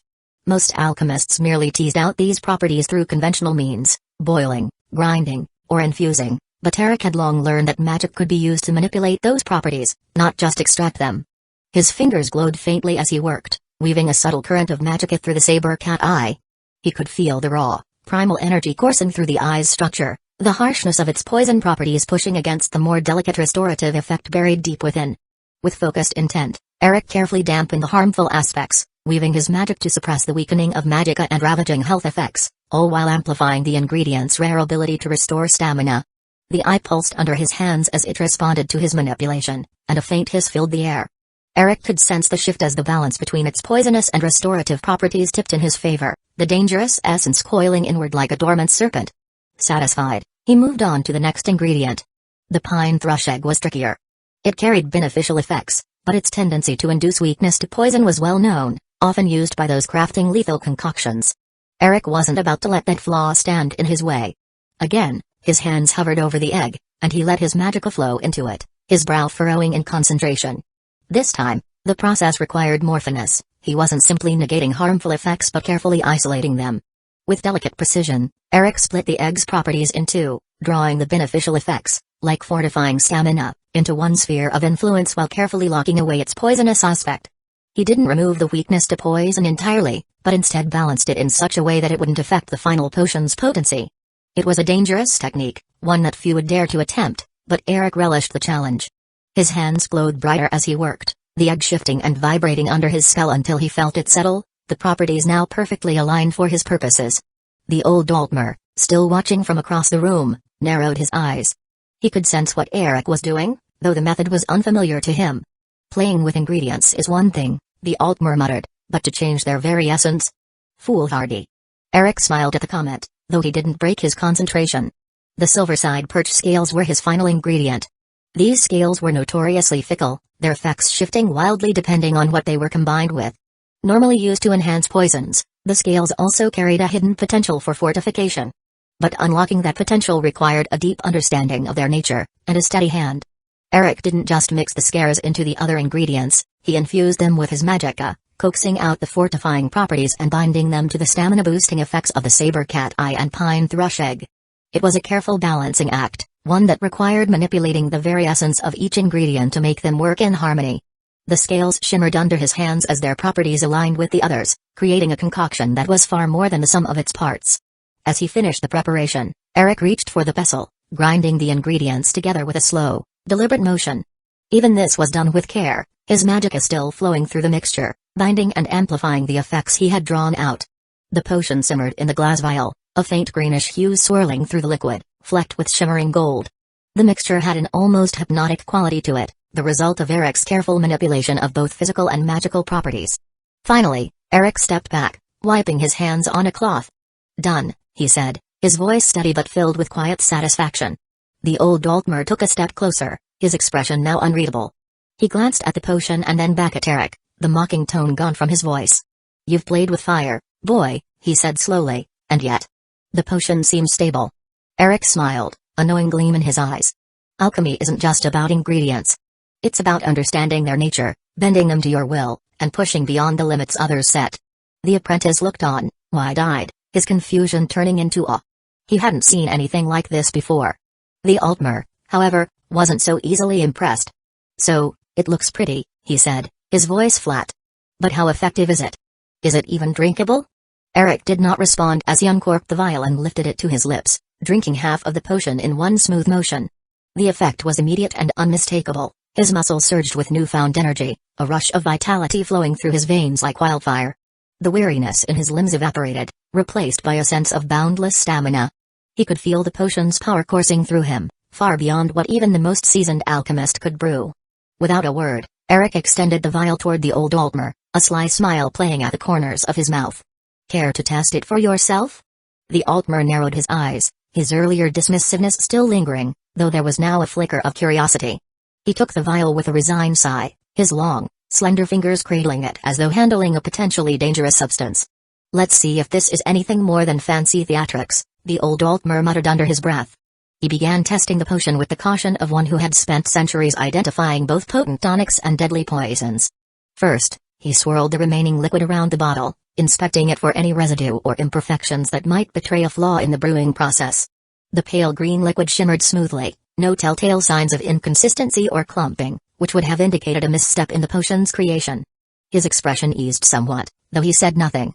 Next, the Altmer brought the vial to his nose, inhaling deeply.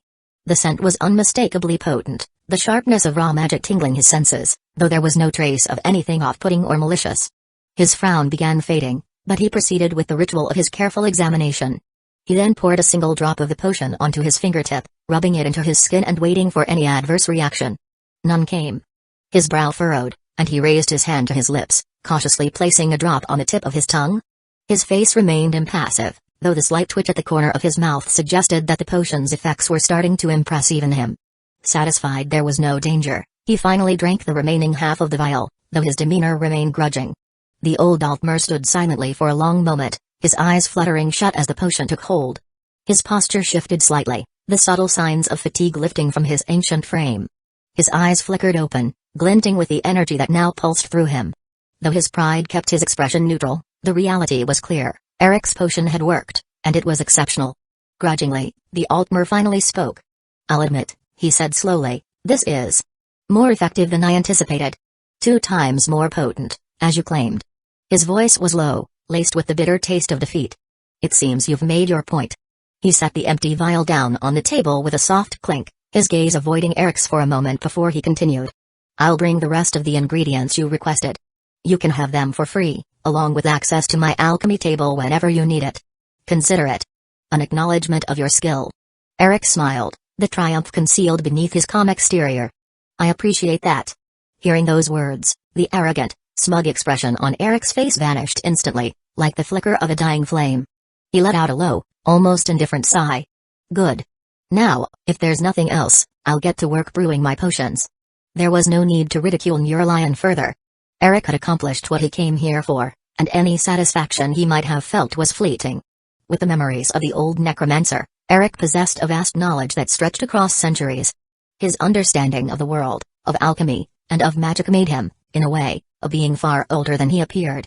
To put a mere master alchemist in his place was little more than a trivial exercise, driven not by Eric's own ego but by the lingering pride and arrogance embedded in the soul he carried. It wasn't personal, just something he felt slightly compelled to do. Eric turned his attention back to the ingredients laid before him and began his work without another glance at the alchemist. The old Altmer, meanwhile, watched in silence for a moment, his sharp eyes observing Eric's every move. He then gestured to his apprentice. "Quintus, prepare the ingredients." The Imperial apprentice nodded, swiftly gathering everything Eric had requested, the subtle clinking of glass jars and rustling of herb bundles filling the room. As he did so, Neuralion cleared his throat, trying to dispel the uneasy tension that had settled between them. "I'm Neuralion, by the way. And you are?" Eric didn't stop what he was doing, his hands working with a fluid precision that spoke of mastery. He replied without looking up, half-heartedly at best. "Eric Deathsong?" Neuralion gave a slight nod, muttering the name to himself. "Deathsong, is it?"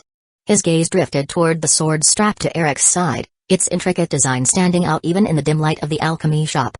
"Looking at the blade you carry, I'd wager you're not just an alchemist," Neuralion continued, his tone thoughtful. "You're an adventurer, aren't you?" Eric finally paused, raising an eyebrow at the remark. "What makes you say that?" he asked, his tone curious but guarded. "This sword could just be for self-protection."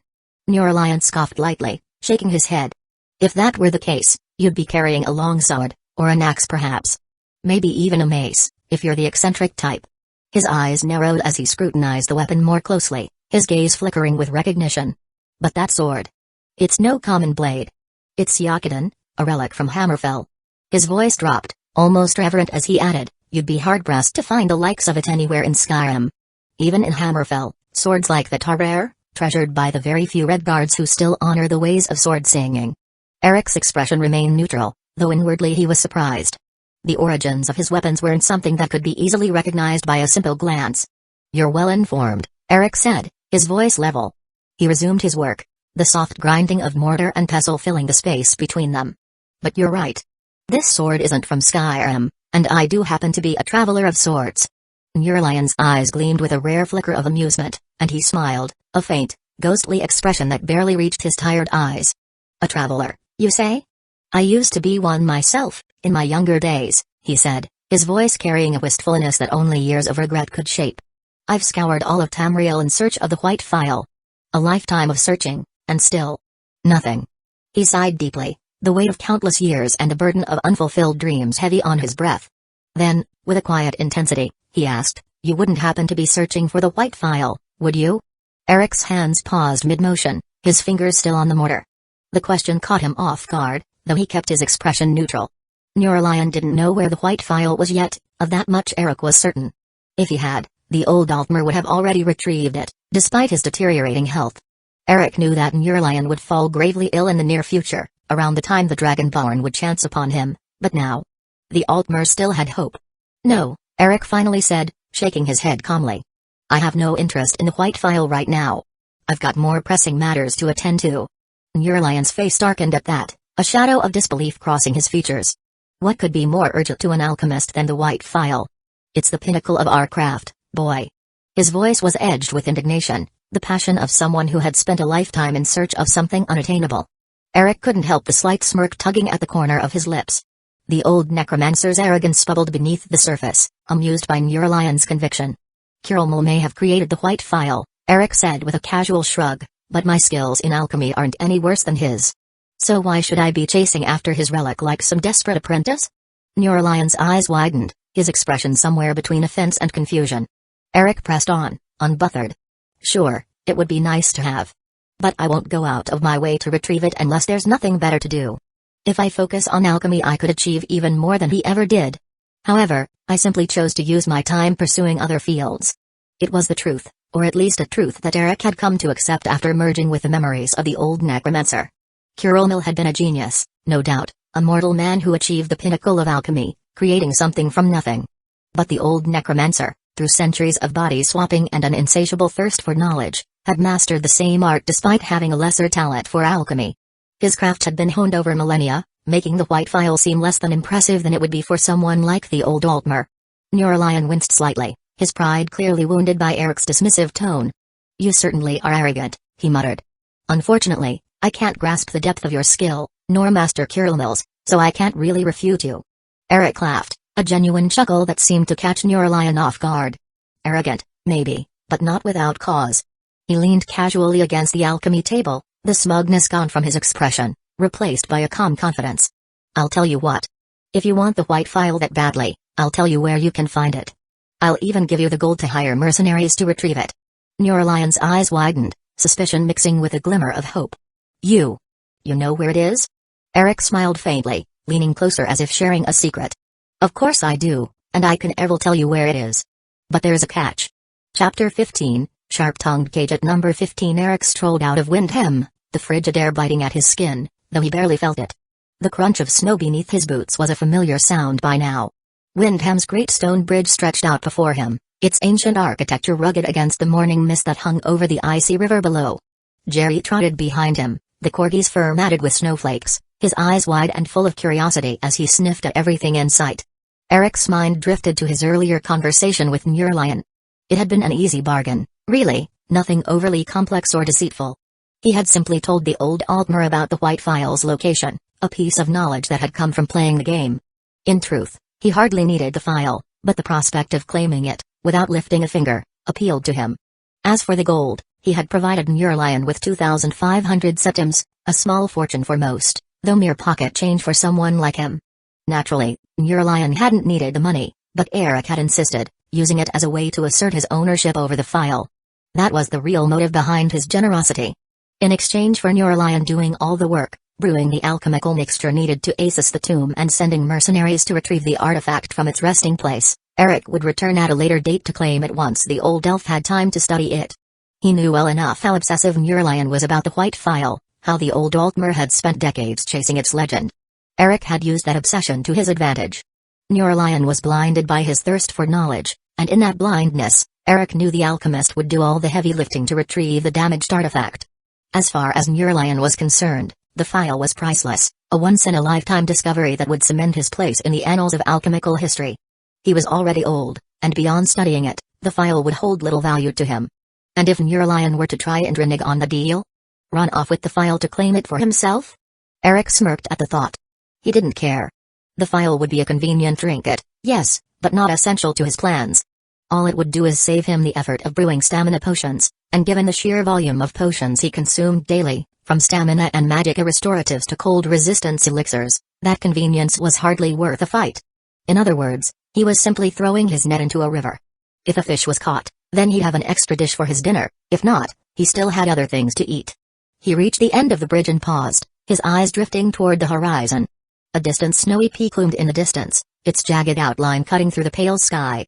Eric's expression turned thoughtful as he gazed at the mountain. That place. He recognized it. A spark of memory flickered through his mind, a quest, something buried in the game's lore. Boethiah's calling. It would be triggered by either reading the right book or by visiting that very mountain he now stared at. The thought of Boethiah, the Daedric prince of deceit and treachery, made him pause. The old necromancer had dealt with Dra more times than he cared to count. Molag Bal, Clavicus Vile, even Hircine, he had struck bargains with them all, gaining power, knowledge, and cursed trinkets in exchange for services that were often far more costly than they first appeared. The first two, especially, were notorious for their treachery. Still, the old necromancer had decided to retaliate, and both Daedric princes had to his act of defiance.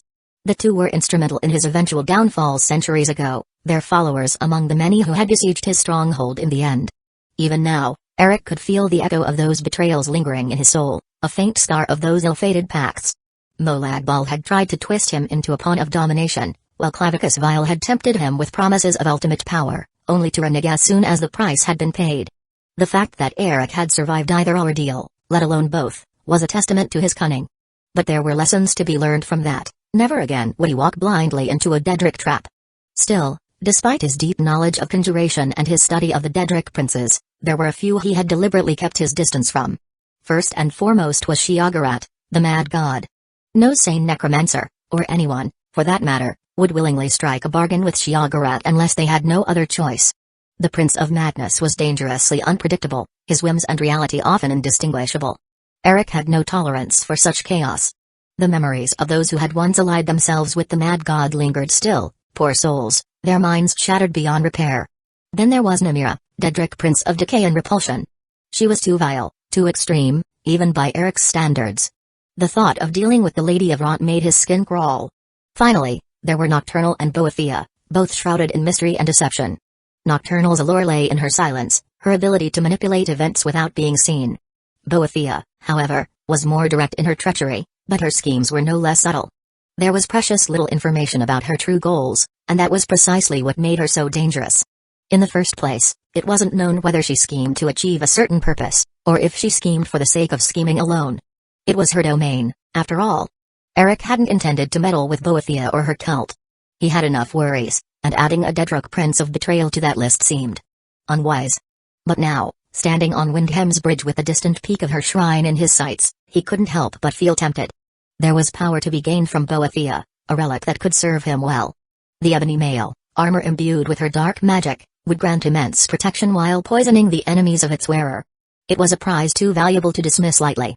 Eric sighed, the weight of his decision pressing down on him. The part of him that had been Eric Deathsong urged caution. Boethia's gifts always came with strings attached, strings that could tighten into a noose if he wasn't careful. Yet another part of him, the part that craved power and control, found it hard to resist the lure. I suppose it wouldn't hurt to take a look at the very least. I'm not even sure if it's possible to get the ebony mail right now. He muttered under his breath. His mind made up, for now, he whispered a name into the cold air, a name that carried with it a dark magic of its own. Skadu. From the shadows, the figure of his undead steed materialized, its form ghostly and silent at first, before solidifying into the imposing black skeletal horse covered in black cloth. Skadu's hollow eyes glowed faintly, and its breath came out in dark wisps of mist. Jerry, his demonic corgi companion, trotted over and gave a low, excited bark. Eric scooped the small yet powerful creature into his arms, its fur warm and almost comforting against the icy wind. Mounting Skadu with Jerry nestled at his side, Eric took the reins. To the peak, he whispered, his eyes narrowing on the distant shrine. The mountain loomed tall before Eric, a silent sentinel shrouded in snow and fog. At the foot of its jagged path, a lone figure waited, leaning casually against a boulder. Jerry padded behind Eric, the demonic corgi's usual jauntiness gone, replaced by an alertness that set its dark eyes narrow. Eric, however, paid little mind to Jerry's unease as he approached the figure, a Khajiit with sharp, golden eyes and a grin that seemed more like a snarl. The Khajiit's fur was a mottled mix of silver and black, sleek and polished, almost like armor. His clothing, a loose-fitting set of robes mixed with leather straps, suggested a traveler, but there was something about him that made Eric wary. The Khajiit stood up straight, greeting Eric with a sweeping bow, though the look in his eyes spoke of anything but subservience. "This one is called Jazr," the Khajiit purred, his voice smooth but laced with mockery. "A humble servant of Lord Boethia, yes. You are expected, traveler. The ritual begins soon, and Jazr shall guide you to the shrine. If you can keep up, of course." Eric raised an eyebrow but said nothing. He wasn't expecting to be greeted, much less by a Khajiit claiming to serve Boethia. His memories of Boethia's cult didn't mention any guides, let alone sharp-tongued ones, but he wasn't about to reveal his thoughts. For now, he would follow the charade, curious to see where it led. Jerry growled low, clearly displeased, but Eric silenced the creature with a glance. "Lead the way then," he said, his voice calm and detached. Jezra's grin widened. "Ah, a man of few words. Good. Boethia has no patience for fools who waste her time with idle chatter. Follow, follow, this one knows the way." The Khajiit turned with an easy grace, his tail flicking behind him as he began to climb the narrow path up the mountain. Eric followed, keeping a measured pace, his mind already calculating the possible traps that awaited him. Jerry remained close behind, though its occasional glances toward Jezra showed the animal's lingering distrust. The path twisted and turned, growing steeper with each step. Sharp rocks jutted out from the snow-covered ground, and the wind howled louder the higher they climbed. Jezra moved quickly, his footing never faltering despite the treacherous terrain. Every so often, he would glance back at Eric, a glint of mischief in his eyes, as if daring him to stumble. At one point, Jezra's voice rang out, barely audible over the wind. "Careful here, traveler. The path narrows, and the ice is slick. One wrong step, and you'll be feeding the crows below." Eric's lips twitched into a faint smile. He could sense the trap the Khajiit was trying to set. There was no slick ice, only an illusion meant to disorient him. Instead of reacting, Eric kept his pace steady, his boots crunching through the snow with surety. He passed the supposed hazard without so much as a second glance, all while the Khajiit looked on, his grin faltering for the briefest of moments before he resumed his carefree demeanor. "Ah, you are nimble. Boethia must be watching you closely," Jezra commented, his voice dripping with false praise. Eric merely nodded, his expression impassive. He had seen through the Khajiit's trick without letting on, and he wasn't surprised by the deception. After all, this was Boethia's domain, a realm of treachery and lies. It was only fitting that her supposed servant would try to play games. What amused Eric most was how little Jezra knew about who he was dealing with. They continued upward, the landscape growing more desolate and ominous as they climbed. The air was thin, and the wind had a bite to it that even Eric, with his centuries of experience braving the harshest climates, could feel. Finally, they reached a plateau, and there, beneath the looming statue of Boethia, was the shrine. An open area lay before them, ringed by a crude wooden fence. A fighting ring, Eric noted, with several armed cultists already gathered around it. They stood in silence, their eyes gleaming with barely restrained bloodlust. At the center of the ring, a makeshift platform had been erected, its dark wood stained with old blood. The sight of it brought a sense of familiarity to Eric, though it was strange, it differed from what he remembered of Boethia's rituals. Jezra stopped at the edge of the plateau, turning to face Eric with a sly smile. "Here we are, traveler. Boethia's sacred ground, where only the strong and the cunning are worthy of her favor. But you already knew that, yes?" Eric looked around, his eyes scanning the cultists who gathered near the ring. They were all heavily armed, some with blades glinting in the pale light, others with crude axes and maces. Each of them seemed poised, eager for violence. Jezra stepped closer, his golden eyes narrowing as he spoke, his voice lowering to a conspiratorial whisper. "Lord Boethia cares only for those who care for themselves, yes. Only those whose lives are marked by deeds worthy of her notice. To gain her blessing, you must prove yourself, not just with your blade, but with your tongue as well. Lethal skill, in all forms, is the only path to her blessing." He gestured toward the ring, where the cultists were already gathering, waiting for the signal to begin. "You, traveler, must enter the ring and slay every other warrior there. Only one can emerge victorious, only one will receive Boethia's favor." Eric remained silent, his gaze fixed on the ring. This was not how the ritual had played out in his memories of the quest, not immediately anyway. The Dragonborn would have to sacrifice someone who trusted him before even getting the chance to participate in the ritual. Boethia's calling had never been about mindless slaughter. Something felt off, but he didn't voice his thoughts. Instead, he merely nodded, as if accepting the challenge. Jezra's grin returned, satisfied. "Good. You understand. Now, prepare yourself." He walked away, passing by a few of the gathered participants, whispering in the ears of several warriors, his words too quiet to catch. The Khajiit made sure not to linger too long near those whose ears he whispered in, nor let out any sign of his schemes, but Eric immediately noticed the way the warriors' eyes shifted, the way they glanced at him, and the way their grips tightened around their weapons. The cultists moved into position, their weapons gleaming in the cold light as they surrounded the ring. 10 in total, but 5 of them had already decided to focus on Eric. Their eyes gleamed with malice, hungry for violence, and the tension in the air thickened, stifling the biting wind. Eric gripped the hilt of his sword, a double-edged straight blade that had seen countless battles across the centuries. He hadn't relied on it much since he left Snowhawk Fortress, choosing to let Skadu, Hellrat, and Surtur do the heavy lifting. But now, without using magic or summoned undead to rely on, he felt the familiar weight of the blade in his hands. He too wanted to test his own mettle. The first cultist, a brutish Nord wielding a war axe, charged forward with a roar. Eric sidestepped the wild swing, his movements precise and fluid. With a flick of his wrist, his sword slashed across the man's chest, cutting through fur, leather, and flesh as if they were paper. The Nord staggered back, clutching at the wound as blood poured from him, and fell to the ground with a heavy thud. There was no time to rest. The second and third cultists came at him simultaneously, one with a spiked mace, the other with a curved dagger. Eric parried the mace with ease, the force of the impact reverberating up his arm, but he didn't falter. He spun on his heel, his sword slicing cleanly through the dagger wielder's throat in a single, brutal motion. Blood sprayed across the snow, staining it red. The mace wielder roared and swung again, but Eric was already moving. He ducked under the swing, closed the distance between them, and drove his sword through the man's gut. The cultist gasped, his eyes wide with shock as Eric twisted the blade before yanking it free. The body crumpled to the ground, lifeless. The last two cultists in the group of 5 hesitated, realizing their advantage had crumbled in mere moments. One of them, an imperial woman wielding a short sword, glanced at her companion, unsure. Eric gave her no chance to decide. He lunged forward, his blade a blur of silver as it cleaved through the air. The woman barely managed to raise her sword to block, but Eric's strength was overwhelming. Her defense faltered, and Eric drove his sword into her chest, the tip of the blade bursting out from her back. The final cultist, a Redguard man armed with twin scimitars, let out a cry of rage and desperation, attacking with reckless abandon.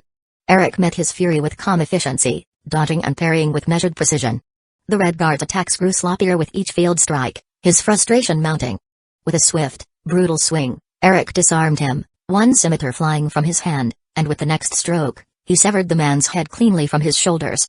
The remaining 5 cultists watched in silence, their earlier confidence eroded by the brutal efficiency with which Eric dispatched their comrades. But they made no move to attack him. Instead, they lunged at one another. Soon enough, a victor among them emerged. Ultimately, he fell as quickly as he rose. Eric wiped the blood from his sword on one of the fallen bodies and stepped out of the ring, his breath calm, his expression unreadable. Jazr, who had been watching from the sidelines, stepped forward with a slow clap. "Ah, such beautiful carnage," he purred, his voice dripping with admiration, though there was an edge to it, as if he had expected something different. "You have earned your audience with Lord Boethia, indeed. Few survive such a trial, let alone with such finesse." Eric slid his sword back into its sheath, his eyes narrowing as he regarded the cadet. "Lead the way," he said simply. Jazra's grin returned, though it was sharper now, as if there were daggers hidden behind his teeth. He led Eric up the final stretch of the mountain, the path narrowing as it ascended to the peak. They soon arrived at a small plateau where the statue of Boethia towered above them, casting a long shadow over the snow-covered ground. The statue was that of a Dunmer woman, hooded and coiled in serpents. In one hand, she held a great sword, raised high as though in triumph. Her eyes, though carved from stone, seemed to look down upon those who stood before her with cold disdain. Jazra approached the statue with reverence, though his sharp tongue remained. "Behold, Lord Boethia, in all her glory," he said, bowing low before the figure. "She watches, always. Though it seems, perhaps, that her gaze has yet to fall upon you, traveler. But fear not, Jazra knows how to call for her attention." The cadet reached into his robes and produced a small ceremonial dagger. Without hesitation, he slashed his palm open and let the blood drip onto the ground before the statue. His golden eyes flickered with something, anticipation, perhaps, or something darker. Blood for the Lady of Treachery. A humble offering to stir her from her silence. But the statue remained dormant, its stone eyes unblinking, its stance unchanged. The wind howled through the peak, but there was no other sign of Boethia's presence. Jazra's expression faltered for the first time, a flicker of unease crossing his face. "Strange. It appears Lord Boethia has not yet deemed to grant you her blessing." He straightened, rubbing his chin thoughtfully. "But fear not, traveler. This one knows another way to capture her attention. Boethia does not ignore true devotion." Jazra gestured to a small pillar at the foot of the statue, surrounded by ancient, weathered writing in Dedruk script. The pillar was plain, save for the strange glow that seemed to emanate from its surface. "Touch the pillar," Jazra instructed, his voice low and coaxing. "Offer your respects to Boethia. Touch the pillar, and this one will do the rest." Chapter 16, Cloaked in Darkness. Number 16. Eric stood before the pillar, his hand hovering just above its surface. He could feel the faint hum of power radiating from the ancient stone, its Dedruk script glowing faintly beneath the snow-dusted runes. The wind howled through the peaks of the mountain, biting at his skin, but his attention remained solely on Jazra, who watched him with eager anticipation. The Kagit's golden eyes gleamed, the flicker of triumph barely concealed behind his sharp smile. Jazra believed the trap was set, that Eric would touch the pillar and seal his own fate. It was all too predictable, the way Jazra's words dripped with false reverence, the subtle tension in his posture as he awaited the inevitable moment. But Eric wasn't as naive as Jazra assumed. He could see through the charade, the subtle shifts in the Kagit's expression, the way his tail flicked impatiently behind him, the faint twitch in his whiskers that betrayed his hidden malice. Eric had tens of centuries worth of experience alongside his knowledge from playing the game. He knew exactly how the ritual of sacrifice was meant to be started and that Boethiah's devotees were all the same in the end, treacherous, scheming, and entirely too confident in their own deceptions. "Touch the pillar," Jazra purred, his voice sweet as poisoned honey. "Offer your devotion to Boethiah, and let her power flow through you." Eric smiled faintly, the corners of his lips curling just enough to give the appearance of trust. "You're right," he said, his voice smooth. "Boethiah demands more than just words. True devotion must be shown through action. But tell me, how exactly does it work?" Jazra's ears perked up slightly, his eyes narrowing in suspicion for a brief moment before he quickly masked it with a smug grin. "Ah, a wise question, yes. The pillar. It binds those who are worthy. Only those who offer their trust and their life to Boethiah are rewarded. But fear not, this one knows the way. All you must do is place your hand upon the stone." Eric nodded, pretending to consider the words. "It sounds complicated. But before I commit myself entirely, I want to be sure I understand. I mean, you've done this before, haven't you, Jazra?" The Kagit's grin faltered, just slightly, but he recovered quickly. Of course, of course. This one has guided many to Boethiah's blessing." Eric feigned a look of admiration, leaning in just a little. "Then show me how it's done." "You've guided me well, Jazra, and it would be an honor to learn from someone so experienced." Jazra hesitated, his eyes narrowing again as if searching for any sign of deceit. But Eric's expression was perfect, open, trusting, exactly what the Kagit expected. After all, Jazra was convinced Eric had no idea what lay in store for him. Finally, Jazra chuckled, his confidence returning. "Ah, this one sees. You wish to learn by example, yes. Very well." He stepped closer to the pillar, placing his hand on the ancient stone as he channeled his mana into it. "See? It is simple. You must trust in Boethiah's will, as this one does." Eric's smile grew just a fraction, though his eyes remained cold. "Thank you, Jazra," he said, his voice low and almost reverent. "Now, trust in Boethiah as I trust in you." As soon as the words left Eric's lips, the pillar began to glow with a fierce, unnatural light. Jazra's eyes widened in shock as the power surged through him, his body freezing in place. His mouth opened to speak, but no words came out, his limbs locked by the force of the magic binding him to the pillar. For a brief moment, confusion flashed across the Kagit's face. He hadn't expected this, he had thought Eric would be the one ensnared, not him. But the truth had been hidden from Jazra all along. Eric stood before the pillar, aware of the delicate balance between the two conditions necessary to activate its dark power. The first, the one touching the pillar, had to be fully intent on sacrificing the other. The second, the victim had to trust, without reservation, that they would not be harmed by the other party. In this situation, Eric held the absolute advantage. He knew full well that Jazra, the Kagit, intended to sacrifice him. But the Kagit, too confident in his own cleverness, remained blissfully unaware that Eric had already seen through the ruse. Jazra's overconfidence had sealed his fate. Nearby, Jerry, the demonic corgi, had been observing silently but now let out an excited growl. The air was thick with anticipation as Eric reached for his sword, and Jerry's eyes gleamed with eager energy, his tail wagging furiously. He could sense what was coming. Jazra, on the other hand, stood frozen, unable to speak, unable to move, his once sharp eyes now filled with desperation and mounting panic. He silently pleaded with Eric, his golden eyes widening in imploring terror, but it was far too late. Eric's expression remained cold, devoid of pity. Without hesitation, Eric drove the tip of his double-edged sword straight into the Kagit's heart. Jazra's body jerked as the blade pierced his chest, but he could do nothing to resist. Eric stepped back, watching with detached interest as the Kagit's vitality began to drain into the pillar, leaving him nothing more than a withering husk. Around the altar, Jerry began to run in circles, barking excitedly as if celebrating the grim spectacle. His frenzied barks echoed off the cold stone walls of the shrine, adding a strange and almost joyous contrast to the macabre scene. Eric couldn't help but chuckle softly at the sight. "Boethiah teaches treachery," he muttered under his breath, "but it's something that resides in the hearts of every man, mare, and beast alike. If you're guarded enough, Not even Boethra can ensnare you in his schemes. The Khajiit's body finally disintegrated into dust, dissipating in the cold mountain air, and a deep, booming voice echoed within Eric's mind. I thought only the oldest of the Khajiit would remember that name after the riddle Ethra reformed the Catmen's religion. Eric's head lifted toward the towering statue of Boethia. The eyes, once dormant, now glowed a deep, menacing red, their gaze piercing through him. A faint smile tugged at his lips as he bowed his head in acknowledgement. I greet Boethra, warrior of the East and West. As he straightened, Eric couldn't help but muse silently to himself. Most wouldn't have known of Boethra, the ancient Khajiit aspect of Boethia, but I am not like most. In his long life, the old Necromancer had spent centuries studying the Daedric princes, their aspects, and their lore. His vast knowledge of the Drow was born from hard-earned experience, especially after a particularly costly bargain with Clavicus Vile. Eric's understanding of Daedric trickery far surpassed even that of many who called themselves devotees of the Drow, and certainly that of the vigilants of Stendarr, who prided themselves on purging Daedric worship from Tamriel. He didn't recognize Boethra at first.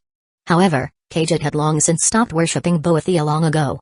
What's more, Jezra matched Boethra's lore almost perfectly, his sharp tongue, and the way he looked and carried himself, all pieces of a puzzle that eventually fell into place. A simple trick like this, even if performed by Boethra herself, wouldn't be enough to deceive him. But Eric knew this was merely a test.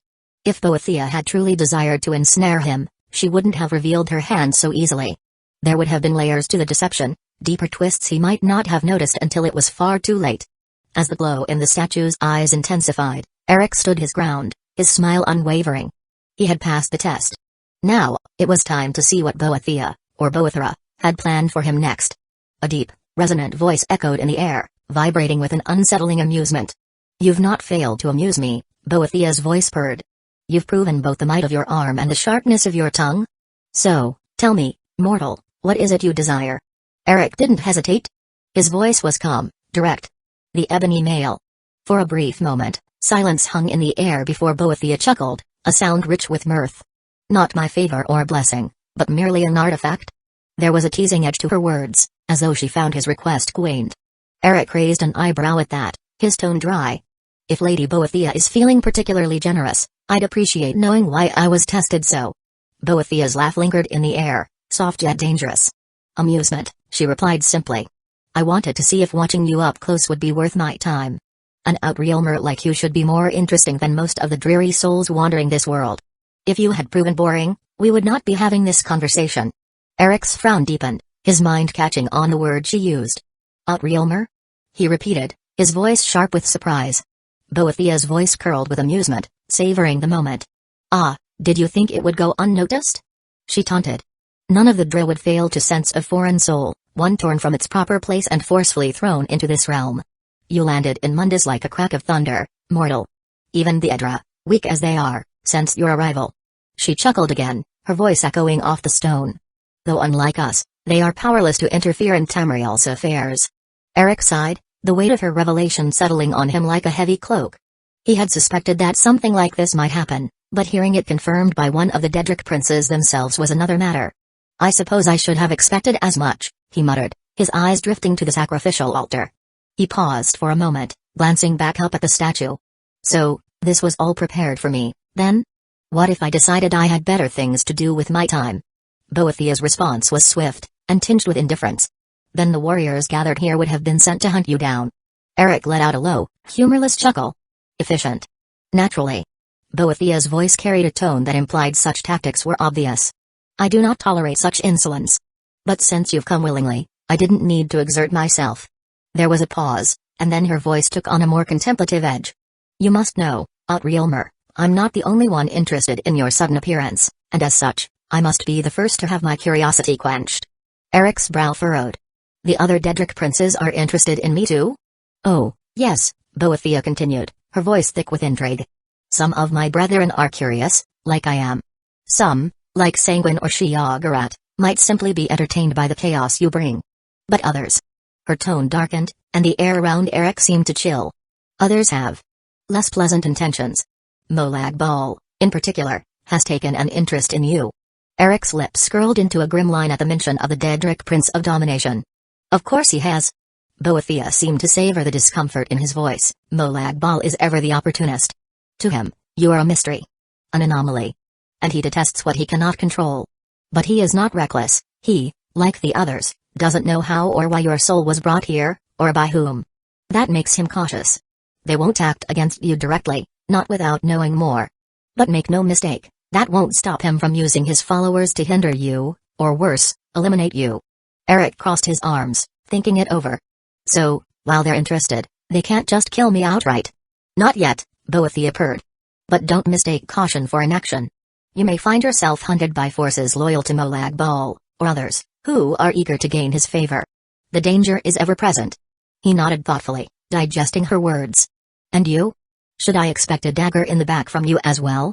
Boethia laughed softly, the sound like silk against a blade. I enjoy a good game of treachery, but no. At least, not until a more amusing mortal comes along. You intrigue me, Outrealmer. There's no fun in eliminating you so soon. I prefer to watch, to see how your story unfolds. Perhaps you'll amuse me further. Or perhaps you'll fall victim to one of my rival schemes. Her voice dropped, becoming almost intimate. But if you bore me, Eric Deathsong, I may have to reconsider. Eric couldn't help but smirk at her words. I'll do my best to keep things interesting, then. See that you do. The eyes of Boethia's statue flared brighter for a moment, her power palpable. Now, about your request. Her tone shifted, becoming almost lazy, as though toying with him. You desire the ebony mail. A powerful artifact, yes, and one I could give you. There was a pause, as if she were weighing her options. But such a gift comes at a price. Eric's smirk didn't falter. I've always paid my debts. Good, she purred, her voice a velvet threat. Then let us begin the exchange. Eric trudged through the thick snow, adjusting the heavy weight of the ebony mail over his robes. The dark, enchanted armor seemed to meld effortlessly with the black robes he wore beneath it, the intricate ebony greaves and gauntlets completing the ensemble. His black cloak billowed behind him as he moved, the whole outfit giving him a foreboding, almost spectral appearance. He paused at a frozen puddle, glancing down at his reflection. A single eyebrow arched as he inspected himself. The long, dark robes beneath the heavy armor, combined with the blackened metal of the ebony mail, gave him an almost startling resemblance to a Nazgul. He couldn't help but think of the spiked helmets and pauldrons that would complete the image, though he had none. Still, the resemblance was uncanny. Well, it's not the look I was going for, he muttered to himself, tugging the cloak over his shoulder to settle more comfortably. But I suppose it'll do. He certainly wasn't going to go out of his way to change it. The intimidating figure staring back at him in the ice seemed fitting, in a way.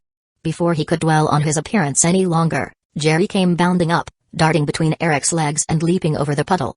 The wolf's weight cracked the ice as he landed, sending shards scattering. Jerry barked in excitement, his breath puffing out in small clouds of steam, utterly unbothered by the cold. Eric sighed, watching the wolf with a tired look. You damned little.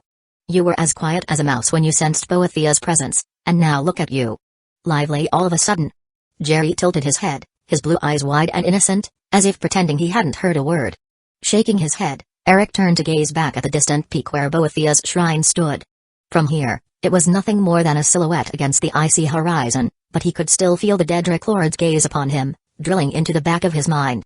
The results of his visit to the shrine had been unexpected, to say the least. He had gone there with the intent of acquiring the ebony mail, but he hadn't truly expected to succeed. Not so easily, at any rate. After all, the armor was supposed to have been granted to Boethia's champion, a warrior destined to rise and fall at the hands of the Dragonborn. In his understanding, that champion would become a bandit, only for the Dragonborn to kill him and claim the ebony mail at Boethia's behest. Yet things had unfolded quite differently. That so-called champion had been slain in the fighting circle beneath the shrine, his body cold and forgotten in the snow. The ritual to choose a champion was meant to take place in a year's time, but Eric's very presence had changed the course of events. Boethia had accelerated the process, amused by his arrival. And now, without needing to hunt down and kill a chosen champion, the ebony mail was his. As for the price he had to pay for such convenience, it was deceptively simple, he merely had to continue being amusing. That was the cost Boethia, the Daedric Prince of Deceit, had demanded. Eric had no reason to doubt her words, yet, he was far too astute to believe that was the full truth. Only a fool would trust Boethia's promises at face value, and Eric prided himself on not being a fool. The Daedric Lord undoubtedly had her own hidden agenda, a deeper price that she would extract sooner or later. It was in her nature, after all. She would discard him the moment someone more entertaining came along. But Eric wasn't concerned with her whims. He knew well enough the game he was playing. As far as amusing mortals went, None would be more amusing to a Daedric lord than him, besides the Dragonburn, whenever they finally appeared. That day, however, was still far off, several years at least. By then, Eric would have no need for the ebony mail, a mere Daedric trinket, to shore up his strength. He would have mended his damaged soul, regained his full power, and discarded the ebony mail long before the Dragonborn sought him out to claim it. If they ever did. As for whatever hidden cost Boethia intended to collect in the meantime, Eric cared even less. As long as it wasn't explicitly named, it was something he could thwart, something he could avoid paying if he deemed it too rich for his taste. Immortal though he may be, he wasn't a gullible one, easily toyed with by the whims of Daedric princes. He was a necromancer with knowledge spanning millennia, and he would remain vigilant. Guarded. Shaking the stray thoughts from his mind, Eric turned his gaze southward. The snowy landscape ahead was beginning to thin, giving way to the barren wastelands of sulphurous pools and dead, charred earth. Riffin it is, he muttered under his breath, pulling his cloak tighter against the cold. Jerry barked in response, darting ahead toward the change in scenery, his tail wagging as he led the way through the desolation. Eric followed, his thoughts a swirling mix of anticipation and caution, ever mindful of the road ahead. Chapter 17, The Mage Who Isn't Number 17. Ayla the huntress moved swiftly through the sulphurous wasteland, her breath steady despite the acrid air. Her quarry, a hulking, three-eyed troll, let out a guttural roar, its breath visible even in the heat of the sulphur pools. She had drawn it from its cave, luring it here to these scorched lands where the heat would sap its strength and fire could aid her. The troll lunged, massive fists pounding into the cracked earth as it charged. Ayla danced to the side, her movements fluid and calculated. She knocked an arrow in one smooth motion, loosing it toward the beast's chest. But the troll, more cunning than expected, twisted its body just enough that the arrow embedded itself in its thick arm instead. It snarled in frustration, yanking the arrow free. Ayla frowned as she saw the wound heal almost instantly. She loosed another arrow, aiming for its heart this time. The troll raised an arm in defense, the arrow piercing deep into its forearm. Blood dripped, but again, the wound closed before it could weaken the beast. Damn it, she muttered, circling the troll with careful steps, her bow drawn once more. She needed to hit a vital point, heart, throat, or eye, but the creature was surprisingly adept at shielding itself, keeping its vital areas out of reach as it growled and swiped with terrifying strength. Ayla knocked another arrow, this time aiming for the troll's eye, hoping to blind it. As she pulled the string back, tension coiling in her arms, she heard a voice cut through the heavy air. "I'll take care of it." "Move aside," a calm yet firm voice called out from behind her. Startled but instinctively alert, Ayla didn't immediately comply. She glanced back quickly, catching sight of a young man approaching with a measured stride, a strange small dog following behind him with wide eyes full of curiosity. His black robes swayed lightly, and an air of control surrounded him, as though he had seen far more than his youthful appearance suggested. His hand rested casually on the hilt of a sword, its dark edge glinting in the dim light of the sulphurous pools. "Now," the man repeated, sharper this time, his eyes focused entirely on the troll as if he were in complete command of the situation. Trusting her instincts, Ayla jumped back, rolling to the side just as the troll bellowed and charged toward her. She barely cleared its wild swing, skidding to a stop a few feet away. The young man, Eric, took her place, stepping into the open ground between her and the enraged troll.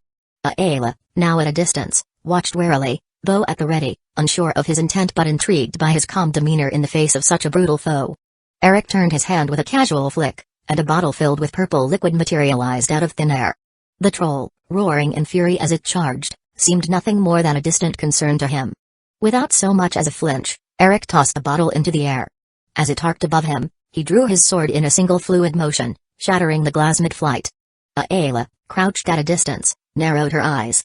The shards of glass fell harmlessly to the ground, but the liquid inside didn't follow. Instead, it hung in the air, hovering and shimmering. Before she could fully process what she was seeing, the liquid began to solidify, freezing rapidly until it took the shape of four sharp, glittering ice spikes. With a mere wave of Eric's hand, the frozen projectiles shot forward like arrows loosed from a bow, no, faster, like bolts from a ballista. They slammed into the troll with incredible force, sinking deep into its flesh. One embedded itself in its shoulder, another in its thigh, and two more punctured its torso. For a moment, the troll staggered, but its natural regeneration kicked in almost immediately, the wounds closing before it had even felt the full impact. Ayla frowned, her eyes darting from the troll to Eric. Whatever magic he wielded, it was potent, but would it be enough to stop a creature like this? Her hand tightened around her bowstring as she prepared to act again. But Eric, still calm, lowered his sword with an almost leisurely flourish, his eyes on the troll as if he already knew the outcome of this battle. The troll, undeterred, roared again and lunged forward, its massive fists swinging as it closed a distance between them. Ayla's instincts screamed at her to fire, to do something, but something about Eric's unflinching posture gave her pause. She held her arrows steady, watching, waiting. The troll's fist came down, inches from Eric's face, but then, nothing. The beast froze mid-motion, its eyes bulging in confusion and fury. Its body trembled, muscles locked in place. Ayla blinked, confused, until she noticed the veins on its face and arms. They bulged grotesquely, pulsating with a sickly purple hue, spreading from where the iced spikes had struck. Eric, still unhurried, raised his sword, his fingers brushing along its edge. The blade flared to life, engulfed in flame. Without a word, he stepped forward and, with one swift, precise motion, sliced clean through the troll's thick neck. The head fell with a dull thud, the body collapsing soon after, consumed by the sudden surge of flames erupting from within. Ayla's eyes widened as the beast's massive form crumbled into ash, the fire searing it away until nothing but charred remains were left. But as quickly as the flames had come, they flickered out, leaving only a smoldering corpse. Eric stood over the remains, his expression calm, almost indifferent. He examined his sword for a moment before shaking his head in mild disappointment. "The metal's no good," he muttered, running his fingers along the cooling blade. "It doesn't hold magicka as well as it should." Ayla rose to her feet, lowering her bow as she approached. "That was impressive," she admitted, though there was a trace of skepticism in her voice. Eric glanced at her, a wry smile tugging at the corner of his lips. "Maybe. But not good enough." Ayla chuckled, her sharp eyes still lingering on him. "It looked good enough for me." She paused, taking the chance to give him an inspecting look. Her gaze traveled from his armored form to the ebony sword hanging at his side, then up to his face. She tilted her head slightly. "Are you a mage? If you are, you're certainly nothing like the ones I know." Eric raised an eyebrow, turning fully to face her, intrigued by her observation. The red hair, the ancient Nord armor, the bow slung across her back, it all seemed familiar, but it was the face paint and the piercing, almost glowing gray eyes that finally sealed the connection in his mind. Ayla the Huntress, he realized, a prominent member of the Companions. He crossed his arms, adopting a casual stance. "What makes you say that?" Ayla's eyes flicked to the ebony armor he wore, clearly heavy and restrictive, especially for someone dabbling in magic. "Most mages I know wouldn't be able to buy groceries in armor like that, let alone roam the wilds comfortably." She smirked, her gaze moving to the sword, now sheathed at his side. "And they most certainly aren't capable of wielding anything sharper than a butter knife without losing a few fingers."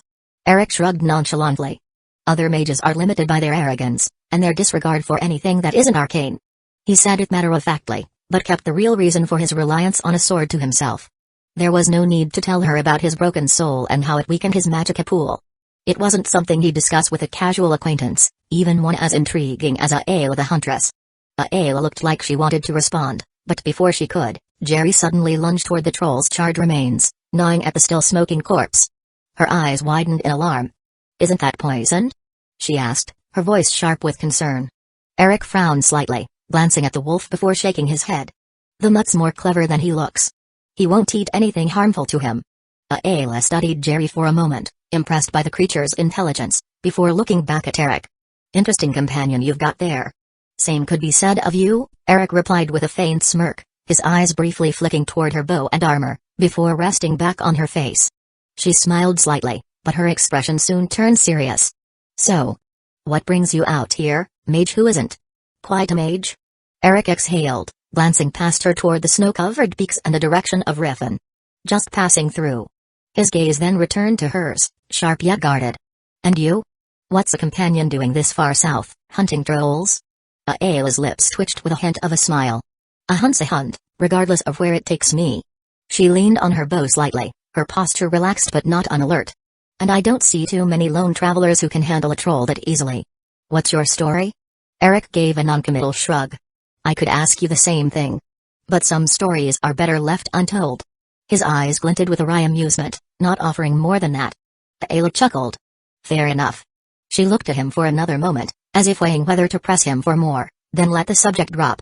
Instead, she glanced over her shoulder toward the path ahead. "I'm headed back to Whiterun soon." "You?" "Riffin," Eric replied. Ayla nodded. "Well, safe travels then, mage who isn't quite a mage." She gave him a final smile before picking up the troll's head and turning to leave, though her eyes lingered on him for a beat longer, intrigued by the strange man and his even stranger magic. In the end, she couldn't help but offer. If you pass by Widerun, consider visiting Jorveskar. We don't normally recruit mages, but your sword arm seems strong enough. Eric said nothing as he watched her walk away, then turned back to Jerry, who had already consumed an alarmingly large portion of the troll's midsection and was now trotting back toward him, tail wagging. He sighed, running a hand over the corgi's head.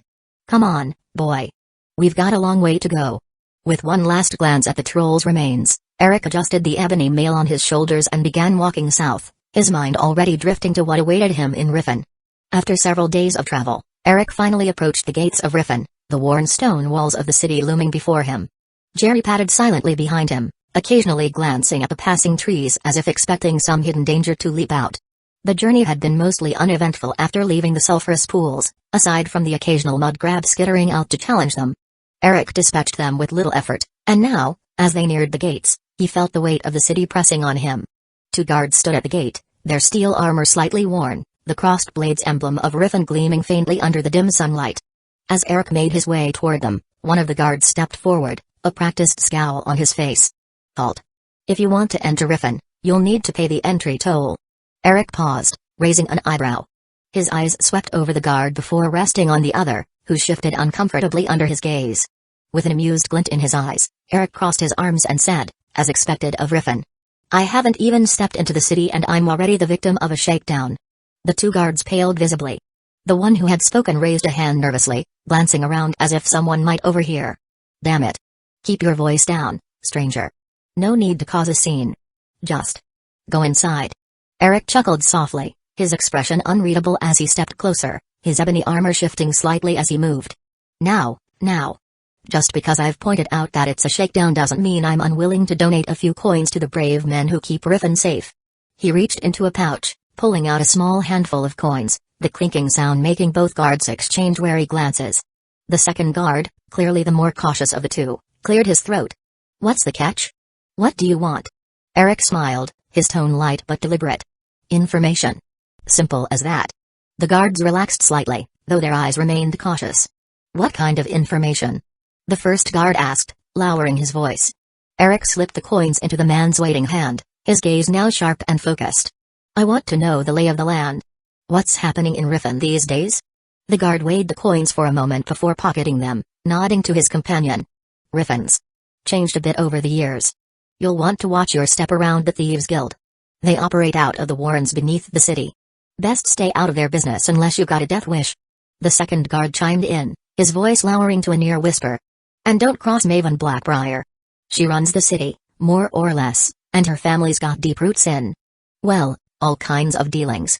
If you value your life, you'll keep your distance. Eric nodded slowly, absorbing the information.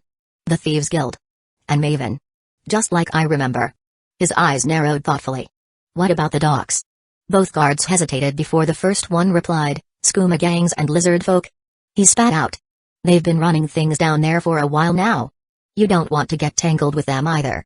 It's dangerous at worst, unsavory at best. Eric chuckled softly, dropping the last few coins into the guard's hand. Good to know. Keep up the fine work, gentlemen. The guards exchanged uneasy glances but said nothing more as Eric moved past them, Jerry following close at his heels. The gate creaked open, revealing the narrow streets and wooden structures of Riffin beyond.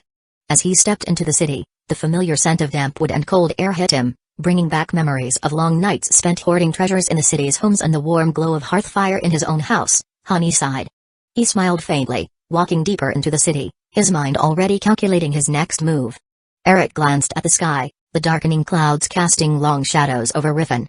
The dim light reflected off the murky waters surrounding the city, and a chill crept into the air as the evening settled in. He hadn't came to Riffin just to rest, but whatever business he had would have to wait until tomorrow. For now, he needed a place to gather his thoughts and prepare for what was to come. His eyes landed on a small wooden bridge in the distance, connecting the walkways to Riffin's central area, its commercial district, with lanterns flickering in the encroaching dusk. That should be the way to the Bee and the Barb, he mused, recalling the inn's location. Nodding to himself, he began making his way toward it, Jerry silently trailing behind him. He had barely made it halfway across the bridge when a voice cut through the stillness of the evening. I don't know you. You and Riffin look in for trouble? Eric winced internally at the all-too-familiar greeting. Turning slowly, he saw a man leaning against the wooden pillar of a nearby house, arms crossed over his chest. The man's posture was lazy, but his eyes were sharp, assessing. Maul, Eric mused to himself, recognizing the man instantly. In the game, Maul had been little more than a mouthpiece for the Blackbriars, a thug meant to show that Riffin's underworld was firmly under their control. He was simply a storytelling tool, insignificant then, and even more so now. Eric dismissed him with a glance, deciding that indulging the grunt's ego would be a waste of his time. He turned and continued walking without a word, his boots echoing dully against the wooden planks of the bridge. Maul, however, was clearly unused to being ignored. There was a brief moment of stunned silence before Eric heard the sound of hurried footsteps behind him. "Hey!" Maul barked, his voice thick with anger as he moved to grab Eric's shoulder. Eric's hand instinctively tightened around the hilt of his sword, prepared to bash the thug's skull in if need be, but before the situation could escalate, a figure from further along the bridge intervened. Cloaked and silent, the figure raised a hand, a simple gesture, but one that spoke volumes. Maul froze in his tracks. His expression shifted from fury to immediate compliance. Without another word, he backed away, his gaze briefly flickering to the cloaked figure before settling on the ground as he stepped back. Eric raised an eyebrow but didn't slow his pace. Whoever the cloaked figure was, they had clearly earned Maul's respect, or fear. But it didn't matter. He had no interest in involving himself with the likes of Maul or whoever controlled him. He pressed forward, his gaze fixed on the bee and the barb ahead. The sound of Maul's retreating footsteps faded, but Eric could sense the cloaked figure following him, their presence a silent shadow trailing behind. Even as Eric stepped past them, the figure didn't speak or make any further gestures, merely keeping pace from a safe distance. Eric, uninterested in their motives for now, continued his steady march toward the inn, ready to call it a night. Whatever Riffin had in store for him, it could wait until morning. The door to the bee and the barb creaked open, and Eric stepped inside, leaving the city streets and its shadows behind, for now. Chapter 18, Nocturnal's Curse Number 18. The bee and the barb was alive with activity despite the early hour. The warm glow of the hearth reflected off the polished wooden walls, the logs stacked tightly to form the inn's sturdy structure. The faint scent of pine mixed with the aroma of roasting meats and fresh bread. Patrons sat at rough-hewn tables, their chatter filling the air in a lively hum. The wooden beams overhead creaked now and then, a constant reminder of the building's age, yet it added to the charm rather than detracted from it. Riffin was a rough city, but within the inn's walls, the atmosphere was welcoming, if not for the occasional furtive glance from someone in the shadows. Eric sat at one of the larger tables, his breakfast laid before him, a plate of smoked salmon, fresh from Lake Conrich, with a side of scrambled eggs, a thick slice of hearty bread, and a wedge of goat cheese. Beside him on the floor, Jerry, his demonic corgi, gnawed on a chunk of venison. The hound's blue eyes glowed faintly, but he was surprisingly calm, his small form appearing almost harmless, if one didn't know better. Eric ate slowly, savoring the simple but rich flavors. The salmon, slightly salty with a hint of smoke, was perfectly complemented by the creamy texture of the goat cheese. As he lifted his tankard of mead to his lips, his gaze flicked casually around the room, landing momentarily on the cloaked figure that had followed him last night. The figure sat at the corner table, watching him intently, but Eric paid him no mind. If they wanted something, they would have approached by now. The buzz of conversation continued around him, but Eric remained in his own world until Kirava, the Argonian co-owner of the inn, approached to clear his plate. Her scales caught the light as she smiled, her voice smooth yet firm. "Breakfast good, stranger?" Eric gave a curt nod. "Better than I expected." "Thanks." Kirava nodded back, her tail flicking behind her as she took the plate and moved away. Eric stood, adjusting his cloak and giving Jerry a slight nudge to get him moving. But before he could take a step toward the door, the cloaked figure rose and approached swiftly, cutting off his path. The moment the figure stood, the atmosphere in the inn shifted. The bard by the hearth began to strum his lute with exaggerated enthusiasm, launching into a boisterous rendition of Ragnar the Red. The patrons responded in kind, their once muted conversations growing into a cacophony of loud voices and laughter. Eric raised an eyebrow at the sudden increase in volume, realizing the distraction had been orchestrated. He turned to face the hooded figure directly, his voice low but clear. "I was wondering when you'd approach me," he said, amusement dancing in his eyes. "Seeing as you had the decency to wait until I finished my meal, I suppose I can give you a couple of minutes of my time." The figure chuckled softly, the sound barely audible over the noise of the inn. With a slow, deliberate motion, he reached up and pulled back his hood, revealing a sharp, angular face with striking green eyes. His long red hair fell past his shoulders, and a light beard framed his jawline. The black leather armor beneath his cloak marked him as someone who moved through the shadows with ease. Eric's eyes narrowed slightly as recognition dawned. Brian Jolf. He knew that face well, along with the reputation that came with it. A member of the Thieves Guild, one of the more prominent ones, in fact. Eric crossed his arms, his expression calm but alert. So, Eric said, his voice low but firm. What does a member of the Thieves Guild want with me? Brynjolf's grin widened, his eyes gleaming with mischief. Straight to the point. I like that, he said. But trust me, lad, it's more than just a simple request. I reckon we might have some mutual interests. Eric's gaze remained locked on Brynjolf, waiting to hear more, his mind already calculating the possible angles. Whatever the Thieves Guild wanted from him, he knew it wouldn't be straightforward, but then, nothing in Riffin ever was. Brynjolf leaned forward, hands clasped on the table, his piercing green eyes fixed on Eric. I've got an offer for you, lad, he began, his voice low but clear, for a fellow walking the same path. Eric arched an eyebrow, confused. Same path? What path is that? Brynjolf chuckled softly, shaking his head. There's no need to pretend, friend. Only a seasoned thief could move the way you do, especially wearing armor like that. He motioned to Eric's ebony mail. And the way you handled that little shakedown with the guards outside. Well, that was enough for me to take notice. Eric couldn't help but sigh internally. He should have expected something like this. The ebony mail, a relic of the Daedric Prince Boethia, had many properties beyond its formidable defenses. One of those was its ability to muffle the wearer's movements, making Eric near silent when walking, even in heavy armor. But Brynjolf had clearly mistaken this magical effect for Eric's personal skill. Waving his hand dismissively, Eric replied, You're mistaken. I'm no thief, nor am I anything of the sort. Brynjolf frowned slightly, his fingers drumming on the table. Not a thief, eh? His tone became more curious than accusatory. Then what? Are you part of the Dark Brotherhood? Eric exhaled sharply, exasperation clear in his eyes. The Dark Brotherhood? How in oblivion did you come to that conclusion?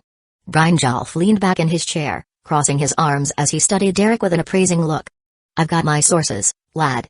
You've been seen in Morthlan Windhem. And, wouldn't you know it, some strange things happened shortly after you passed through. A wench disappeared in Morthal. And then that fire at Calixto's shop in Windhem took the old man's life. Eric's eyes widened momentarily, caught off guard by the information. He quickly gathered his composure, though his mind raced. The Thieves Guild was much more well-connected than it had been in the game, he realized. In Skyrim's timeline, by the time the Dragonborn arrived, the guild had become a shadow of its former self. But now, it seemed, several years before the Dragonborn's appearance, the guild's intelligence network was still sharp, active, and formidable. Brynjolf leaned forward again, his voice dropping to a conspiratorial whisper. At first, I thought it was just coincidence. But if you're not a thief, well, that leaves one obvious answer, doesn't it? You must be an assassin. That would explain a lot of things. Eric fought to keep his expression neutral. The absurdity of Brynjolf's assumption would have been laughable, if it weren't actually true. Still, confessing to murder was out of the question. He cleared his throat, choosing his words carefully. An assassin? He said with a dismissive chuckle. No, not quite. I'm a hunter of sorts. Brynjolf's gaze stayed sharp, waiting for more. Eric shook his head, leaning in slightly as if sharing a secret. That wench you mentioned. Yes, she did die by my hand. But not without good reason. She was a vampire. Part of a coven planning to turn Morthlan into their personal livestock pen. His voice lowered. I made sure to handle it quietly, to avoid panic. But the Jarl knows of my actions. Brynjolf's eyes narrowed, searching Eric's face for any sign of deceit. And what of the fire in Windhem? He pressed. That wasn't just coincidence, surely. Eric shrugged nonchalantly. Mere happenstance, I'd say. I heard about the fire, same as anyone. Apparently, that shopkeeper had a thing for collecting magical trinkets. Maybe one of them decided it was time to burst into flames. These things happen. For a moment, Brynjolf simply stared, weighing Eric's words. It wasn't clear whether he believed the explanation or not, but Eric didn't particularly care. There was no real evidence to tie him to the incidents, and that was enough. After a beat, Brynjolf leaned back in his chair, the tension in his posture easing slightly. No matter, he said, waving a hand. It's none of my business anyway. I wasn't trying to threaten you, friend. Just wanted to make sure you understood the guild's reach. He smirked, a sly glint in his eye. Rough times or not, our influence stretches across all the 9 holds. Eric regarded him with a passive look, unimpressed by the bravado. Consider me impressed, truly, he said dryly. But the question remains, what exactly do you want from me? Eric's gaze never wavered as Brynjolf began speaking again, the swagger in his tone barely masking the underlying desperation. Remember those hard times I mentioned? Brynjolf leaned forward slightly, his voice dropping. We've hit a rough patch ever since our former guild master. Well, let's just say he's no longer around. A bit of bad luck here, some misfortune there. None of it seems like much on its own, but when it all happens at once, the guild's seen better days. Eric nodded, not needing further explanation. The Thieves Guild's downfall wasn't exactly news to him, it aligned with what he remembered from Skyrim. Mercer Frey, the current guild master, had betrayed them, killing the previous master and stealing Nocturnal's skeleton key, only to frame another member of the guild. Nocturnal took offense to the act and decided to punish the Thieves Guild, gradually stripping the guild of its luck and power. It was only a matter of time before they were reduced to nothing more than petty criminals barely clinging to relevance, even in Riven. Brynjolf continued, cutting through Eric's thoughts. I figured new blood might just be what we need to turn things around, he said, his tone turning more persuasive. And you? You're perfect for the job. If you can move unnoticed, everything else will come naturally. With your skills, we could rebuild. At that, Eric froze, blinking in disbelief. He stared at Brynjolf as if the man had just proposed something utterly preposterous. Then, slowly, a laugh began to bubble up from deep within his chest. It started as a low rumble before erupting into a full, hearty laugh that echoed through the inn, drawing curious glances from the patrons.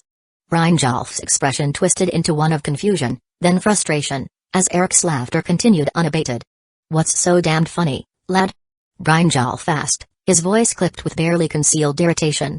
Eric finally composed himself, wiping a tear from the corner of his eye, still chuckling softly. You want me, to join the Thieves Guild? To become a thief, skulking around in the dark to snatch some coins and trinkets? He leaned back in his chair, folding his arms across his chest, a bemused grin still tugging at his lips. Now that's the funniest thing I've heard in many years. Brynjolf's scowl deepened, his patience clearly wearing thin. I wasn't trying to entertain you, friend. I was serious. Eric met Brynjolf's gaze with a firm shake of his head. The thought of slinking around as a petty criminal was almost offensive. Not in your lifetime, friend. There was a flicker of something dark in Eric's eyes as he said it, the weight of the old Necromancer's memories past surfacing for just a moment. He had spent a lifetime dealing with matters far more grave than stealing coins and trinkets. If the lingering psyche of the ancient Necromancer gnawing at the back of his mind had any say, he would have burned Brynjolf to ashes right then and there for even suggesting it. But instead, Eric took a slow breath, letting that thought fade. Brynjolf was silent for a moment, his eyes narrowing as he studied Eric. You laugh now, he said, his tone hardening. But we're not just thieves. We're a brotherhood. And there's power in what we do, more than you might think. Eric gave him a sidelong glance, the humor gone from his face. I don't need power from shadows and whispered deals. I walk a different path, one that doesn't involve your sneaking around and pickpocketing some idiots on the side of the road. Brynjolf, still looking displeased, stood up from the table, clearly not used to being refused. Suit yourself, he muttered, preparing to leave. But don't come crying to me when you need friends in low places. Eric's smile widened, a glint of mischief in his eyes. Wait, don't leave just yet, he said, raising his hand casually. He didn't need much effort, just a subtle flicker of mana flowing through his fingertips as he cast a weight alteration spell on Brynjolf. The change was instantaneous. Brynjolf, who had been halfway out of his seat, was yanked back down as if invisible hands had pushed him into place. His expression paled, shock and outrage mixing together, though he kept his voice measured. Do you even understand what you're doing? His voice was tense, the words bitten off with forced restraint. To who? And where? Eric waved a hand dismissively, as if Brynjolf's outrage were a minor inconvenience. No need for all that anger. He leaned forward, the gleam in his eyes betraying his amusement. I may not be interested in joining your merry band of scoundrels, he paused, chuckling softly, letting the laughter linger in his voice before continuing, but I am more than capable of helping you solve your problem. Brynjolf's frown deepened, suspicion clouding his features. And how exactly do you plan to do that? His voice was laced with both doubt and curiosity, as though part of him couldn't help but wonder what Eric knew that he didn't. Eric's smile turned almost predatory. It's quite simple, really, he said, leaning back in his chair, as if the weight of the conversation was now in his hands. I'll help you understand why you're in this situation. He let his words trail off, feigning thoughtfulness, drawing out the tension. You mentioned your guild's been having a streak of bad luck, right? Eric's tone was casual, but the sharpness in his eyes showed he was far from indifferent. I'd wager it's things like, oh, a cloud moving at just the wrong moment, casting light on a thief trying to hide in the shadows, or maybe a brand new floorboard creaking just as one of your men is about to make their getaway, blowing their cover. His smile widened as he continued. Small coincidences, seemingly insignificant, but enough to ruin an entire mission. Brynjolf's eyes narrowed, his lips pressing into a thin line. It's as you say. He admitted grudgingly, but his suspicion hadn't faded. But how could you possibly help with something like that? Luck's just superstition. A thief survives on skill, nothing else. Eric chuckled, shaking his head as if Brynjolf's words were those of a child clinging to a comforting lie. Think about it, Brynjolf. One or two of these things happening? Sure, you can chalk that up to coincidence. But all of them? Time and time again, over and over? These small accidents piling up to ruin your operations? Brynjolf was silent for a moment, his frown deepening, but Eric could see the gears turning in his mind. Lucky breaks and misfortunes happen to everyone, Eric continued, his tone dropping into something more serious. But when they stack up like this, it's not just bad luck. It's a pattern. And patterns like these aren't born of coincidence. Luck isn't some idle superstition, it's as real as the wind or the rain. And for a thief, more than anyone else, it's a fact of life. It's something that can make or break you. Brynjolf shifted in his seat, his expression still skeptical, though the doubt in his eyes had softened slightly. You're saying someone's controlling our luck? Eric leaned back in his chair, folding his arms with a knowing look. Yes. Your guild's misfortunes aren't just random chance, he said, his tone matter of fact. Someone is controlling your luck, and you should already know exactly who that someone is. Brynjolf frowned, skepticism still etched into his features. Surely you don't mean nocturnal? His voice was laced with disbelief. That's just an old superstition, as ancient as the Thieves' Guild itself. Eric let out an exasperated sigh, shaking his head. Let me ask you this. Before your former guildmaster died, how often did your operations fail due to some ridiculous reason? Something as absurd as, say, a guard getting a stomachache and swapping shifts early, ruining your entire plan? Brynjolf stared at him for a moment before shaking his head slowly. I don't remember anything like that ever happening before his death. Exactly, Eric said, leaning forward, his eyes sharp. The fact that no minor inconvenience ever ruined one of your operations is even stranger than the series of unfortunate events you're dealing with now. He paused for emphasis, letting the words sink in. Misfortune happens to everyone, even the best of thieves. Small inconveniences that can wreck a plan are rare, yes, but they should still happen occasionally. It's the absence of those accidents that's abnormal. Brynjolf's face began to change, shifting from skepticism to dawning realization. His eyes widened with a growing sense of horror. So, we were blessed, and now we're cursed? Chapter 19, Deepest Fathoms. Number 19. Eric strode along the damp and creaking docks of Riffin, the soft lapping of Lake Honrich's waters against the pier, a distant murmur beneath his boots. Jerry padded silently beside him, his fur blending into the mist rolling in from the water. Eric's conversation with Brynjolf replayed over and over again in his thoughts, drawing out a deep sigh from his chest. It would have been so simple to tell Brynjolf outright. Mercer Frey killed the old guild master and framed Carla to get his hands on the skeleton key. Eric knew the truth. But the truth, spoken so plainly, would have gotten him nowhere. Brynjolf's blind loyalty to Mercer was more than just personal, it was ingrained, rooted in years of trust and camaraderie. Even more frustrating was Brynjolf's casual dismissal of the supernatural. Luck? Patronage from a Daedric prince? To Brynjolf, such notions were old wives' tales, relics of an older time. Eric had needed subtlety. Guiding Brynjolf into uncovering the truth for himself was a delicate task, but a necessary one. So, Eric had steered the conversation in that direction, letting Brynjolf's own suspicions grow like seeds planted in fertile soil. He hadn't needed to say outright that the guild was cursed, it was enough to point out the series of unfortunate events that had plagued them. When had it all started? With the death of the old guild master. Once that realization sunk in, everything else followed, Eric mused. From there, it had been easy to imply that the old guild master's death was tied to Nocturnal's displeasure. The coincidence was too much to ignore. Eric could see the gears turning in Brynjolf's mind as he pieced it together, the dawning understanding that the former guild master's death, and not just his death, but everything surrounding it, was at the heart of the guild's bad luck. But there was still more left unsaid. Did Nocturnal favor the old guild master in some way? Why punish the Thieves' Guild when the one responsible for his death, Carla, had already been banished? Eric didn't offer answers.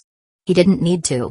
The questions were enough to stir doubt in Brynjolf, enough to push him towards investigating the truth for himself. If all went well, Brynjolf would eventually uncover Mercer's betrayal, exposing him as the fraud and murderer he truly was. Eric chuckled softly to himself, the sound drowned out by the creaking planks underfoot. His plan was in motion, but it was far from over. Planting doubt was only the first step. Eric's efforts had proven successful in the end, but as he walked along the misty docks of Riffin, his irritation simmered just beneath the surface. Convincing Brynjolf that luck was no mere superstition had been far more difficult than it should have been. The time spent dragging the thief from skepticism to reluctant belief felt wasted, hours spent explaining what should have been obvious in a world like this. He glanced out over the lake, the calm waters reflecting the moonlight, and muttered under his breath, to dismiss superstition in a world like this. He shook his head in disapproval. The world of Elder Scrolls was nothing short of a magical, unpredictable place, filled with curses, powerful artifacts, and fantastical beings, monsters, gods, and even demons. Almost anything and everything was possible here, yet people like Brynjolf clung to the arrogance of dismissing certain forces, like luck, as mere myth. The irony gnawed at Eric. Even in the real world from which he came, superstitions held sway. They had weight, power. There was no smoke without fire, after all. One particular memory floated to the surface, a tale from the real world, a story from an old village. The people there believed that building houses too close to the shore would incur the wrath of the sea god, resulting in catastrophe. When newcomers arrived, they scoffed at the old ways, dismissing the village's warnings as primitive nonsense. They built a port town right on the water, confident in their modern knowledge and defiance of old traditions. But after only a year, the town was swallowed whole by a tsunami. It wasn't until later that the true cause was revealed. The area was prone to frequent tsunamis, a natural disaster that repeated itself over the centuries. Each time, the waves would wipe out any trace of human settlement on the shore. The ancestors of the village had learned this through bitter experience and, over time, crafted the myth around it. The wrath of the sea god, they called it. A divine punishment, to be avoided at all costs. It wasn't divine wrath, of course. But the myth had served its purpose, protecting generations from disaster. And yet, Eric mused, it was always the arrogance of the new, the ignorance of the present, that led people to dismiss such wisdom. He couldn't help but compare that tale to Brynjolf's stubborn refusal to believe in the power of luck. To dismiss it as superstition was to misunderstand the world they live in, a world shaped by forces both seen and unseen. A world where Daedric princes like Nocturnal existed and made their wills known through subtle manipulations of fate and fortune. Brynjolf, like the newcomers who ignored the warnings of the villagers, was blind to the undercurrents that governed the reality around him. Eric muttered under his breath, there's always a lesson to be learned in these old tales. But it has nothing to do with me. He let the thought drift away like the fog rolling off the lake, dismissing the Thieves' Guild from his mind as easily as one brushes away a cobweb. His meeting with Brynjolf had been pure chance, a minor detour on his path. He had no grand plan to embroil himself in the affairs of the guild, nor any desire to entangle himself in their politics. In truth, his actions to expose Mercer Frey had stemmed from nothing more than a petty grudge. He recalled how, during his time playing the game, the guild master had treated his dragonborn character with condescension and disdain. Mercer had always carried himself with a cold, aloof air, as though everyone beneath him was unworthy of even basic respect. Eric had found the man insufferable, and if the opportunity arose to set the wheels in motion that would eventually rid the world of such an eyesore, well, why not? Still, there was something impressive about the guild's ability to track him down. The fact that their intelligence network had noticed him in Morthal, Windham, and likely other places, sending descriptions detailed enough for Brynjolf to recognize him on sight, that was no small feat. Eric couldn't help but be intrigued by how quickly they'd zeroed in on him, despite their first meeting being mere coincidence. It spoke of efficiency, resources, and an unsettling level of reach. For all their decline, the Thieves' Guild still had some teeth. He had been amused enough by this realization to plant a little seed of his own. After subtly guiding Brynjolf toward suspecting Mercer, he'd asked for a favor, one to be cashed in at some unspecified point in the future. It wasn't anything Brynjolf needed to worry about now, but Eric was always playing the long game. He had also dangled another offer before him, proposing that if Brynjolf ever found the real culprit behind the guild's misfortunes, Eric might help take care of them in exchange for future favors. It was an idle promise, of course. Mercer Frey wouldn't be so easily exposed, not without time and effort. And Eric had no intention of rushing things. Mercer was a mastermind in his own right, and unraveling his schemes would take time. For now, Eric had more pressing matters to focus on. His true reason for coming to Riffin had little to do with the Thieves' Guild. No, his sights were set on a far different target, a certain Argonian whose mind was slowly unraveling, driven to madness by Admirelic. He could already see her, his primary reason for coming to Riffin. An Argonian woman sat at the end of the pier, obsessively fiddling with something in her hands. A smile crept across Eric's face as he made his way toward her, stepping lightly over the wooden planks until he, too, was seated at the edge of the dock. The woman, from deepest fathoms, cast him a brief, cautious glance before losing interest and returning her focus to the item in her grasp. Eric waited for a moment, letting the soft lapping of water and creaking of the dock fill the silence. Jerry trotted up to join him, sitting by his side with a quiet huff. Only then did Eric speak, breaking the stillness with a calm voice. "You are from deepest fathoms, right?" The Argonian's eyes widened instantly, her fingers tightening protectively around the contraption she held. Her grip was almost possessive as she replied, her voice edged with suspicion. "You? Who are you?" Eric turned his gaze toward her and smiled, his eyes darting to the item in her hands. It was unmistakable, a black cube, adorned with metallic circles and glowing red arcane symbols. The lexicon. Just as he had expected. "I am here to do you a favor," Eric said, his tone gentle but deliberate. "That thing in your hands. It's not something you should have. But you already know that, don't you?" Fathom's eyes widened further, her expression twisting between shock and defiance. Her grip on the lexicon became even more jealous, her knuckles turning pale beneath her scales. "If it's not something I should have, then why? Why did Roots, Bren, and Bria all die for it?" She hissed, her voice full of grief and fury. "I will not relinquish it. Not until I've unveiled its secrets." Eric raised an eyebrow at her outburst, intrigued by her desperation. In the game, she had been a broken woman, crazed and pleading with the Dragonborn to take the lexicon from her, as though it were a cursed object she no longer wished to bear. But here she was, defiant, driven by obsession. It seemed the lexicon wasn't in her possession for long. Without a word, he turned his gaze away from her, casually picking up Jerry and placing the corgi on his lap. He stroked the dog's head thoughtfully before speaking again, his voice calm and measured. "And what will you do with its secrets, anyway?" From deepest fathoms froze at his words, her breath catching. "This device," Eric continued, gesturing toward the lexicon, "it's no ordinary artifact. It records the memories of countless Dmer, generations of knowledge, all encoded in that cube. It's like a book. But written in a language you could never hope to understand." He let out a soft chuckle, glancing at the intricate patterns etched across the lexicon's surface. "Even if you could decipher it, your head would likely explode from trying to contain that much knowledge." Fathom's grip tightened even further, her body trembling as she looked from Eric to the cube in her hands. Her resolve was faltering, and Eric could see the cracks forming in her obsessive determination. "But," she whispered, her voice wavering, "I can't let it go. Not after everything. Not after what happened to them." Eric sighed, rubbing Jerry's head thoughtfully as he considered how to handle her fragile state. Her attachment to the lexicon had consumed her, just as it had in the game. But here, in this world, he could see the toll it had taken on her much more clearly, the sleepless nights, the haunted look in her eyes. She was on the verge of breaking, and for what? A relic she couldn't hope to understand. "Memory isn't something you can just decipher on your own," Eric began, his voice calm and almost fatherly. "Not in this day and age. It's a lost language, forgotten by almost everyone. The few who do know it aren't exactly eager to share. You'll only waste your time, and worse, your sanity, trying to unveil its secrets."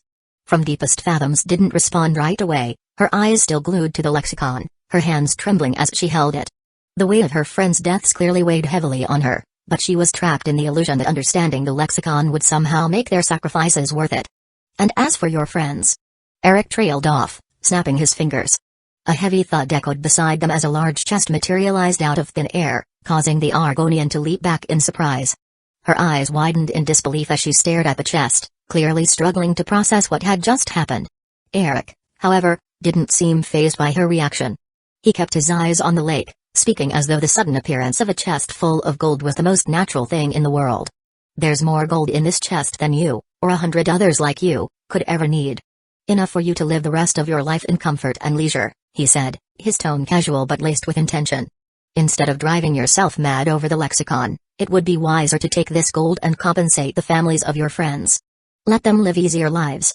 That's how you honor their memory." From deepest fathoms stared at him, her resolve visibly crumbling. Her grip on the lexicon faltered, her once defiant posture now slumped with uncertainty. The allure of wealth and the chance to make amends for her friend's death seemed to weigh heavily on her. "But what do you intend to do with the lexicon?" she asked, her voice barely above a whisper. Eric paused, the question catching him off guard. What did he plan to do with it? In the game, The lexicon's purpose had been relatively simple: return it to Avanshansal and receive a minor boost to smithing and armor skills. A nice reward, but hardly life-altering. Yet here, in this world where the lines between game mechanics and reality blurred, Eric suspected the lexicon held far more potential, and far more danger. He turned his gaze toward the glowing cube in her hands, its arcane symbols pulsing with a strange energy. The Dmer were a mysterious and ancient race, their technology far beyond the understanding of even the most skilled scholars in Tamriel. Whatever knowledge the lexicon contained, it could very well be more than just a passive buff. It could be the key to something far greater. But for now, he hadn't given it much thought. His goal had always been to retrieve the lexicon, but what came after? That was a question he hadn't yet answered. I haven't decided yet, Eric admitted, his voice softer now. The Dmer left behind many mysteries. Some best left untouched. But this lexicon, it's more than just a trinket. There's power in it, power that shouldn't be left in the hands of just anyone. From deepest fathoms swallowed hard, her hands trembling as she stared at the lexicon, torn between her obsession and Eric's reasoning. What I do know, Eric continued, is that holding on to it will only drive you mad. It's not meant for you. And no matter what secrets it holds, they won't bring your friends back. Tears welled up in the Argonian's eyes, her resolve finally shattering under the weight of his words. She let out a shaky breath and slowly extended the lexicon toward Eric, her hands trembling. Take it, she whispered, her voice thick with emotion. Take it, and do what I couldn't. Eric gently took the lexicon from her, feeling its weight and the strange, ancient energy pulsing within it. He looked down at the cube for a moment before nodding. You made the right choice, he said softly, placing the lexicon into his pack. Your friends can rest easier now. From deepest fathoms didn't respond. She simply sat there, staring at the chest of gold, her mind slowly processing the end of her long, tormenting journey. Eric stood up, Jerry hopping down from his lap and trotting beside him. With one last glance at the Argonian, Eric began walking away, the lexicon now in his possession. As he left the docks behind, his mind wandered. The lexicon was his now, but what secrets did it truly hold? And what would he uncover once he studied it thoroughly? Only time would tell. Chapter 20, Riffin's Reluctant Wraith. Number 20. Eric pushed open the heavy door of the Bee and the Barb, the familiar creak echoing through the inn. As he stepped inside, he sighed inwardly, already feeling the weight of the eyes on him. The lively chatter of the patrons died down almost instantly, the warmth of the room turning cold with tension. His fingers twitched at his side, resisting the urge to clench in annoyance as the stares burned into him, but he kept his expression neutral, unfazed. Brynjolf, sitting in his usual shadowed corner near the fire, watched him with a cautious, calculating gaze. The Nord thief's usual swagger was absent, replaced with something more akin to wariness. Eric returned the look briefly but moved on, ignoring the silent question in Brynjolf's eyes. He had no time or patience for another confrontation today. With purposeful strides, he crossed the room, his black boots making soft but deliberate thuds against the wooden floor. The tension in the room thickened with each step he took. Eric made a beeline for the counter, where Kariva, the inn's Argonian innkeeper, was polishing a mug. She glanced up, her eyes meeting his without the fear or hesitation he saw in the others. Kariva had seen her share of rough customers, and Eric was just another in a long line, even if his reputation was a bit more ominous than most. I'll have the same room as before, Eric said, his voice low and steady. Send up a meal, anything fresh will do. Kariva raised an eyebrow but nodded, clearly recognizing the implied need for speed. All right. And for your companion? Eric glanced down at Jerry, who was wagging his tail in anticipation. The corgi let out an excited bark, ears perked and eyes bright, clearly understanding that food was involved. Something chewy for the mutt will do, Eric added with a faint smirk, motioning toward Jerry. Kariva's lips twitched in what might have been the beginning of a smile. Of course. Got some fresh mutton I'll send up for him. Eric placed a few coins on the counter with a subtle clink of metal on wood. Good. Without waiting for more, he turned and headed upstairs, his black cloak trailing behind him. The patrons of the inn had resumed their hushed conversations, but he could feel their eyes following him. It was impossible to ignore the whisper of unease that passed through the room, like the ripple of a breeze through tall grass. Halfway up the stairs, the voices grew louder. He heard fragments of conversation, his name drifting through the air in tense murmurs. Isn't that the guy folk are calling a wraith? Eric's steps faltered for a moment, barely resisting the urge to palm his face. The same one who slaughtered the skooma gang on the docks. He clenched his fists, forcing himself to keep moving. I saw it with my own eyes at the fishery. He just drew his sword, and shadows started swirling around him. Not just shadows, another voice interjected, the man's tone hushed, as if he feared Eric could hear him. They clung to anyone who got too close. I saw it too. Blood everywhere. I can still hear the screams when I close my eyes. A wince crossed Eric's face.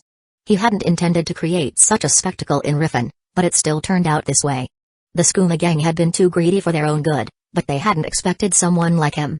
And with the ebony male enhancing his abilities, his swordplay had been more lethal than even he had anticipated.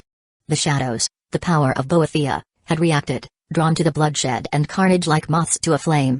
Eric hadn't wanted to be noticed. Not like this. But a sword saint's technique combined with the malevolent magic of the ebony male was hard to hide, leading to the entirety of Riffin hearing about the carnage. As Eric reached his room, he pushed the door open with a slow creak, the dim light from the hallway casting a long shadow into the small space. He closed the door behind him, the latch clicking shut with a finality that echoed in the stillness. The weight of the day's events pressed down on him as he made his way to the bed, dropping down heavily on its edge. Jerry padded over and curled up at his feet, but Eric didn't spare the corgi a glance. His mind was elsewhere, lost in the quiet storm that brewed beneath his calm exterior. Reaching to his side, he unsheathed his sword with a metallic rasp, the blade gleaming faintly in the room's dim light, marred only by streaks of dried blood. He set to work, methodically cleaning the weapon, his movements mechanical, almost meditative. The rhythmic strokes of the cloth across the blade helped him focus, but it did little to dull the irritation gnawing at the back of his mind. He hadn't wanted to draw any attention to himself so quickly. Riffin was already a powder keg of crime and corruption, and his goal was to slip in and out without making waves. But plans often crumbled under the weight of reality, and tonight had been no different. The skooma gang. They hadn't even waited for him to leave before going after from deepest fathoms. The moment his back was turned, the thugs had descended on her like wolves to a wounded deer, their eyes gleaming with greed at the sight of the gold he'd handed her in exchange for the lexicon. They hadn't cared who she was, only what she carried. Stupid, Eric thought to himself, sheathing the now clean sword with a sharp click. He wasn't sure if he was more irritated with the thugs or with himself for underestimating their greed and recklessness. He didn't care what happened to Fathoms, whether she lived or died was of no consequence to him. She was just a passerby, one whose expediency expired once he received the lexicon. The gold he gave her meant even less. She could squander it on skooma, throw it into the ratway, or use it to build a new life, none of it mattered to him. But there were some things, principles, that could not be ignored. And Eric had never been one to appreciate theft, not of what he had given, no matter how little he cared for the recipient. It was more than just pride, it was the arrogance left over from the old Eric Death Song, the necromancer who had once seen himself as above the petty concerns of mortals. That arrogance had been tempered over time, but some things didn't die easily. He'd felt compelled to act, and so he had. The thugs hadn't stood a chance. The first had fallen with a single stroke of his blade, barely having time to register the attack before Eric's sword bit through muscle and bone. The others had tried to flee, but it was already too late for them. Eric had cut them down with brutal efficiency, not a flicker of hesitation in his movements. And when it was done, he hadn't stopped there. The rest of the gang, holed up in the nearby warehouse, had been next. Eric had carved through them like a shadow in the night, his sword a whirlwind of death. He hadn't needed to use magic, he'd wanted to avoid that, knowing full well that any display of sorcery would only draw more attention, but even without it, the slaughter had been impossible to miss. The ebony male had seen to that. The cursed armor had a way of making a spectacle out of violence. With every swing of his blade, the shadows had clung to him, thick and poisonous, tendrils of blackness snaking out to envelop anyone who dared approach. The air had reeked of death and blood, and the docks had echoed with screams that would haunt the nightmares of Riffin's citizens for days to come. If it had been just the skooma gang, Eric could have tolerated the situation, an unfortunate mess, but manageable. However, his next source of irritation arrived in the form of an eager apprentice alchemist, a complication he hadn't anticipated. After dealing with the gang at the docks and clearing up the immediate threat, his next stop had been Elgrim's Elixirs, Riffin's sole alchemy shop. Eric needed to replenish his dwindling stock of potions and ingredients, nothing unusual, just another routine stop. Or so he had thought. That's when he met Ingun Blackbriar. Elgrim, the Age-master alchemist, barely lifted an eyebrow when Eric began his brewing, observing with a casual interest. He complimented Eric's technique, muttering something about how it was unlike anything he'd ever seen before, but didn't press further. His mind seemed too preoccupied with his own work to dwell on Eric's abilities. Ingun, however, was an entirely different matter. The moment Eric began crafting, her attention locked onto him as if he'd cast a magnetizing spell. She hovered over his shoulder, wide-eyed and eager, watching each step of his potion-making process with rapt fascination. Every time he completed a refinement or added an ingredient, she bombarded him with questions, her voice a rapid-fire assault. What was that herb you just added? Is it better to crush it finally or leave it course? I've never seen that method used before. How does it affect the potency? Eric answered with a curt nod or the briefest of explanations, his focus more on his task than on the young woman shadowing him. His patience was thin, and while her enthusiasm was innocent enough, it grated on him. He didn't have time for an apprentice's curiosity, not when his mind was already occupied with more important matters, like the lexicon and the growing number of eyes on him in this city. With all the knowledge swirling in his mind, from necromancy to alchemy, magic to the arcane arts, someone like Ingun Blackbriar barely registered on his scale of interest. The techniques and refinements he used were far beyond what most wizards or alchemists could grasp, and he knew full well that even the most prideful of Skyrim's master alchemists would abandon their heirs in exchange for a glimpse of what he knew. Elgrim had noticed this, but his apprentice? She was far more affected. Ingun's persistence was, frankly, an annoyance. But it wasn't her enthusiasm alone that troubled Derek, it was her family. The name Blackbriar carried weight in Riffin, dangerous weight. Ingun was the daughter of Maven Blackbriar, the most powerful and ruthless woman in the city. She practically owned Riffin, and anyone who crossed her or her family was swiftly dealt with. Ingun's growing interest in him was harmless enough for now, but Eric knew the Blackbriars weren't the kind to let such things slide unnoticed. If Maven caught wind that her daughter had become so fascinated by a stranger, especially one with his reputation, there was a chance she might send her goons to sniff around. Or worse, she might take a direct interest herself. It didn't stop Eric from brushing Ingun off, though.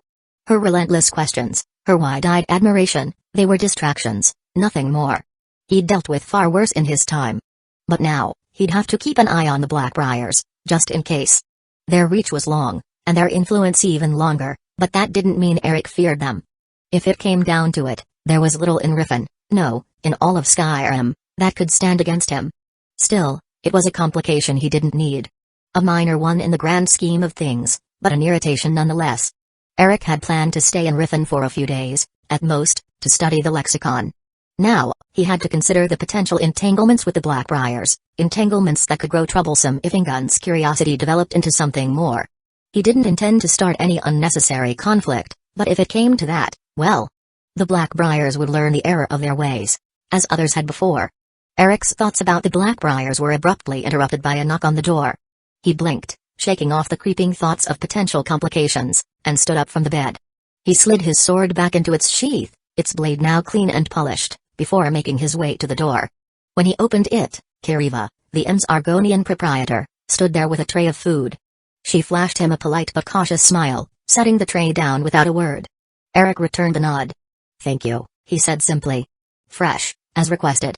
"And something chewy for the mutt," Kiriva replied, her gaze briefly darting to Jerry, who wagged his tail enthusiastically.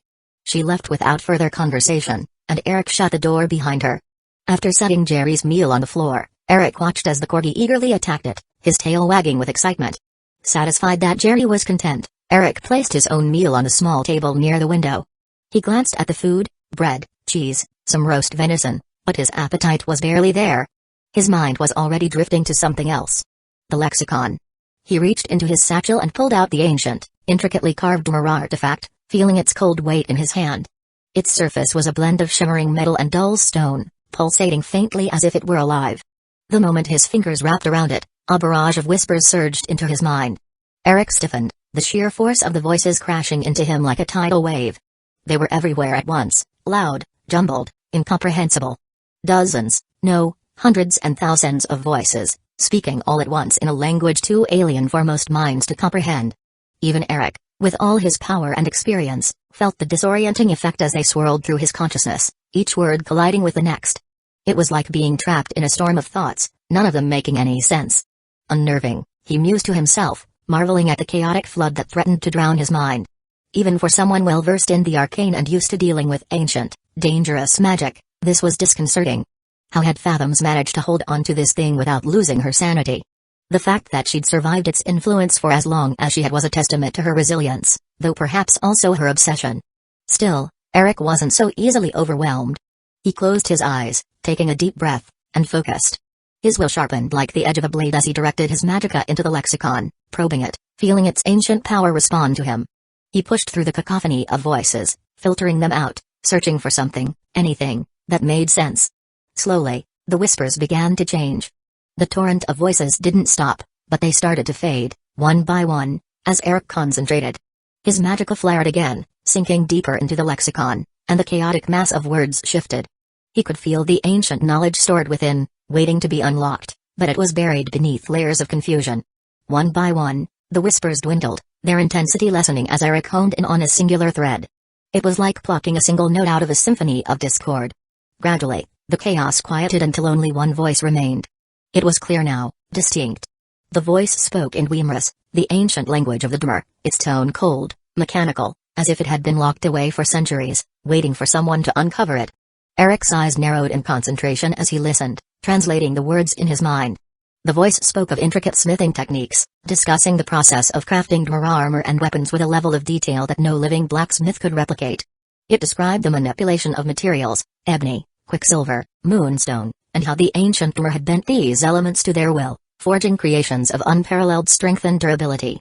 As the voice continued, Eric moved swiftly to his pack, retrieving a blank journal and quill. He began writing down everything he heard, his hand moving almost of its own accord as he transcribed the knowledge being funneled into his mind. Each word, each instruction was carefully recorded, piece by piece, until entire paragraphs of ancient technique filled the pages. The lexicon pulsed faintly in his hand, as if recognizing that its secrets were being unraveled. Chapter 21. From Forge to Field Number 21. Eric made his way down Riffin's narrow streets, heading toward the unmistakable clang of metal against metal. Jerry trotted alongside him, the corgi's ears perking up at every sound of the bustling city. The smoke of forges and the tang of molten metal filled the air as they approached the Scorched Hammer, Riffin's resident smithy.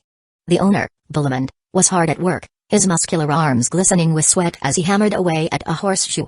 The forge's fire roared behind him, though it was weaker than usual, its once roaring flames now subdued. Eric approached with purpose, Jerry staying close to his heels. Bullimond looked up, wiping his brow with the back of his arm. "What can I do for you?" he grunted, though his tone was more curious than annoyed. "I need to use your forge," Eric said plainly, eyes briefly scanning the layout of the smithy. "I'll buy the materials, but I need access for a bit." Bullimond raised an eyebrow. "You a smith?" His tone was skeptical, though not dismissive. Eric certainly didn't look like one of the usual blacksmiths in Riffin. "Something like that," Eric replied. "I need to practice." Bullimond crossed his arms, clearly intrigued. "Well, practice ain't free, but if you're buying materials, I suppose I can let you use it. Just don't go expecting to work on anything fancy. The forge isn't what it used to be."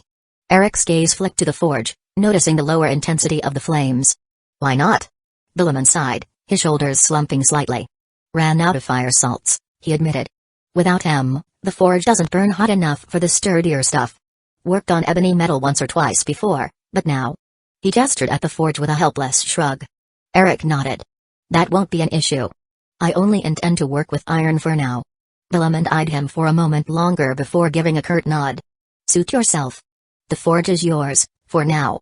What do you need?" "Iron ingots. Leather strips," Eric said, reaching into his pouch. "Enough for a simple sword."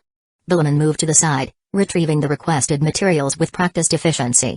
"Here you go. And I'll be watching. Just to make sure you don't blow up my forge." A small smirk tugged at the corner of Eric's lips as he handed over the coin. "I'll do my best." He took the ingots and leather to the anvil, laying them out neatly. Bullimond leaned against the wall, arms crossed, watching with a curious eye. Jerry, meanwhile, sat by Eric's feet, occasionally looking up at him as if waiting for something interesting to happen. As Eric began to heat the iron in the forge, the first few hammer strikes were rough, his movements not as smooth as the more seasoned smiths. The rhythm was off, the balance of the metal uneven. Bullimond's expression hardened slightly, his skepticism creeping back. But Eric wasn't deterred. With each strike of the hammer, he adjusted his grip, his stance, his timing. The knowledge was there, the techniques locked deep within his mind, relics of a time long forgotten, but his hands were not yet accustomed to the craft. Slowly, the rough edges of his work began to smooth out, and the clang of the hammer grew more precise. Bullimond's brow furrowed as he watched. Eric was improving, quickly. Far too quickly for someone who had just started. With each pass of the hammer, each adjustment of the metal, Eric's work transformed. The once shoddy form of the blade began to take shape, the iron bending to his will with increasing finesse. "You've done this before," Bullimond said, more statement than question. Eric didn't reply immediately, focused on his task. His eyes narrowed, sweat beading on his forehead as he hammered out the last imperfections. "Maybe once or twice," he finally muttered, his voice distant. Bullimond watched, astonished. The blade was taking the form hilt, a simple sword, but crafted with an efficiency and skill that few could muster after so little time. Finally, Eric plunged the sword into the water barrel, steam hissing as the blade cooled. He pulled it out, wrapping the leather strips around the hilt and inspecting his work with a critical eye. It wasn't perfect, but it was far from amateur. Eric reckoned he'd create an iron sword that was infinitely close to perfection if he tried again without much trouble, but there was no need for that. He only needed to apply and absorb what he learned from the lexicon. He wasn't here to show off his skills, after all. Villemond, though still skeptical, couldn't hide his surprise. Not bad, he admitted, walking over to get a closer look. Could use a bit of refining here and there, but for someone who hasn't spent the past 20 years of his life working a forge. Your work is exemplary. Eric nodded but didn't seem satisfied. He raised the blade in front of him, narrowing his eyes as he focused. A faint, almost imperceptible aura of magicka enveloped the sword as he tested its magical conductivity. He summoned a small flame, barely the size of a candle, and directed it toward the blade. For a brief moment, the sword glowed, reacting to the magic. But almost as quickly as it began, the flame sputtered out, extinguished as if snuffed by some unseen force. Eric frowned, nodding to himself. Not good enough, he muttered. I'll need better materials. Villemond, who had been watching intently, raised an eyebrow. What were you expecting? Iron's not conductive enough for what I need, Eric explained, more to himself than to Villemond. He placed the sword down on the table, his mind already turning toward the next attempt. Villemond scratched his head. Well, I don't have ebony, if that's what you're after. You'll need to find fire salts before I can get this forge hot enough for that. I'll take care of that later. Eric turned to leave, Jerry perking up and following him. But before he reached the door, he placed the newly forged sword on the counter. Consider that payment for letting me use the forge. Villemond stared at the sword for a moment, then nodded, a glimmer of respect in his eyes. Not bad. You're welcome to use the forge whenever you need. Just let me know. Eric gave a curt nod. I'll be back tomorrow. With that, he left the scorched hammer, Jerry trotting faithfully by his side, the rhythmic clang of the forge fading behind him as they disappeared into the streets of Riffin. Eric hummed the familiar tune of the Dragonborn comes under his breath as he made his way up the rocky, winding path, Jerry trailing dutifully behind him. The sound of his humming mingled with the rustle of the wind through the trees, and the faint echo of his boots on the uneven ground added a rhythmic cadence to his ascent. It was a habit he'd picked up to pass the time on long, silent treks like this. Having finished his early morning practice at the Villemond's forge, Eric felt restless, and so he decided to start exploring the wilderness surrounding Riffin. He could only absorb so much knowledge from the lexicon every day without straining his mind, and he did need the combat experience to make himself more familiar with the sword, after all.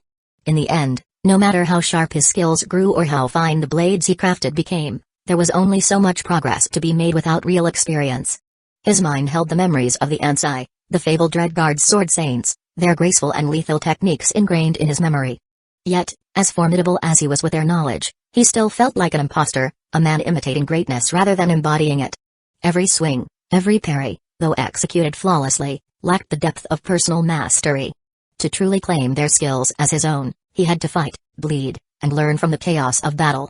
So, he set out into the wilderness of the Rift, sword at his side, seeking that elusive experience. There had been wolves, more than a few, in fact, and even the occasional bear that had crossed his path. Their savagery was no match for his skill, but still, they offered little in the way of true challenge.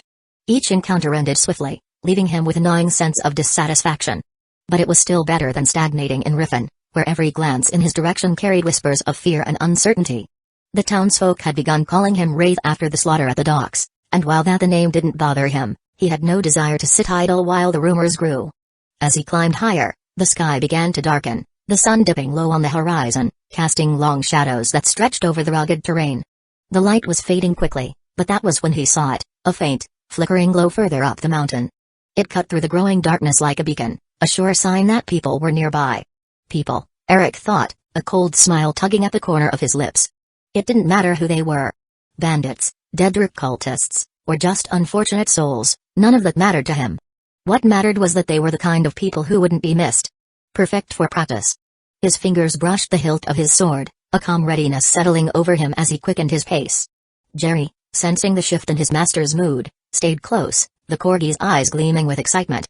Eric's path twisted up the slope, the terrain growing rockier and more treacherous with each step. The light became clearer now, more distinct, firelight, no doubt. The kind of fire that only travelers or brigands would set to ward off the cold mountain air. The closer he got, The sharper his instincts became, the faint sounds of voices carried on the wind. Laughter, rough and guttural, definitely not travelers. Bandits, most likely. With the ebony male cloaking his movements in silence and shadow, Eric crept forward, each step barely a whisper against the rocky terrain. He found himself crouched behind a large boulder, his eyes narrowing as he took in the scene before him. The ridge he had stumbled upon was slightly elevated, more of a platform, really, with a cave entrance set into the mountainside, its door a crude assembly of old wood and rusted iron hinges. A pitiful attempt at fortification, Eric thought with a faint sigh. Two bandits stood at the mouth of the cave, warming their hands by the flickering flames of a brazier. They were chatting idly, their guard completely down, unaware of the danger that now watched them from the shadows. Eric's eyes skimmed over their sorry state. Their blades were rusted, their armor a ragtag mix of leather and mismatched metal plates. They looked more like scavengers than hardened fighters. It was disappointing, really. Eric had hoped to encounter something more challenging, someone whose skill would push him to refine his swordplay further. But these men? They were barely more than a nuisance. Still, he hadn't come all this way to leave empty-handed. If their abilities weren't enough to hone his blade, he could always harvest their bones for future use in his necromantic pursuits. With a soft sigh of resignation, Eric deactivated the concealing power of the ebony mail, letting the dark shroud that had enveloped him fade away. He stepped into the light cast by the brazier, his tall figure emerging from the shadows. Jerry, trotting at his side, let out a low, eager growl, his small frame practically vibrating with anticipation. The bandits, startled, exchanged confused glances as they noticed the intruder, their hands instinctively going for their weapons. The hell? One of them muttered, squinting through the dim light to make sense of what he was seeing. A man in dark, ancient armor and a dog? His confusion quickly gave way to a snarl. Oi, you lost or something? Wrong place to be wanderin', friend. The bandits, though clearly ill-prepared for anything resembling a real fight, didn't hesitate. One of them, a bulky Nord with a shaved head, hefted a two-handed sword from his back and charged at Eric with a wild battle cry, his footfalls heavy against the rocky ground. The other, a thinner, wiry Imperial with twin iron swords, moved toward Jerry with a wicked grin. I'll take care of the mutt. He spat, twirling his blades with a flourish. The Nord charged forward, his face twisted in a scowl as he closed the distance, raising his massive sword high over his head. Eric raised an eyebrow, unimpressed by the predictable move, and calmly lifted his own blade to block the incoming strike. Seeing this, the Nord's scowl twisted into a wide grin. I'll split you and that toothpick in your hands with one fell swing. He bellowed, clearly confident in his brute strength. Eric didn't bother responding. As soon as their swords collided, he shifted his stance, taking a measured step to the side and redirecting the Nord's blade with minimal effort. The heavy sword, now off balance, crashed into the ground with a dull thud, sending a small plume of dust into the air. The Nord's grin vanished instantly, replaced by a look of panic as he tried to lift his weapon again. But Eric was quicker, pressing his foot firmly onto the blade, keeping it pinned against the ground. In a situation like this, Eric said coolly, his voice barely above a murmur as he pointed his own sword downward, a competent swordsman would pull back his sword, take a few steps back, and prepare to block or evade depending on the situation. With a swift motion, Eric brought the hilt of his sword up, slamming it into the Nord's chin.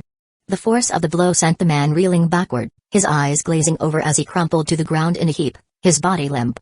Eric shook his head, stepping back. But you wouldn't be here if you were any good with that sword, I suppose. He turned his attention to the second bandit, the wiry Imperial, who had charged at Jerry. Eric's eyes narrowed, already calculating his next move, but before he could fully assess the situation, a loud, anguished scream split the air. Eric blinked in surprise and quickly turned to see the Imperial lying on the ground, his legs flailing wildly as he desperately tried to pry Jerry off his crotch. The corgi had sunk his teeth into the softest part of the man's body, viciously thrashing his head from side to side, blood staining the bandit's breeches. The Imperial's face was contorted in agony, his hands trembling as he frantically clawed at Jerry, but the dog was relentless. Eric paused for a moment, suppressing the urge to laugh. The scene was almost absurd. Here was a grown man, a so-called bandit, reduced to a pitiful, squirming mess, completely at the mercy of a corgi, albeit a highly unusual, possible demonic one.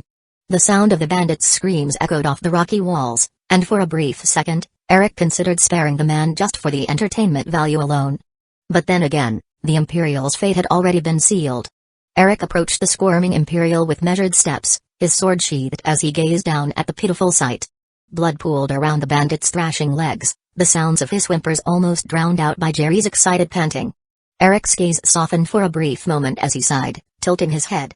As a fellow man, Eric began, his voice devoid of malice. I feel your pain. So, I'll end your misery, at least. Before the Imperial could muster a response, Eric raised his hand, focusing his magicka. A sharp, crimson droplet formed at the tip of his finger, a frozen blood drop. With a swift motion, the shard shot forward, piercing clean through the bandit's skull. The body went limp, a final gurgle escaping his lips before silence filled the clearing once more. Jerry, triumphant, trotted over to Eric, his muzzle stained with blood, tail wagging in anticipation of praise. The little corgi looked up expectantly, his eyes wide and bright. Eric couldn't help but chuckle. Bad boy, Jerry, he scolded lightly, bending down to ruffle the dog's ears. You don't go after a man's balls like that. That's just pure evil. Jerry let out a soft whine, clearly unrepentant, his tail still wagging as though he believed he'd done a fine job. Eric shrugged, smiling wryly. Oh well, who am I to judge anyway? He muttered, patting the corgi's head. Good boy, Jerry. At that, Jerry perked up instantly, his tail whipping back and forth as he barked in excitement. Eric shook his head, amused by the dog's enthusiasm, before turning his attention to the unconscious Nord. Unsheathing his blade once more, Eric knelt beside the prone body and drove the tip of his sword into the man's thigh, just enough to jolt him awake. The Nord let out a sharp gasp, his eyes snapping open, only to find Eric looming over him. Panic set in as the bandit tried to scramble away, but Eric pressed a boot down on his chest, keeping him pinned. Don't bother struggling, Eric said coldly. I have questions. The Nord stared wide-eyed at his captor, fear creeping into his expression as he spotted the dead Imperial lying in the dirt, Jerry still standing by his side, blood covering the dog's snout. Eric followed the Nord's gaze and smirked, wiping the blood from his blade. You saw what happened to your friend, Eric continued, his voice casual yet threatening. Cooperate, and you might get to meet RK with your balls intact. How many people are inside? Who's leading this little operation? The Nord hesitated, but after another glance at the dead Imperial, he swallowed hard and nodded. "3 others," he stammered. "Besides our boss. We're just small time, I swear. The leader, he's the one running everything. We just follow orders." Eric raised an eyebrow, looking unimpressed. 3 others, huh? And your boss? If they're all as pitiful as you, it hardly matters if there were 20 of you. Before the Nord could plead further, Eric swiftly plunged his sword through the man's heart, ending his life with a single, clean strike. The bandit's body slumped, lifeless, as Eric stood inside in disappointment. Wiping his blade clean on the dead bandit's ragged clothes, Eric mused over the situation. If the bandits inside were on the same level as these two, it would hardly be a challenge. He felt a pang of boredom creeping in, the prospect of a mindless slaughter hardly appealing to him now. Still, he had come this far. Pausing for a moment, Eric's thoughts drifted to Hellrat, the undead skeleton he'd raised with the summoning stones back in Morthal. The memory of the skeleton's swordsmanship during the battle against Movirth and his coven of vampires flashed through Eric's mind. He couldn't help but wonder, had Hellrat improved since then? Maybe he'll have a good show, after all. Chapter 22, Chip of the Oid Block Number 22. With a snap of Eric's fingers, Hellrat materialized from a swirl of dark energy, his skeletal form now more imposing than ever. His bones, once a dull and decayed black, gleamed in the dim light as though forged from shadow itself. The spectral flame burning within his hollow eye sockets roared with renewed intensity, casting flickering light across his sharpened features. The large shield Hellrat once carried was nowhere to be seen. Now, only a massive two-handed sword rested on his back, its length nearly matching his towering frame. As soon as he appeared, Hellrat dropped to one knee before Eric in a display of unwavering loyalty. Eric observed the silent figure for a moment, one eyebrow arching in mild surprise. "I see you ditched the shield," Eric muttered with a faint chuckle. "How come?" Hellrat remained motionless, the hollow void of his eyes fixated on the ground. There was no response, no sign that Hellrat had processed Eric's words beyond the act of kneeling. Eric sighed and shook his head, a faint smirk tugging at his lips. "Oh well," he muttered, "I guess I overestimated your capacity for learning." With a flick of his wrist, Eric gestured toward the cave entrance, where faint torchlight flickered from within. The wooden door rattled faintly in the evening wind, the muffled voices of bandits heard from inside. "Stand up and get in there," Eric commanded, his tone casual but with a sharp edge. "Show me if you've made any improvements in your swordsmanship." Hellrat rose instantly, his towering frame straightening as he gripped the hilt of his enormous sword. Without a word, the skeleton turned and made his way toward the cave entrance, his steps unnaturally quiet despite the heavy armor that adorned him. Jerry trotted at Eric's side as they followed behind Hellrat, taking on the role of spectators. The corgi's ears perked up, clearly sensing the impending violence as his small paws padded eagerly along the rocky path. "Eric, hands clasped behind his back, hummed a quiet tune under his breath, more curious than anything about how Hellrat would handle this test. The cave was small, consisting of only 2 chambers connected by a narrow passage. In the first chamber, 3 bandits sat around a fire, laughing and sharing stories of their past misdeeds, unaware of the silent storm approaching. Beyond them, deeper in the cave, the bandit leader rested on a crude throne of stone, his figure barely visible from the main chamber. Hellrat did not hesitate. The moment he stepped into the flickering light of the chamber, his sword gleamed with a cold, lethal intent. One of the bandits, noticing the movement, scrambled to his feet, drawing a rusty iron sword. "What the?" His words were cut short as Hellrat's blade moved with terrifying speed. The first bandit's sword never even left its scabbard before Hellrat's greatsword cleaved through his torso with surgical precision. The skeleton moved with fluidity and grace, a stark contrast to the raw, basic swordsmanship he had displayed during the fight with Movirth. Every swing was calculated, deliberate, and seemingly the product of countless battles. The remaining 2 bandits barely had time to react before Hellrat was upon them. One swung a war axe in a desperate arc, but Hellrat deflected it with a flick of his wrist, sending the axe flying across the room. The bandit barely had time to register his loss of weapon before Hellrat's sword plunged into his chest, piercing through his leather armor as though it were paper.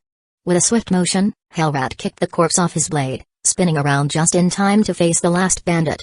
This one was more cautious, circling Hellrat with a pair of daggers in hand, his movements jittery and unpredictable. But Hellrat didn't falter. With a single step forward, he brought his greatsword down in a vertical slash, forcing the bandit to dodge. The bandit darted to Hellrat's side, attempting to exploit a supposed opening, but Hellrat anticipated the move.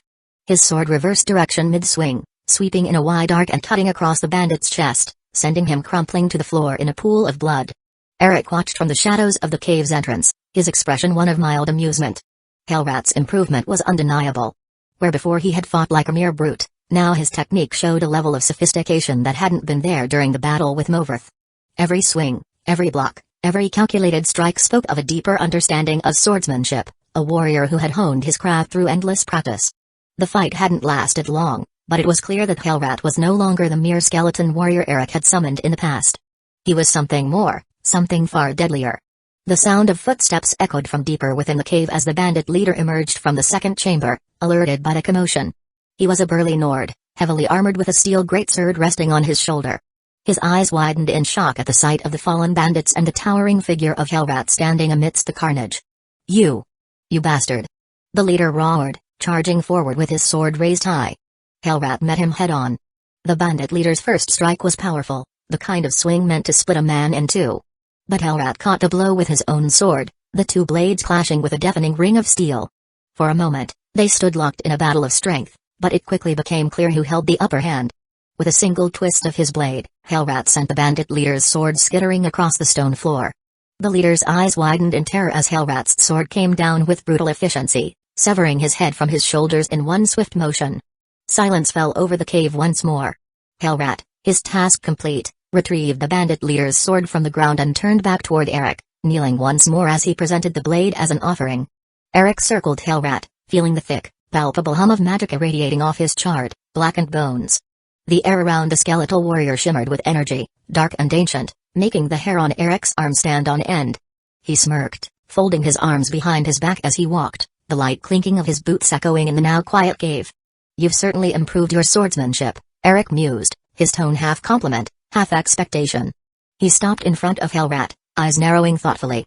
"But that shouldn't be all you're capable of now, is it?" Hellrat remained as still as a statue, his massive sword resting against the stone floor. For a moment, it seemed as though he hadn't heard Eric at all.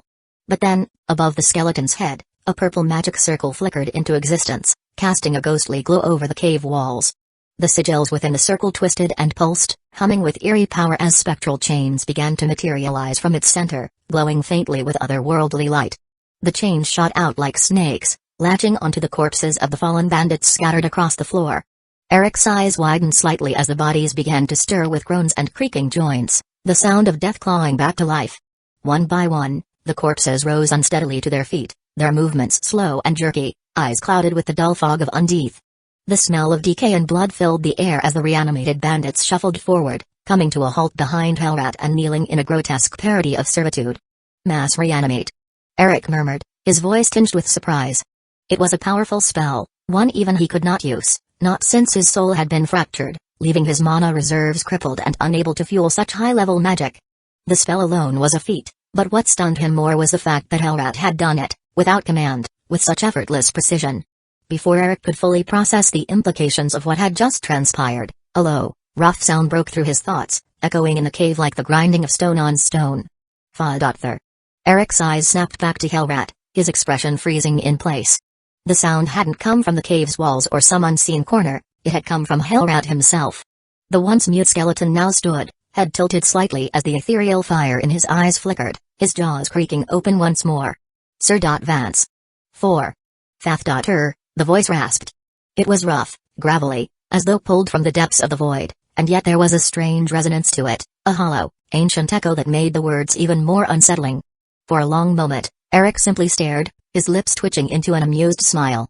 He couldn't help it, the absurdity, the audacity of this creature calling him father of all things. And yet, in a twisted way, it made sense. After all, Eric had created Hellrat, shaped him, raised him from mere bones into the formidable force that stood before him now. Eric chuckled, his breath misting in the cold air. Father, huh? I suppose I did bring you into this world. He walked over to one of the reanimated corpses, nudging it with the toe of his boot. The bandit, now an empty husk of his former self, swayed slightly but remained kneeling, awaiting further command. Eric wrinkled his nose in mild distaste. Though I have to say, he continued, shaking his head, these zombies aren't exactly useful for much. Slow, clumsy. But I suppose they can make for decent meat shields in a pinch. Not that we need them right now. Hellrat stood silently as Eric spoke, showing no outward reaction. And yet, as if on some unspoken cue, the purple magic circle above his head began to flicker and fade. The spectral chains connecting the corpses to Hellrat dissolved into the air, leaving behind a faint shimmer as the reanimated bodies crumbled into piles of fine, colorful sand. It was as if the very essence of their existence had been erased, leaving nothing behind but tattered clothing and the whisper of magic dissipating into the ether. But just as Eric turned to move on, Jerry darted away from his side, tail wagging excitedly as if he had detected something. The corgi buried his head into one of the dust piles, sniffing fervently, before pulling out a shiny object. Eric raised an eyebrow as he approached, recognizing the item immediately, a darkened crystal, the size of a hand, gleaming with a sinister glow. It was a black soul gem, and from its faint pulse of energy, a filled one at that. Well, Eric muttered, kneeling beside the dust pile and taking the gem from Jerry's jaws. He felt the familiar weight of the gem in his hand, the contained souls within writhing faintly against the confines of the crystal. His eyes narrowed. Curiosity piqued, Eric checked the other piles of dust left by the bandits. To his surprise, he found another filled black soul gem buried in each one. He collected them, turning the gems over in his hands, their eerie glow casting fleeting shadows on the cave walls. He glanced at Hellrat, his mind drifting to the ancient magics that he had used to create the skeleton. Out of all the energies of the Oblivion realms he had infused into Hellrat's bones, it was Molag Bal's influence that resonated the most. Eric couldn't help but sigh, a small smirk tugging at the corner of his lips. You really take after Molag, Eric said, his voice laced with amusement. Gobbling these poor sods down to their souls and leaving nothing behind. Hellrat remained motionless, offering no response, but Eric didn't particularly care for one. The skeleton's silence was to be expected, he was a creature born of Molag's corruption, after all, and this sort of soul harvesting came as naturally as breathing to a mortal. Eric gestured dismissively toward the bandit leader's sword, still clutched in Hellrat's bony hands. Throw that piece of garbage away. I'll send you back to Snowhawk Fortress. Without hesitation, Hellrat began to move, lifting the sword to discard it as commanded. But just as he was about to toss it aside, the blade caught a flicker of light from the lingering flames in the cave, casting an unusual shine across its surface. Eric's eyes sharpened, instantly interjecting. Stop. Hellrat froze, the sword still in his grasp. Eric stepped forward, his curiosity piqued. Let me take a look at that, he said, gesturing for Hellrat to present the weapon. Though silent, the skeletal warrior seemed momentarily puzzled at Eric's sudden change of heart but complied without question, holding the sword out for inspection. Eric took it into his hand, feeling the weight of the weapon as he examined it closely. The blade's surface was dull and weathered from years of use, but now that the flames reflected off it, there was a telltale gleam that Eric recognized immediately. He ran his thumb along the edge, feeling the slight tingling of enchantment woven into the material. Silver, Eric muttered under his breath. He could tell from the texture and sheen that this was no ordinary weapon. Silver, whether pure or plated, was rare enough in Skyrim, and weapons forged from it were usually reserved for hunting vampires, lycanthropes, or the undead. The material was too costly and too specialized for anything else. No regular bandit would carry a weapon like this. If one did, their first instinct would be to sell it. After all, a silver weapon was virtually useless against common enemies, and the coin it could fetch far outweighed its combat value to a lowly bandit. He had decided to leave after exterminating the bandits, deducing he'd find nothing of value or interest in their hideout, but it seems that he'll have to take a good look around before leaving. Chapter 23, Bargaining Number 23. Walking out of the cave, Eric glanced down at the ebony fragment in his hand. Wrapped tightly in coarse cloth, the dark metal piece was decorated with jagged, intricate lines, hints of something far greater than the fragment he now held. It didn't take a trained eye to see that this sliver of ebony was once part of something far more significant. He turned it over in his palm, studying it closely. This was no ordinary piece of scrap metal. Its identity was unmistakable, a fragment of Wuothrad, the legendary battle axe once wielded by Ysgrimur himself. The decoration on the metal, though faded and worn, still carried the weight of history, a piece of the ancient weapon used by the founder of the Companions. The thought sent a ripple of intrigue through Eric. Wuothrad, the famed axe of the Harbinger. This fragment alone explained why the so-called bandit leader had been carrying a silver-bladed sword. The truth was simple enough, the man hadn't been a bandit at all. He was a member of the Silver Hand, the notorious faction of werewolf hunters dedicated to opposing the Companions at every turn. Eric's mind drifted to his recent encounter with Aayla the Huntress, her battle with the troll still fresh in his mind. He chuckled to himself, shaking his head at the odd coincidence of crossing paths with the Silver Hand so soon after speaking with her. Slipping the fragment back into the folds of his cloak, he muttered, "Whatever. This might come in handy later." He allowed himself a small smirk. "I could use it to get access to the Skyforge someday. But for now, it's just a chunk of useless metal." As Eric mused over his newfound treasure, Jerry, the ever-watchful corgi, let out a loud bark, his nose buried in the dirt as he sniffed around. Eric looked down at the excited dog, unable to help a chuckle as he shook his head. Right. Let's see if our friends are still waiting at the foot of the mountain," he muttered, more to himself than the dog. Gathering his magicka, Eric closed his eyes for a brief moment, muttering the incantation under his breath, "Detect living." A pulse of energy surged through his body, focusing in his eyes. When he opened them again, his irises glowed a deep crimson, and the world around him shifted. The familiar landscape of rocks and snow was now overlaid with the glowing auras of life, vivid outlines that marked every living creature within range. He scanned the area carefully. Hares and mountain goats scurried around the rocky slopes, their faint auras flickering as they went about their business. But no humanoid auras, no sign of his quarry. The foot of the mountain was eerily devoid of human presence. Eric's brow furrowed slightly, his gaze lingering on the empty path ahead. Just a short while ago, there had been a group of 5 men tailing him ever since he had left the gates of Riffin. Their presence had been far from subtle, always lingering just at the edge of his awareness, a shadow that never strayed too far. And yet, now, nothing.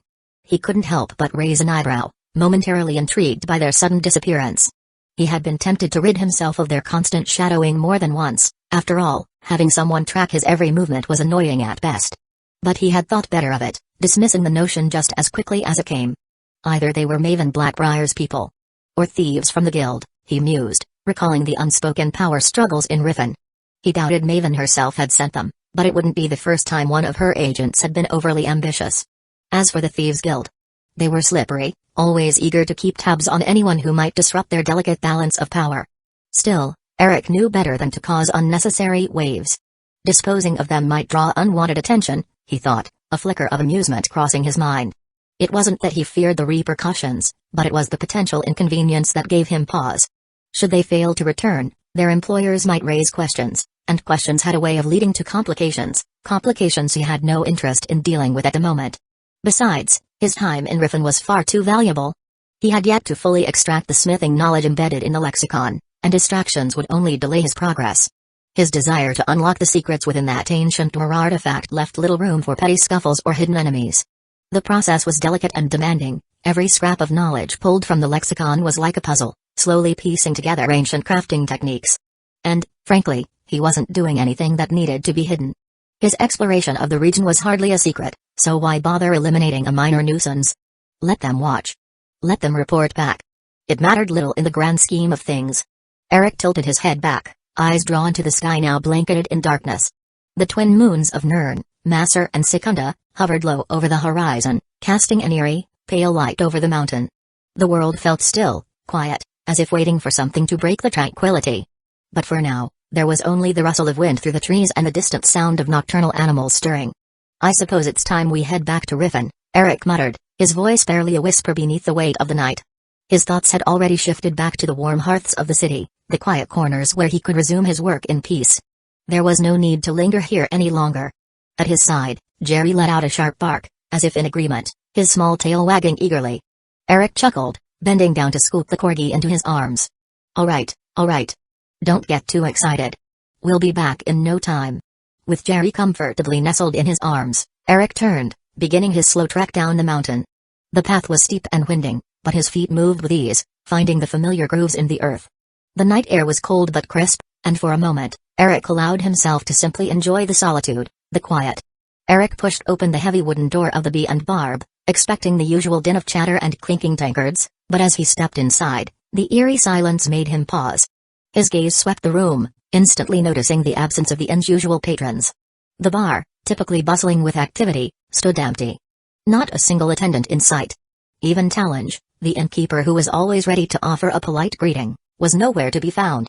The chairs that usually held tired travelers and suspicious locals were vacant, except for one figure sitting at a table in the center. A woman, her presence striking in contrast to the empty room, sat calmly with a steel ornate wine goblet in her hand. Her jet black hair framed her sharp features, and she was dressed in heavy, luxurious clothing, a rich brown fabric, embroidered with intricate gold patterns. The kind of attire worn only by those of wealth and influence. Her yellow eyes, glowing with quiet power and intensity, lifted to meet his. Eric sighed internally, though he kept his expression neutral. It wasn't the usual nervous or curious glances of patrons that made him pause this time, it was the unmistakable authority radiating from Maven Blackbriar, the most powerful woman in Riven. Lady Blackbriar, Eric began, his tone calm but with a hint of weariness, to what do I owe the pleasure? Much to his surprise, Maven stood up gracefully from her chair, setting the wine glass down with a quiet clink. She gestured toward the empty seat across from her, a thin smile playing at her lips. Please, take a seat, Dane Death Song of Jal March, she said smoothly. Her voice, while polite, carried the same steely undertone that made her infamous across Skyrim. I have something to discuss with you. Eric's brow furrowed slightly, caught off guard. Her tone was unusually formal, almost respectful, which was out of character for the ruthless, insufferable Maven he'd known from the game. And that wasn't all. How did she know of his Dane status already? The title had only been made official recently, and while Brynjolf had heard it directly from him, Eric hadn't expected the information to reach Maven so quickly, let alone be confirmed. The Thieves' Guild, he thought with a touch of amusement. They never failed to impress with their speed. Keeping his thoughts to himself, Eric slowly moved toward the offered chair, his eyes never leaving hers. He sat down, casually leaning back as though he hadn't a care in the world, though he knew well enough that Maven Blackbriar rarely called someone for a simple conversation. Only someone like you would chase an innkeeper out of their own establishment just to discuss something, he remarked dryly, folding his arms. Should I feel flattered or alarmed? Maven's smile remained fixed, her sharp eyes studying him for a moment before she responded. A bit of both, perhaps, she said smoothly, her voice laced with amusement. I prefer to handle important matters without prying eyes or loose tongues. And you, Dane Deathsong, have caught my interest. Eric raised an eyebrow but stayed silent, letting her continue. Maven leaned forward slightly, her fingers drumming lightly on the table. You've made quite the impression since arriving in Riven. The Thane of a distant hold, yet meddling in Riffin's affairs. I couldn't help but wonder, what could someone like you possibly want from my city?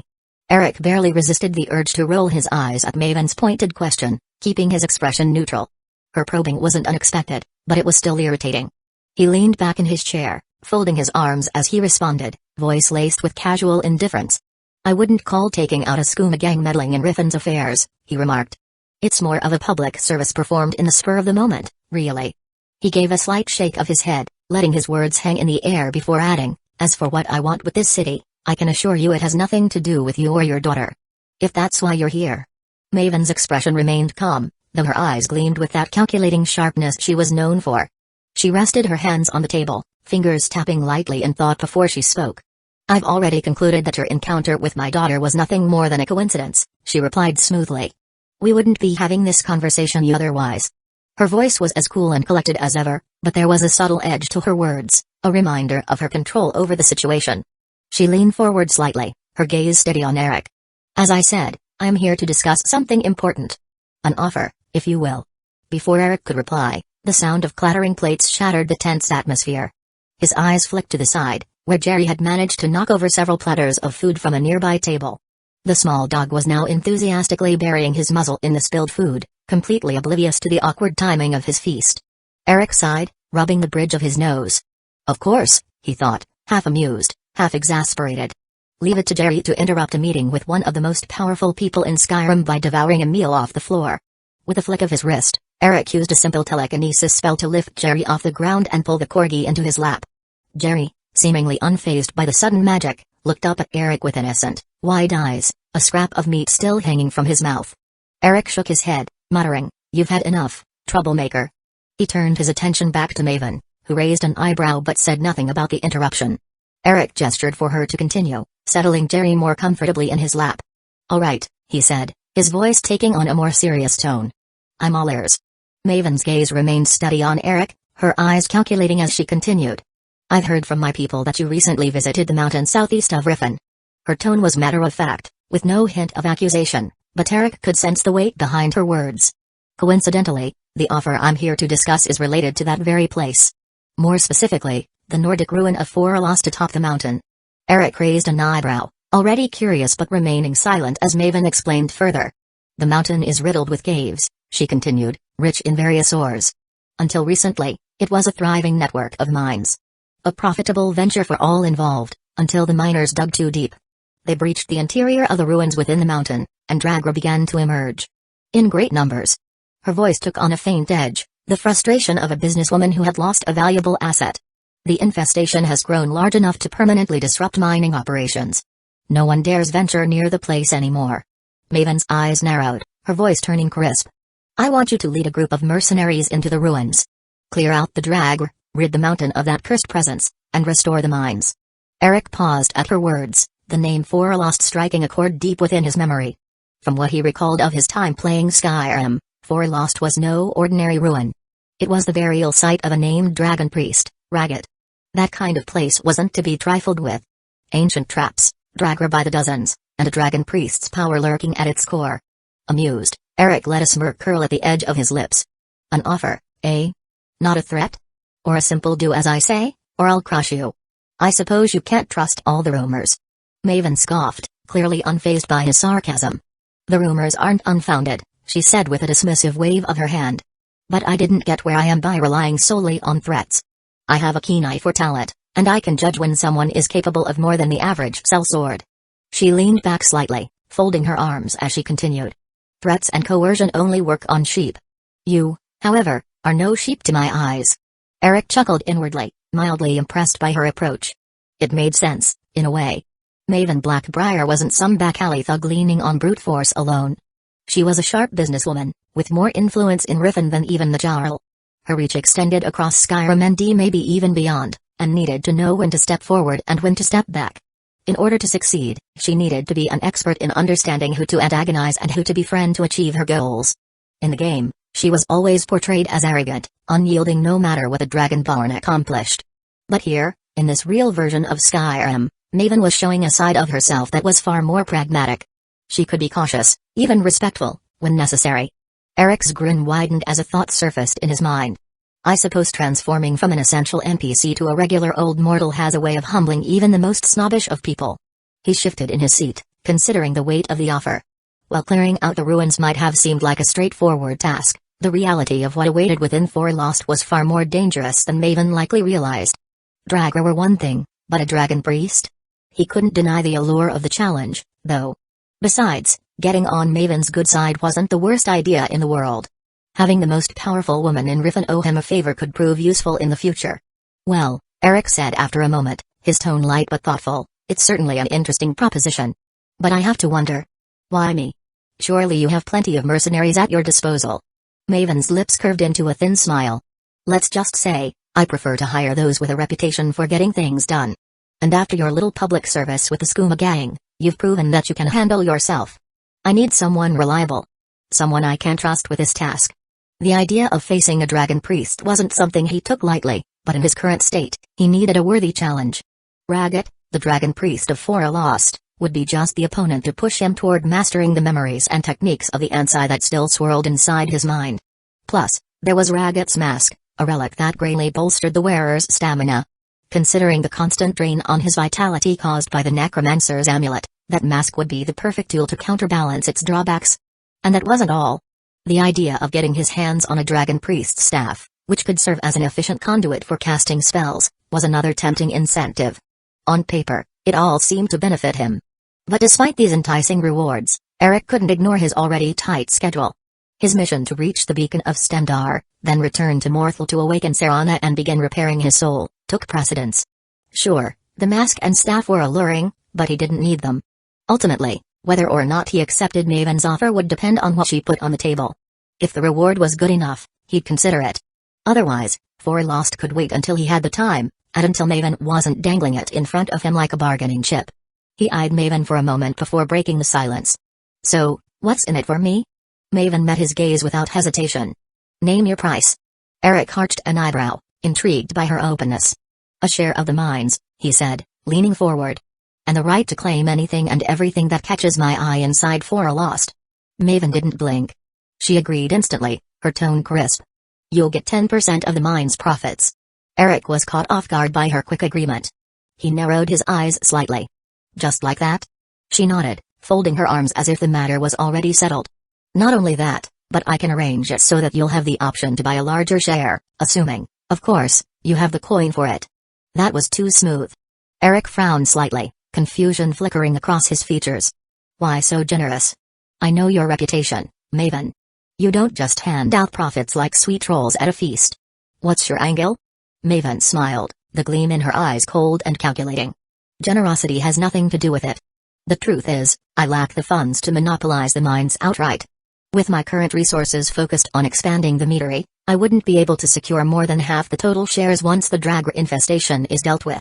But with you taking 10%, it's better to have a neutral party, someone I can trust with business, claiming shares than risk a rival swooping in. You're a far safer investment. Eric was undeniably tempted by the prospect of a steady flow of wealth. The old necromancer whose memory still whispered in the corners of his mind had left behind a considerable fortune, enough to buy an entire hold if he wanted. But it wasn't infinite. And with the way Eric had been spending gold lately, he estimated it might not even last a decade. A constant income stream from the mines would solve that problem. All right, Eric said, his tone firm. I'll take the 10%.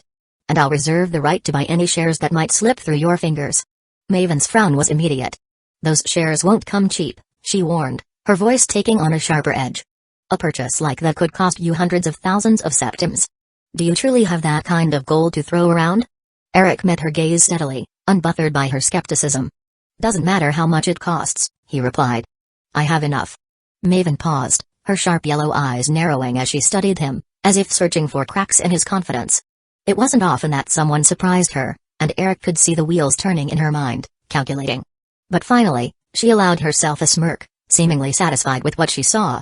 This meeting has been more fruitful than I anticipated, Maven said, her voice smooth. Perhaps we'll have a very long, mutually beneficial relationship after all. Eric gave a slight nod, rising from his chair. I'll drink to that. He reached over to a nearby table, picking up a bottle of Blackbriar mead, popping the cork, and taking a long sip. The familiar burn of the honeyed alcohol warmed his throat. I'll need a couple of days to finish my business. Once I'm ready to head to Forlost, I'll contact you. With that, he turned, Jerry following loyally at his heels as he made his way toward the stairs, intent on calling it a night. His thoughts were already shifting, formulating a plan for what lay ahead. Behind him, Maven straightened, adjusting her coat as she prepared to leave. I'll be waiting, she said, her voice trailing after him as she headed toward the exit. Eric didn't look back. The game had begun, and both of them knew it. As he climbed the stairs, Jerry at his side, a small grin tugged at the corner of his lips. The night had proven more eventful than he expected, and with the promise of treasure, power, and wealth looming on the horizon, sleep would be a welcome respite.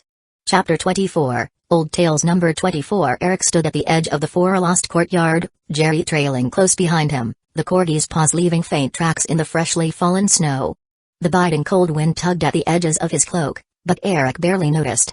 His gaze was fixed ahead, taking in the sight before him.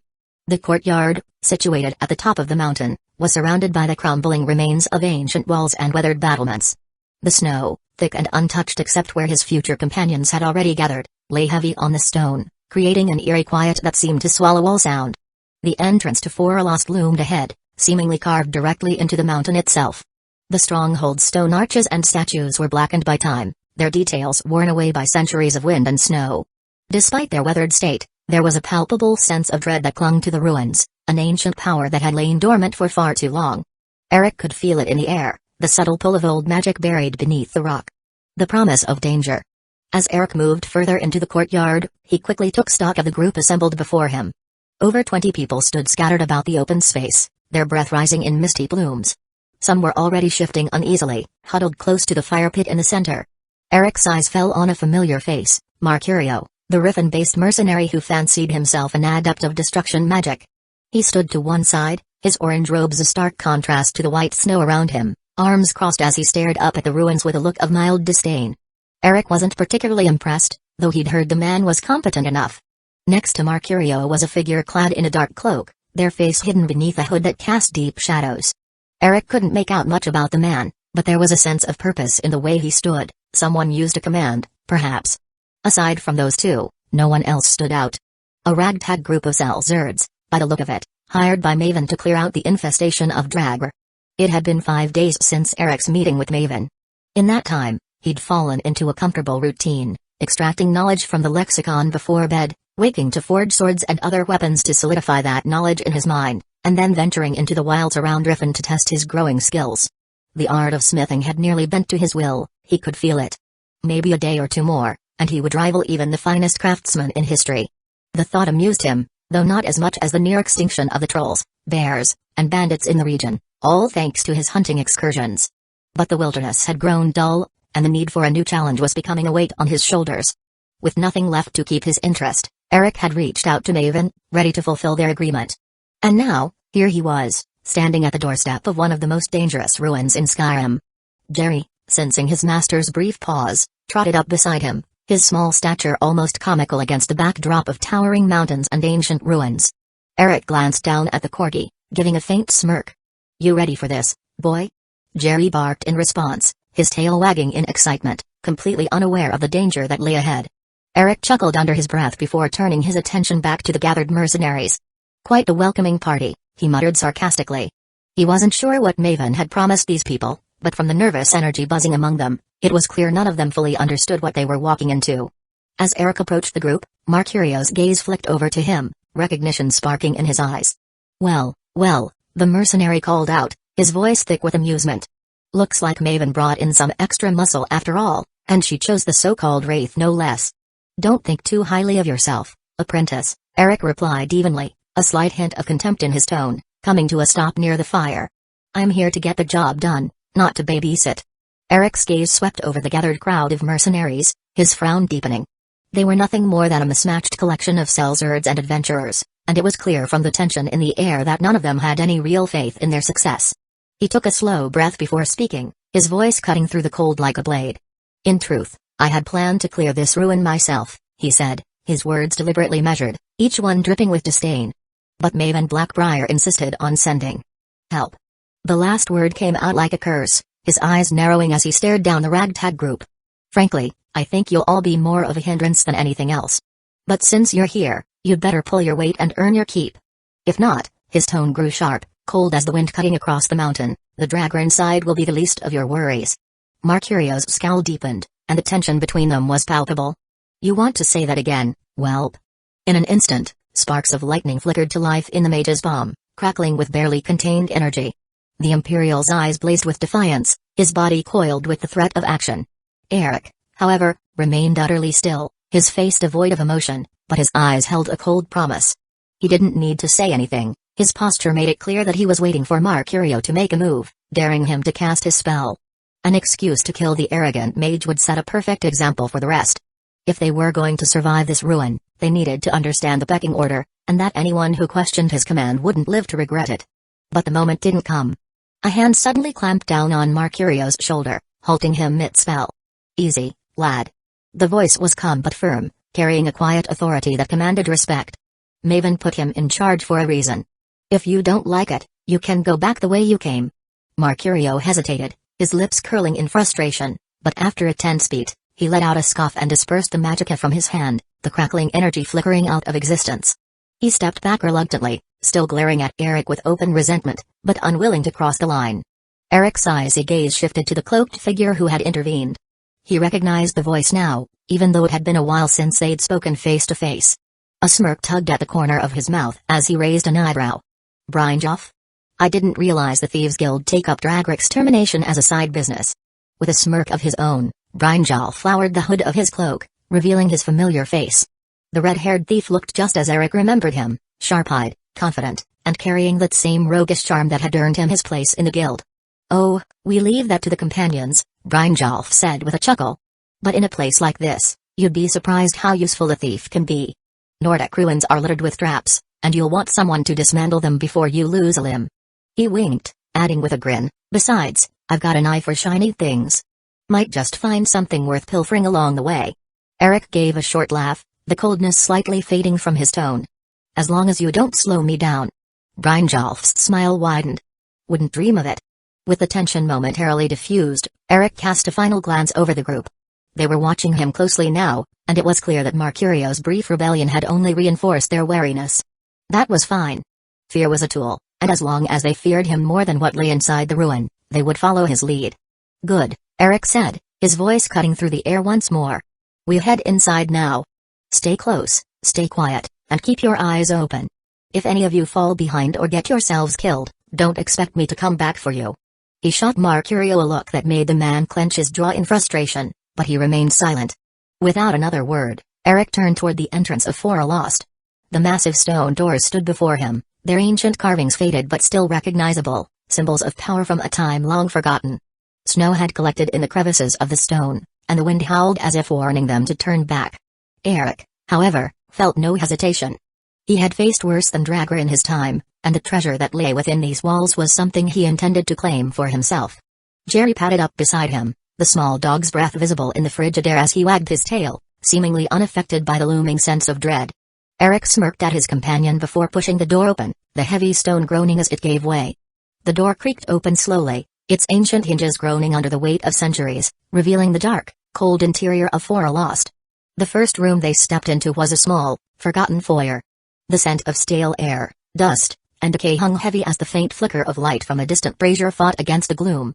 On either side of the room were two large braziers, one still burning, casting long shadows across the cracked stone floor, while the other had long since been extinguished, its coals cold and dead.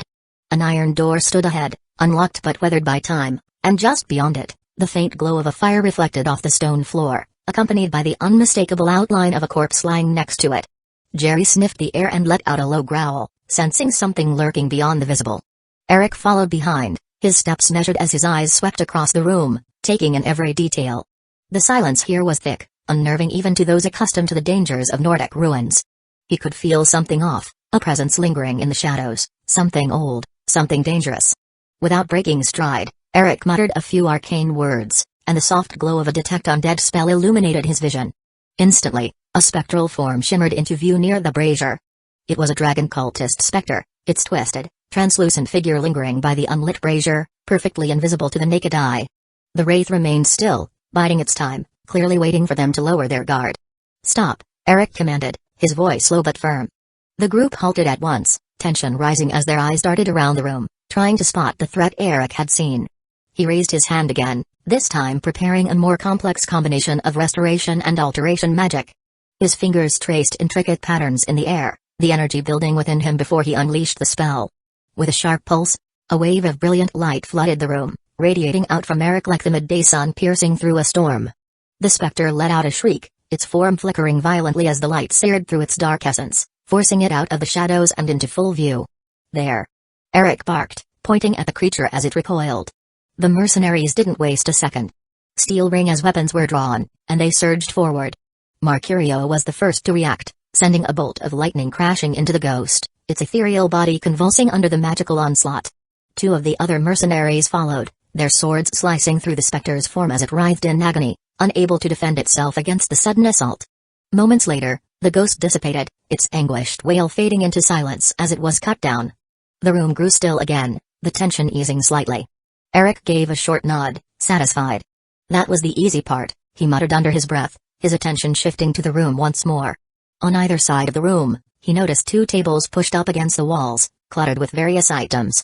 Dusty scrolls, old books, rusted tools, miscellaneous relics left behind by whoever had last passed through these halls. A brief glance was all he spared them, nothing there was of immediate interest. Jerry, on the other hand, seemed more interested in the violence that had just occurred. The Dedrick dog's tail wagged eagerly, and he let out a bark of approval, his eyes gleaming with a hint of sadistic pleasure. The small corgi trotted over to the spot where the spectre had fallen, sniffing the air and letting out a satisfied huff, almost disappointed there hadn't been more bloodshed.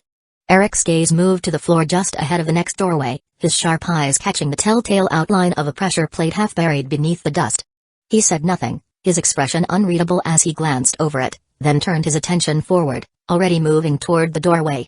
He could see the faint outline of a battering ram mechanism above, cleverly hidden within the shadows of the ceiling, just waiting for some fool to trigger the trap.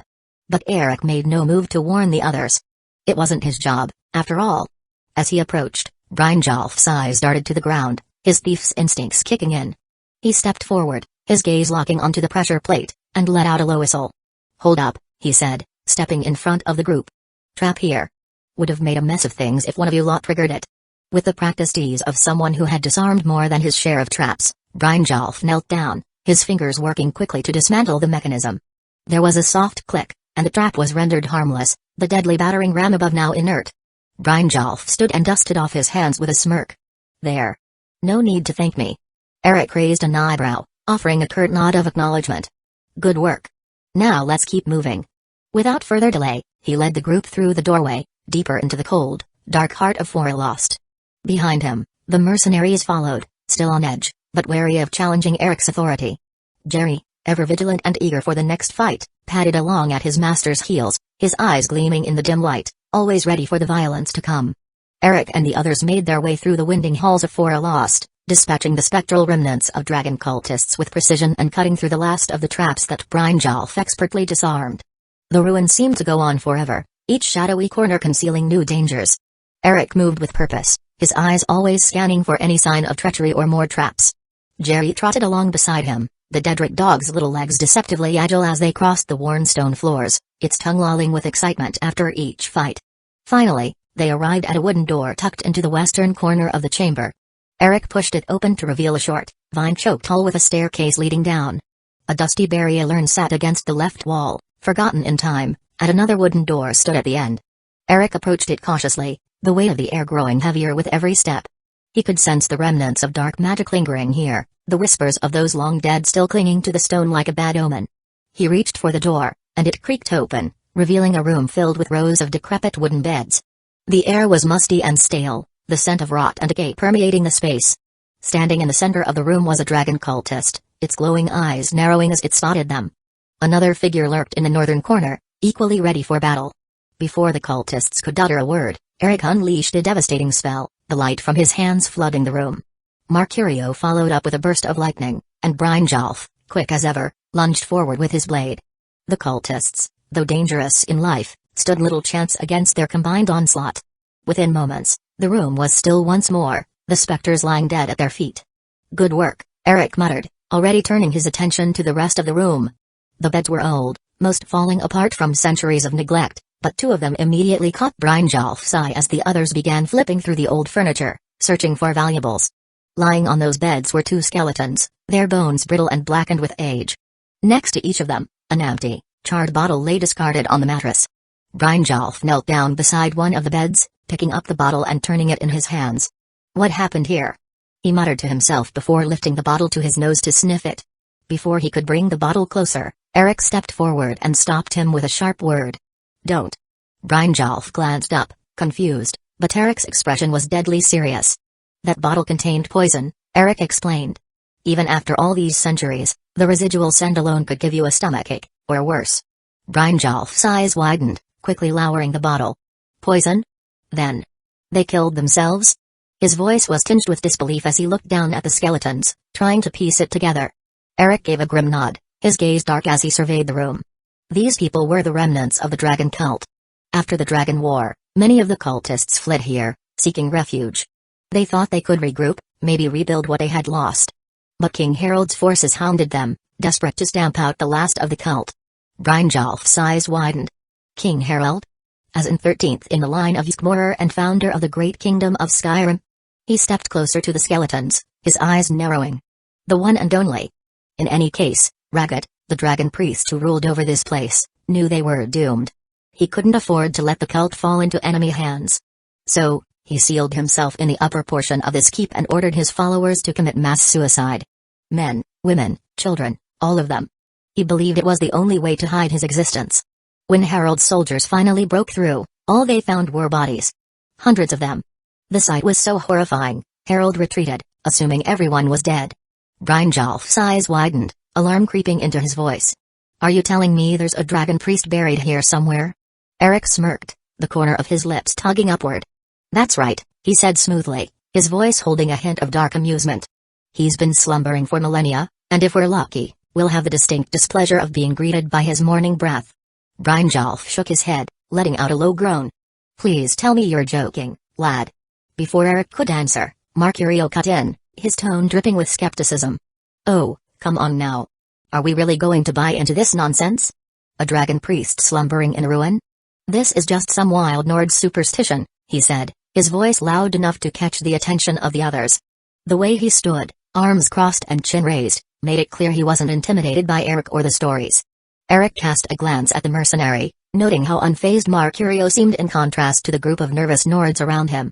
The fact that Mercurio was the only Imperial among them was clearly a source of his bravado. Eric's lips curled into a dismissive smile, but he said nothing. Words wouldn't convince the man, and soon enough, he wouldn't need to. Mercurio would see the dragon priest with his own eyes, and if he was lucky, he might even survive the encounter. Believe what you want, Eric said coolly, turning his back on the Imperial and surveying the room once more. The rest of you, finish looting this place. I want to keep moving. The others moved quickly, gathering what little remained of value in the ancient chamber, though their nerves were clearly fraying. Eric ignored their whispered conversations, his mind already on the final confrontation ahead. The dragon priest Ragged awaited them, and Eric knew that the deeper they went into the ruins, the darker the magic they'd face. As the group finished their task and began gathering near the exit, Eric cast one last glance at the skeletons lying on the beds, the empty bottles of poison beside them. They had chosen death, but Eric wasn't about to give Ragged that mercy. When the time came, the dragon priest would face something much worse. And Eric would be the one to deliver it. Chapter 25, Dram Ragged Number 25. The crackling fire offered some reprieve from the cold stone walls of Forlost as the group huddled around it, drying their soaked clothes. The refectory was just beyond them now, the sealed upper portion of the ruin they had fought so hard to reach. Getting there had been a grueling ordeal, filled with the ancient dead and nearly impassable obstacles. The collapsed staircases leading to it had forced them deep into the crypts, where Draga rose in overwhelming numbers, their cold, lifeless eyes burning with hatred as they defended the resting place of their masters. To make matters worse, they had to swim through an underground tunnel filled with icy water to reach the hidden staircase that led to the refectory. Only Eric's knowledge, which he attributed to scrying magic from the school of mysticism, had made it possible. None of them, not even the skeptical Mercurio, had bothered to question it. After all, most saw mysticism as an arcane and obscure field of magic, and Eric's quiet confidence carried the weight of someone who knew more than they let on. But now, with the fire warming their bones and the endless groaning of the crypts momentarily behind them, they could finally rest. Though Eric could have easily dried them all with a spell, he didn't bother. It wasn't the cold that had worn them down, it was the endless fighting and tension, the looming presence of the dragon priest Ragged waiting for them somewhere ahead. The Selzards sat in silence, eyes distant as they took stock of their wounds and exhaustion. Eric glanced at them, his mind elsewhere, though he remained outwardly calm. Jerry, in his usual mischievous manner, curled up near the fire, occasionally emitting a low growl at nothing in particular, eager for more bloodshed. The Daedric Hound was always ready for violence, and Eric knew he'd see plenty before their mission was done. One of the Selzards, a burly Nord with a scar running down his cheek, finally broke the silence, his voice tinged with disbelief. It's hard to believe, isn't it? The stories. Dragon cultists. Forcing their own people to kill themselves. Even the children. All for that cursed dragon priest. Another Selzard, a younger man with haunted eyes, nodded slowly. I'd heard rumors, but I thought they were just that. Tales to scare people. But this place. I don't know anymore. Brynjolf, seated across the fire, turned his gaze to Eric. You seem to know a lot about this place, he said, his voice casual but laced with curiosity. More than just about Ragged and his lot. What else do you know about the dragon cult, lad? I've heard bits and pieces, but nothing that explains this. Eric leaned back, his face illuminated by the flickering light. He stared into the flames for a moment before answering, his voice measured.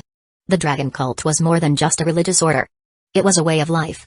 Thousands of years ago, long before the Septim dynasty, before the empire as we know it, dragons ruled over men. They weren't just worshipped as gods, they were gods, or so the people believed. He paused, letting that sink in before continuing. The dragon priests were the chosen ones, those who served directly under the dragons. They were given immense power in exchange for absolute loyalty. It wasn't enough for them to lead their people, they demanded unwavering obedience. To disobey a dragon priest was to disobey a dragon itself, and that was a death sentence. The group remained silent, eyes on Eric as he spoke, the weight of history pressing down on them. The burly Nord shifted uncomfortably. And the people just followed them. Eric nodded. For a long time, yes. The dragons were powerful, and the dragon priests were even worse. Ragged, the one we're here for, was ruthless, even by their standards. He didn't just demand obedience, he commanded it through fear. When the dragon war broke out and men rose against their masters, the cultists were some of the last to stand. They believed the dragons would return, that their loyalty would be rewarded. Brinjal frowned.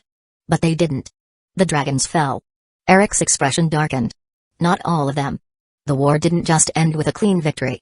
The dragons were powerful, but they weren't invincible. The ancient Nords, with the help of the tongues, those gifted in the Thursdayum, managed to turn the tide. But it wasn't just about killing dragons.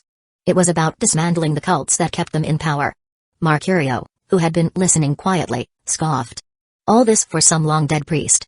Sounds like Nord superstition to me. Eric didn't bother responding to the Imperial's dismissive tone. He knew better than to argue with someone who hadn't seen the things he had. You'll see soon enough, was all he said, his voice carrying a quiet finality that silenced any further comments. Brinjalf rubbed his hands together near the fire, his mind visibly turning over the things Eric had said. So what you're saying is, this dragon priest, Ragged, he believed the dragons would come back for him? Eric nodded. He did. He sealed himself and his followers away, convinced that one day, the dragons would return and restore the world to what it was. That's why they committed suicide, to hide him, to protect him, to give him the time he needed. He's been waiting ever since. Brinjalf let out a low whistle, shaking his head. Sounds like madness. It is, Eric agreed, his eyes cold. And we're about to wake him up. The fire crackled between them as the group fell into a tense silence, each person lost in their own thoughts. The wind howled outside the stone walls, and the faint creaks of the ancient ruins seemed to whisper warnings they could not fully hear. Eric stood, stretching out his limbs as he surveyed the weary group. We'll set up shifts to keep watch. Rest while you can. The worst is yet to come. Brinjalf nodded, already moving to organize the lookout. The Selzards muttered their agreements, though the weight of Eric's words hung heavily over them. They were about to face something ancient, something powerful, and none of them knew if they'd live to see the end of it. The team awoke after a much-needed rest, their bodies sore but their minds sharp and ready to continue the exploration of Forelost's refectory. The ancient ruin still echoed with the weight of centuries, the staleness of the air thick with dust and decay. The fire from their camp had long since burned down to embers, leaving only the faint warmth of lingering heat, but they had kept safe through the night. Draggr had stumbled upon their campsite during the early hours, their lifeless eyes gleaming with malice as they attempted to close in. However, Eric's runes had done their job. The undead creatures were reduced to nothing but shattered ice sculptures or charred husks, unable to breach the wards protecting the resting group. Now, as they packed their supplies and made ready to move on, Eric took a final glance at the frozen remains of their assailants, their crumbled forms littering the edges of the camp. They'll be the least of our problems soon enough, he muttered under his breath, though the others heard him well enough. Brinjalf adjusted his gear and gave Eric a nod. Aye, let's keep moving.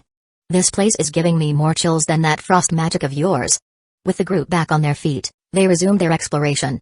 The refectory was vast and labyrinthine, the walls adorned with ancient Nordic carvings, faded and worn by time. Draggr lurked in the shadows, but they were swiftly dispatched, the clashing of steel and bursts of spellwork filling the once silent halls.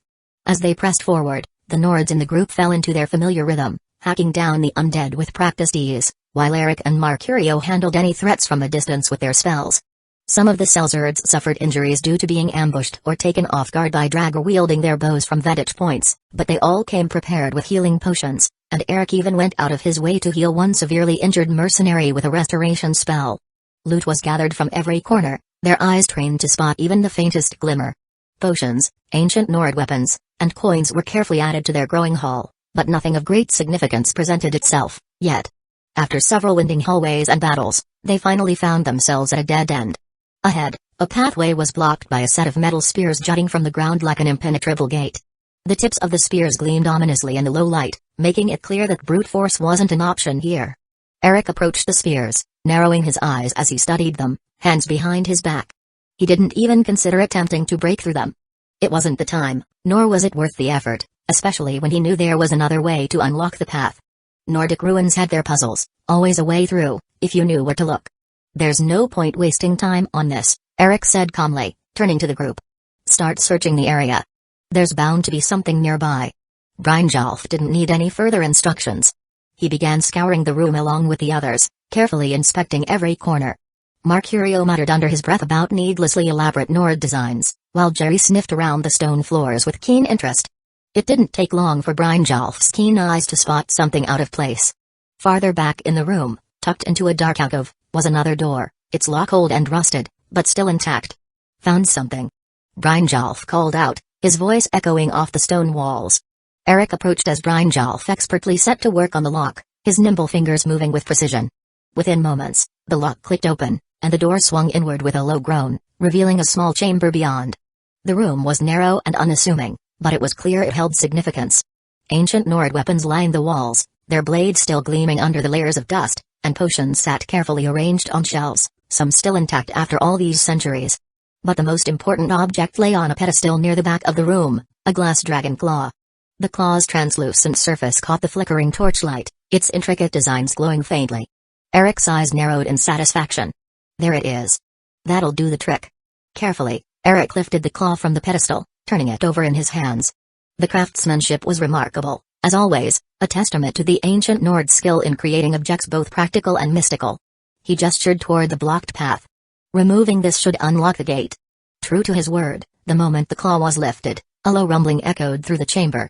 The metallic spear slowly retracted into the ground with a grinding noise, leaving the path open and ready for them to proceed.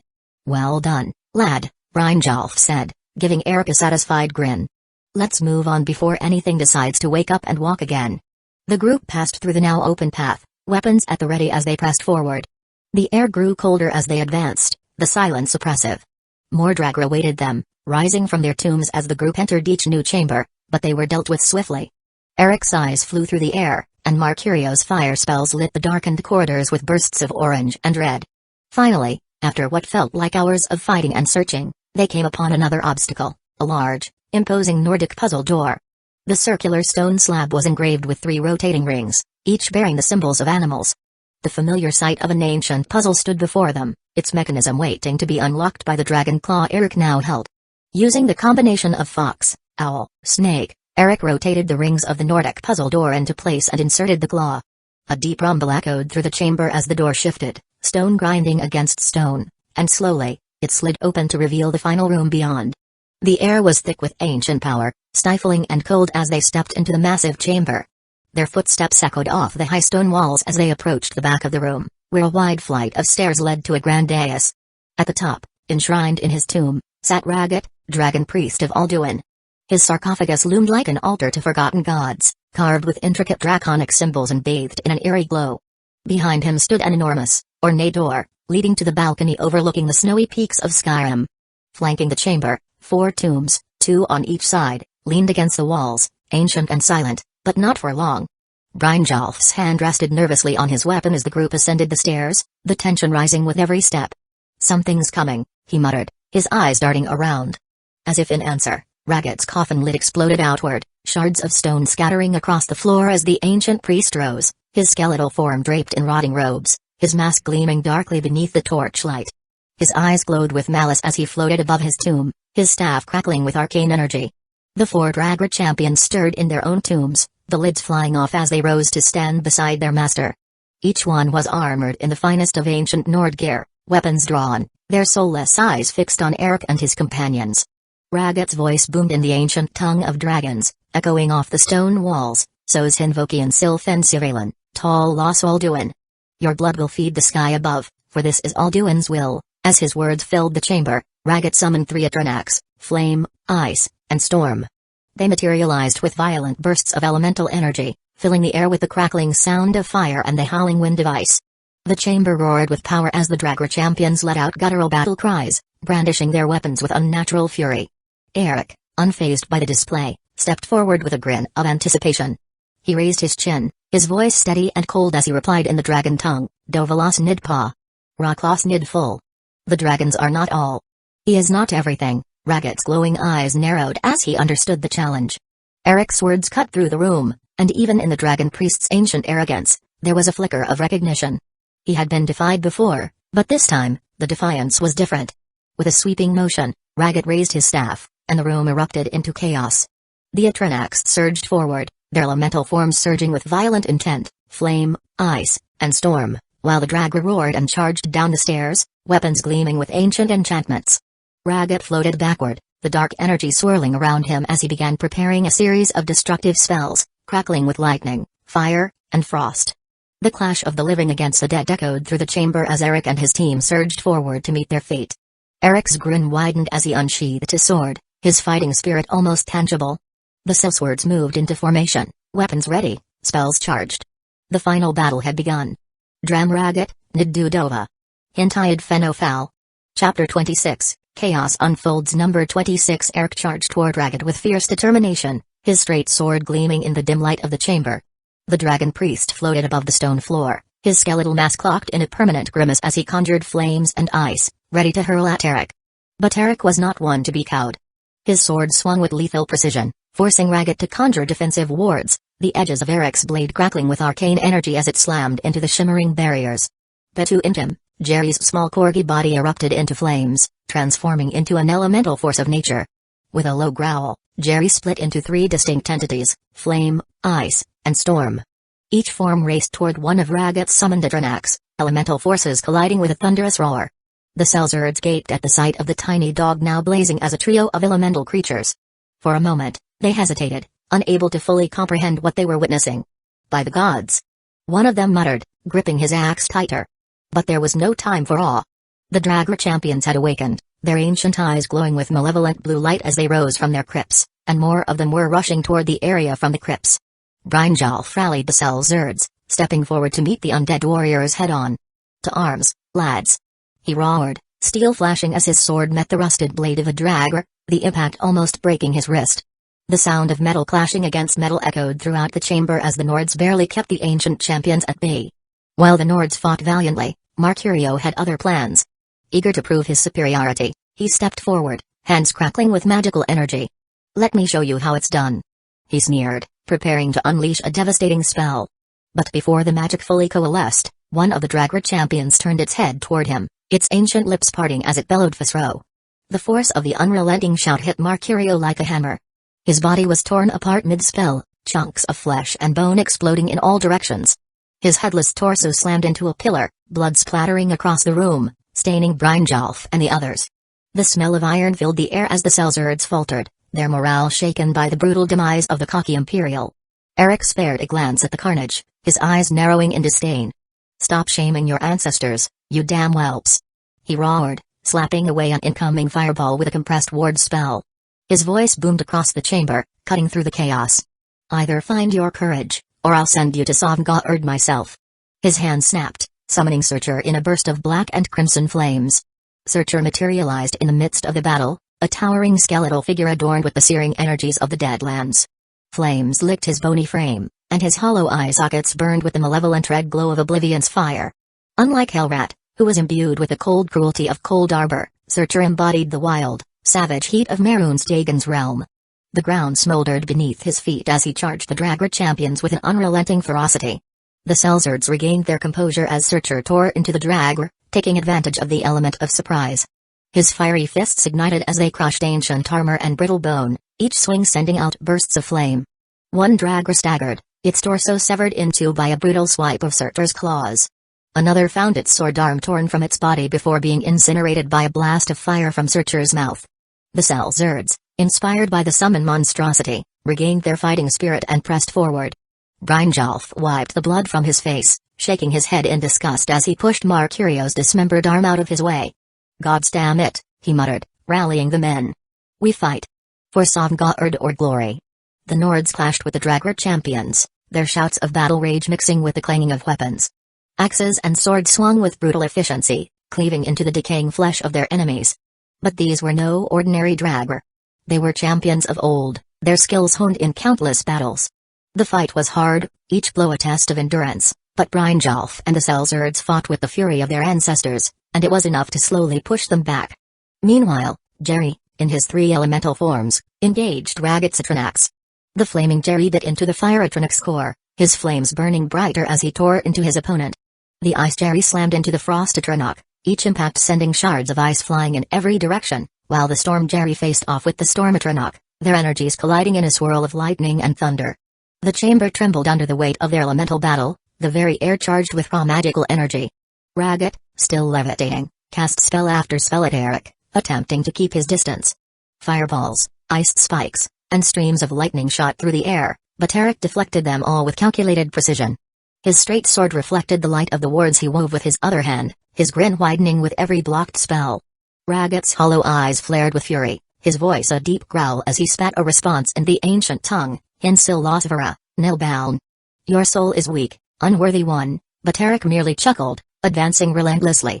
Ragged let out a guttural roar, summoning even more power from the depths of his ancient soul. Lightning crackled around his skeletal frame as he raised both hands, preparing to unleash a devastating wave of destruction magic. But Eric was faster.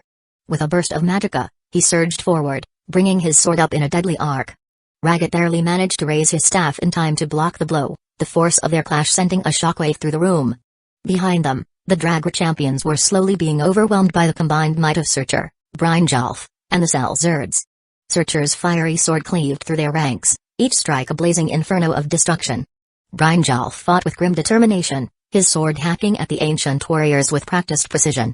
The Selzards, their fear forgotten, pressed the attack, their axes and swords biting deep into Dragger flesh. The chamber echoed with the sounds of battle, clashing weapons, roaring flames, and the guttural shouts of the undead. The air was thick with the stench of burning flesh and ozone, the ground littered with the corpses of fallen Dragger and shattered Atranax. Eric grinned as he saw the tide turning in their favor. Ragged, now on the defensive, was running out of options. The Dragon Priest's once mighty spells were beginning to falter, and Eric could feel the end drawing near. Zulukri Disertheimda. Hakon. Eric shouted. Your time has come. Now die. Suddenly, Ragged brandished his staff, slamming it into the ground. The air crackled with fiery energy as a wall of flame erupted between him and the others, cutting him off from view. The last of the Dragger champions fell, their ancient bodies crumbling into dust as the Nord Selzards hacked through their ranks. But the victory was fleeting. Ragged's bones began to glow with an eerie light, his hollow sockets burning brighter as the surrounding magicka was drawn into him, devoured like a hungry beast consuming the very essence of the room. Eric's eyes narrowed. Ready yourselves. He's preparing something big, he exclaimed for everyone to hear, immediately launching a volley of ice spikes toward the flaming barrier. The shards of ice shimmered as they shot through the air, but as they neared the Dragon Priest, they simply dissipated into the heat, turning to steam before even touching him. Ragged wasn't just absorbing the magicka, he was feeding on it. Eric's expression darkened, his grip tightening on his sword. He could feel the air becoming thick with energy, the atmosphere growing more oppressive as Ragged's power grew. The priest was drawing in every ounce of magic in the room, preparing for something catastrophic. The very stones of the ancient ruins seemed to tremble beneath Eric's feet, as though the entire structure was straining to hold against the unnatural force that was building. Bloody dragon slave, Eric growled, quickly reaching into his pouch. He withdrew a flame resistance potion and a mana recovery elixir, uncorking both and downing them in quick succession. The bitter taste of the potions burned his throat, but there was no time to hesitate. With a burst of energy, Eric leaped over the towering wall of flame, his sword raised, ready to cut down the Dragon Priest. But before he could close the distance, Ragged let out a low, guttural chant, summoning 2 Dreamora lords from the fires of oblivion. The Daedric warriors appeared with a blinding flash of red and black light, their massive, armored forms radiating malevolence. The first Dreamora charged Eric with a vicious battle cry, its ebony sword slashing through the air toward his neck. Eric barely managed to block the incoming blow, the force of it sending vibrations up his arm. Sparks flew as steel met Daedric metal, the clash echoing throughout the chamber. The second Dreamora was already charging from the side, its weapon poised to strike Eric from behind. But before it could reach him, Jerry's flame elemental form lunged through the fiery barrier, slamming into the Dreamora with the force of a blazing meteor. The two tumbled across the stone floor in a whirlwind of fire and Daedric metal, the elemental dog gnashing at the Dream Warrior's armor as it struggled to rise. Eric's focus, however, remained locked on Ragged. The dragon priest floated ominously in the air, his skeletal form wreathed in an intense, fiery aura. He was continuing to accumulate magicka, more and more of it, until the sheer pressure of his power filled the chamber. The oppressive heat pressed against Eric's skin, even with the flame resistance potion still fresh in his veins. "I don't have time for this. Begone." Eric cursed, sweat dripping down his brow as he deflected another savage blow from the first Dream Aura. With a burst of magicka, he channeled his energy into his hands, casting a banished dress spell. His voice rang out with arcane authority, the ancient words pulling at the fabric of oblivion itself. A shimmering portal opened beneath the Dream Aura, dragging the Daedric warrior back to the realm from whence it came. The creature let out one last guttural roar before vanishing, its essence scattered back to the void. Eric winced as the spell drained the last of his magicka reserves. He was running on fumes now, his body aching from the strain. But there was no time to recover. He summoned Hellrat with a snap of his fingers, the skeletal warrior appearing with its cold, blue glow. Eric didn't even bother giving it instructions. Hellrat needed no guidance. The undead knight charged at the second Dream Aura, its ethereal blade clashing with Daedric steel as they locked in combat, bone and metal grinding in a vicious struggle. Eric's gaze snapped back to Ragged, who was still suspended in the air, the fiery aura around him growing ever more intense. The chamber trembled, the ancient stones groaning under the strain of the immense magical energy. If Eric didn't stop him now, the entire ruin might collapse, and whatever spell Ragged was preparing could level half the mountain. With a guttural snarl, Eric charged at the dragon priest, his sword raised high. The distance between them closed in an instant, and Eric swung his blade down toward Ragged's skull, hoping to sever the dragon priest's connection to his magicka in one decisive blow. But it was too late. With a deafening roar, Ragged unleashed the full force of his accumulated magicka. The fiery aura surrounding him exploded outward in a violent, fiery tempest. Eric barely had time to react as the blast hit him like a battering ram, the heat and force tearing through his body and sending him hurtling backward. His vision blurred, the chamber spinning as he crashed into the stone floor, skidding across the ground like a ragdoll. He could hear nothing but the roar of the flames, the very air vibrating with the might of the master-level destruction spell. The world around him seemed to darken, the edges of his vision closing in as he struggled to stay conscious. The ancient stones of the ruin creaked and groaned, barely containing the fiery storm that Ragged had unleashed. Smoke filled the air, the scent of burning stone and ash overwhelming Eric's senses. Eric's eyes flickered open, a groan of pain escaping his lips as he forced himself to breathe. Above him, the collapsed ceiling of the ancient ruins lay strewn about in massive chunks, remnants of a structure that had once entombed Ragged's body. Now, it was nothing but rubble, pulverized by the overwhelming force of the dragon priest's magicka explosion. The walls, the altars, the intricate carvings, all obliterated, leaving nothing behind but debris, dust, and ruin. The air was thick with the acrid stench of burning stone and scorched earth. Hellrat and Surtur stood vigil over him, their glowing eyes casting a cold, spectral light over the shattered landscape. Hellrat, his skeletal knight, held his blade aloft, ever the silent guardian.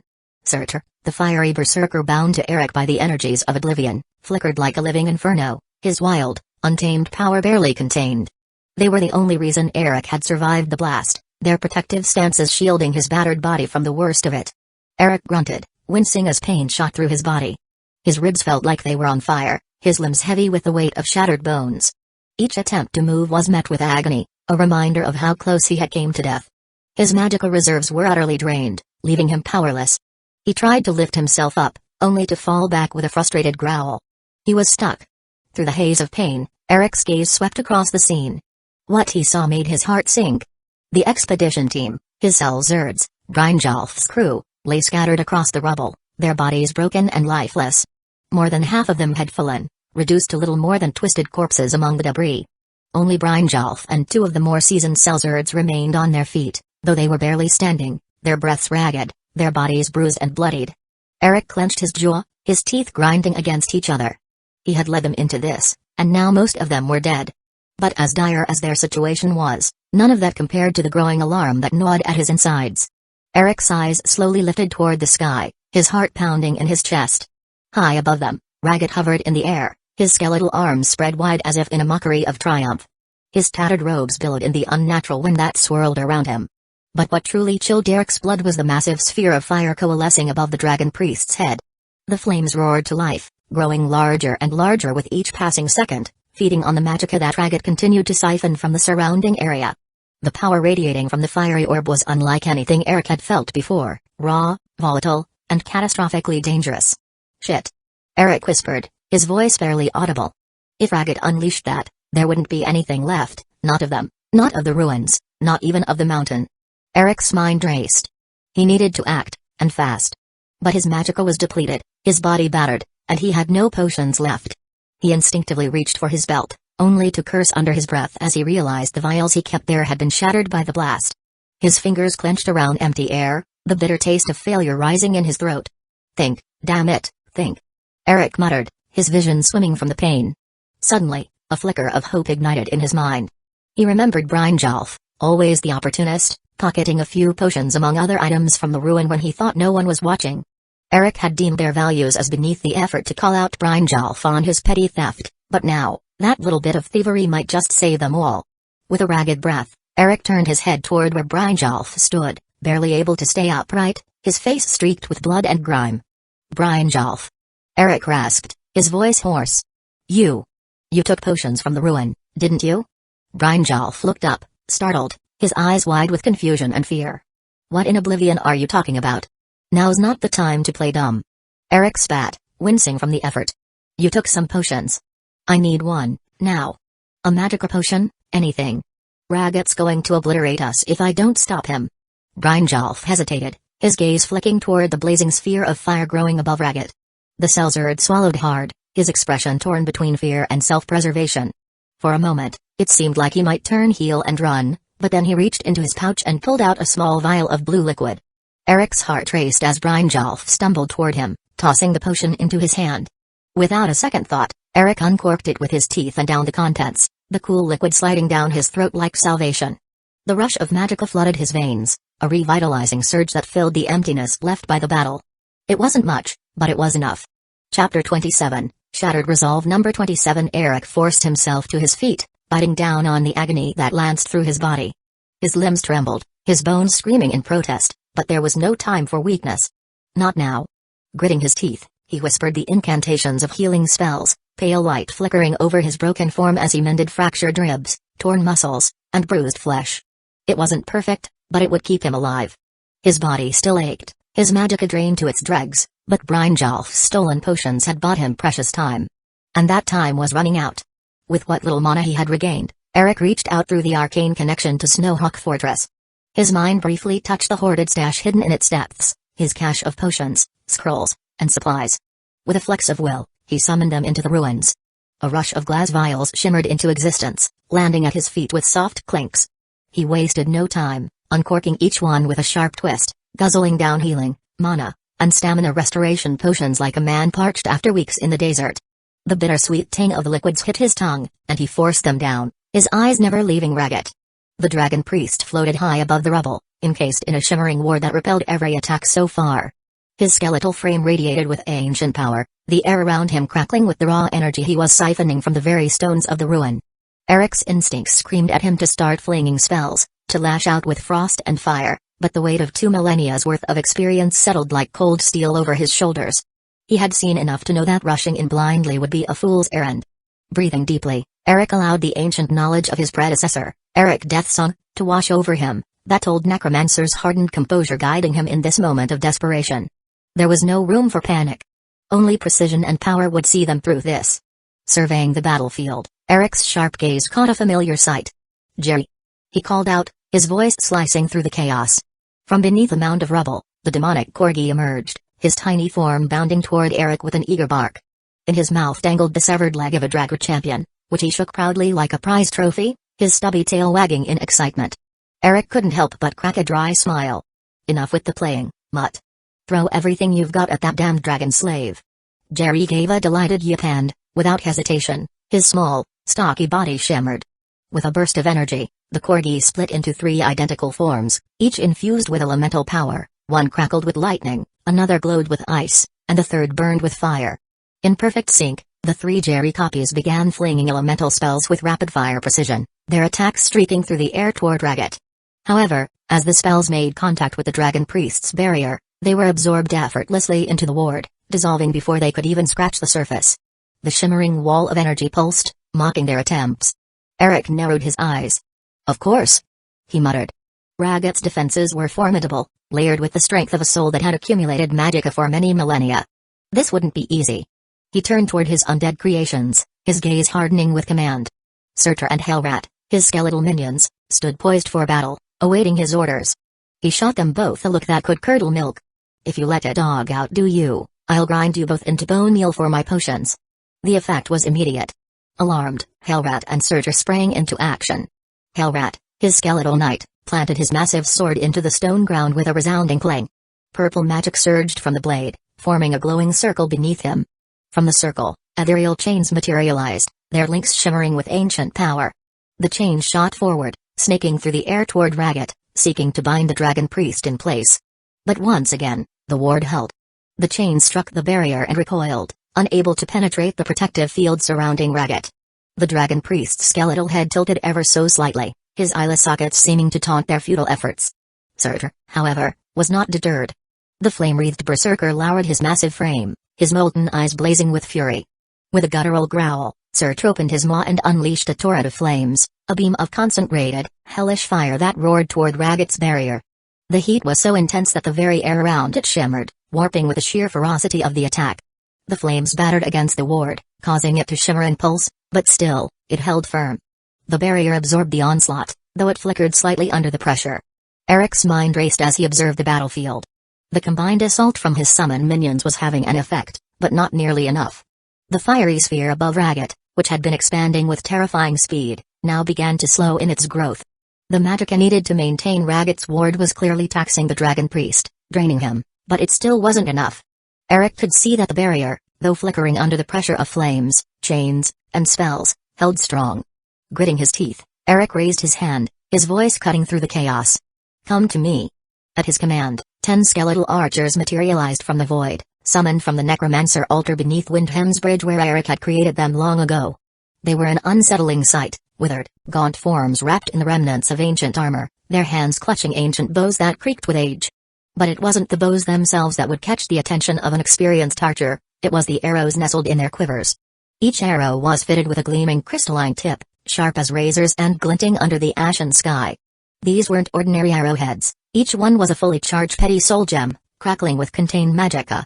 Eric felt a surge of satisfaction as he saw them ready their weapons. He didn't need to issue commands. These skeletons knew their purpose. Fire! Eric shouted, his voice thunderous. Without hesitation, the skeletal archers loosed their arrows in perfect unison. The crystalline tips hissed through the air, striking Ragged's shimmering ward with violent explosions. Each impact sent ripples through the barrier, arcs of energy sizzling across its surface. The ward flared with every strike, absorbing the blasts of magical energy, but Eric could see the strain it was putting on Ragged. The dragon priest's skeletal arms trembled as he channeled more and more power into maintaining his defense. Arrow after arrow hit the ward, the relentless barrage of enchanted projectiles lighting up the sky like a deadly fireworks display. Ragged's barrier still held, but the momentum was shifting. Eric watched intently, his eyes narrowing as he studied the dragon priest's form. Ragged was absorbing magicka at an ungodly rate, leeching power from the surroundings to keep his defense intact. And though the flaming sphere above him had stopped growing, it still burned ominously, pulsing with unspent energy. "We're close," Eric muttered, his voice low and dangerous. "Almost there. Just one more push." Eric took a deep breath, raising his hand. Magicka danced at his fingertips, crackling and sparking. He concentrated, focusing his will, and the sparks transformed into a swirling arc of lightning that shot from his hand. The thin, bright stream of energy struck Ragged's barrier with a sharp crack, spreading like the roots of a tree over the shimmering ward. Eric's eyes gleamed with cold determination as the continuous stream of lightning connected him to the dragon priest's defense.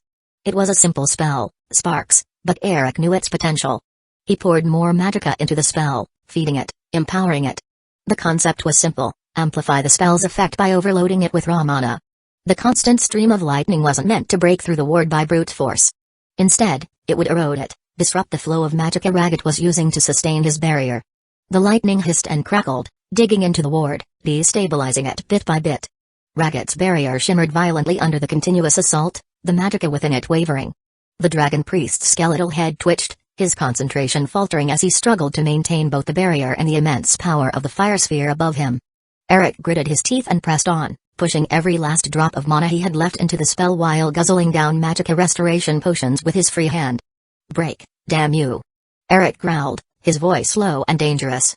His entire body trembled as he forced more and more magicka into his lightning spell. His vision blurred from the exertion, sweat pouring down his face, but he could feel the breakthrough coming. Ragged's sword was finally beginning to falter under the relentless assault. The once massive flaming sphere hanging ominously in the air above them, crackling with raw destructive power, began to shrink. It was subtle at first, but Eric's strained eyes caught it. The flaming orb's size was diminishing, ever so slightly, as Ragged was forced to redirect more of his energy into maintaining the ward. The dragon priest's greed for power was working against him. The sheer magnitude of the spell he had created now demanded more magicka than he could absorb, leaving him with no choice but to siphon power from the very sphere he had conjured. Ragged's voice echoed across the battlefield in a shriek of fury and frustration, the words ringing out in the guttural, ancient language of dragons. Zuulas Nidfaden, you are not worthy. Eric winced as the dragon priest's shriek resonated deep within his bones, but he didn't let up, the lightning in his hand growing fiercer, crackling with raw power. And then, finally, it happened. The ward that had protected Ragged for so long flickered, dimmed, and vanished entirely. The protective barrier that had held back their combined assault was gone, leaving the dragon priest vulnerable. In that instant, all of the attacks, Surtur's beam of flames, Hellrat's ethereal chains, Jerry's elemental spells, and the arrows from Eric's skeletons, rushed in to strike Ragged down. But just as the onslaught was about to connect, Ragged raised his skeletal arms and screamed in the dragon tongue, Fmzigrin. Eric's eyes widened as the words of the shout tore through the air. A chilling wave of magic swept across the battlefield, and in the blink of an eye, Ragged's form shimmered and became ghostly, ethereal. His entire body turned translucent, as if made of mist, and all the attacks passed harmlessly through him. Surtur's firebeam struck the spot where Ragged had been, only to hit empty air. Jerry's elemental bolts fizzled as they passed through Ragged's intangible form. Even the arrows, infused with the magic of soul gems, whizzed right through, leaving the dragon priest untouched. But Hellrat's chains, anchored in the very essence of necromantic power, did not falter. The glowing ethereal chains wrapped around Ragged's ethereal form, locking onto him with an unearthly grip. Ragged's body shuddered as the chains coiled tighter, disrupting the flow of magicka within him.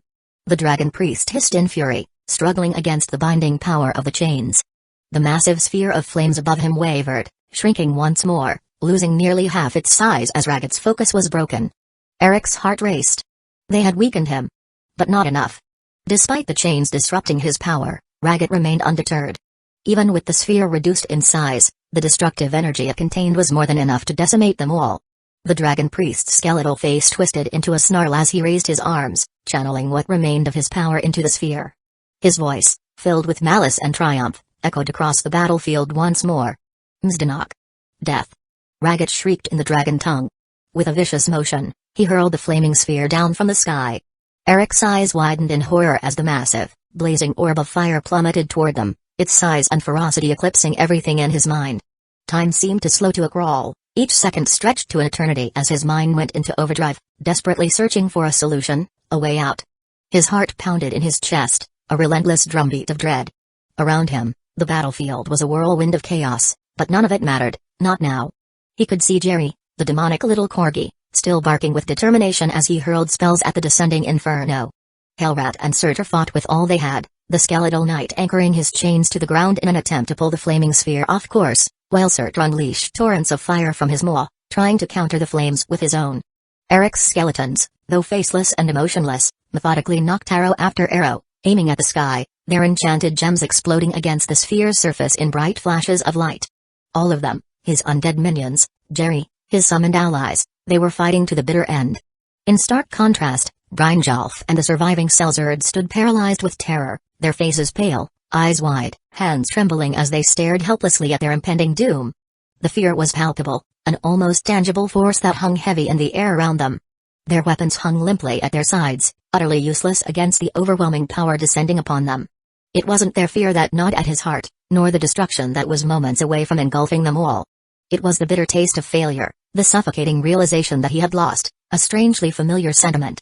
He had come so far, fought so hard, only to be bested here, in his first true battle against the forces of this world. He had stared down the maw of death before, but this time, it felt different. This time, the weight of defeat bore down on him like a mountain. His mind raced, weighing his options with cold, ruthless logic. He could survive. There were ways, there were always ways. He could minimize his losses and escape this death trap with just a snap of his fingers. His undead creations could be sent back to Snowhawk Fortress in an instant, safely tucked away in the crypts where they belonged. As for Jerry, well, Eric suspected that the demonic little dog would survive regardless. Then there was Maven. He had no doubt that failing here would sever his connection with her, a significant setback considering all the plans he had crafted, and the schemes he altered after their chance meeting.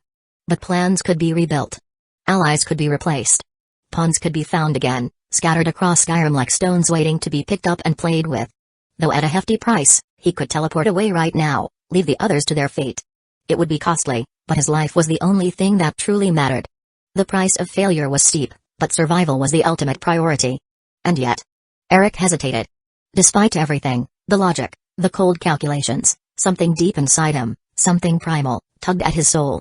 It was a feeling he hadn't felt before, something buried beneath layers of cynicism and ambition. The peril he faced wasn't merely a catastrophe, it was an opportunity. An obstacle that could not be overcome with mere cunning or retreat. It demanded more of him, and offered the very thing he'd been seeking, an opportunity for growth. His instincts screamed at him to flee, to cut his losses and live another day. But something, deep in the marrow of his bones, whispered that this was a moment unlike any other. He looked up again, at the massive, flaming sphere descending from the sky, its fiery glow casting long shadows across the battlefield. Ragged was confident in his victory, his shrieks of triumph echoing through the air, but Eric's mind was already shifting. This was no longer about survival. It was about something more.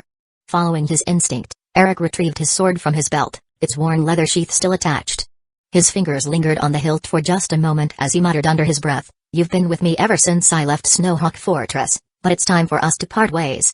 The words carried a weight of finality, and as he hardened his expression, he turned his palm outward. The sheathed straight sword vanished in a shimmer of magic, leaving his hand empty for only a second.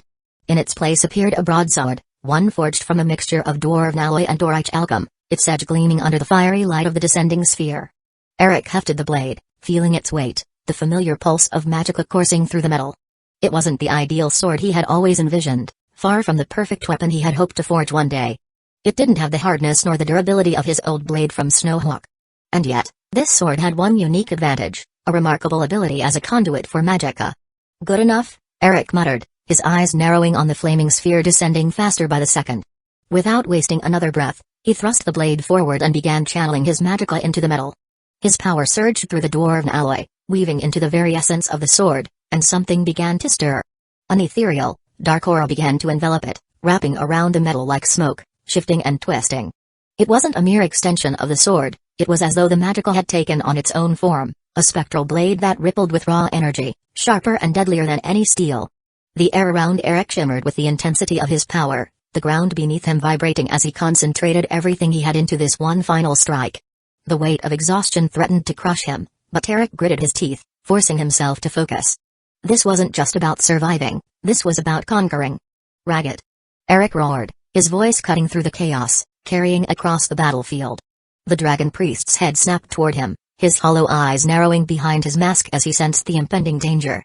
With a primal shout, Eric swung the broadsword in a wide arc, and the ethereal blade followed, cutting through the air with a sound like ripping fabric. The magicka-infused sword collided with a flaming sphere above, the impact sending shockwaves through the battlefield. For a moment, time seemed to freeze again, fire met magic, and for a split second, it seemed like the sphere would overpower the blade. But then, Eric pushed harder. The dark, ethereal blade of magicka surged through the flaming sphere, cutting through it like a hot knife through butter. The flames split apart, dissipating into nothingness as the sphere collapsed inward, its power utterly destroyed. The battlefield was engulfed in a blinding light as the magic broke apart, and in the same fluid motion, Eric brought the sword down toward Ragged. The dragon priest barely had time to react, his ethereal form still struggling against Hellrat's chains. The spectral blade sliced cleanly through Ragged's body, the aura cutting through his ancient armor and rotting flesh with ease.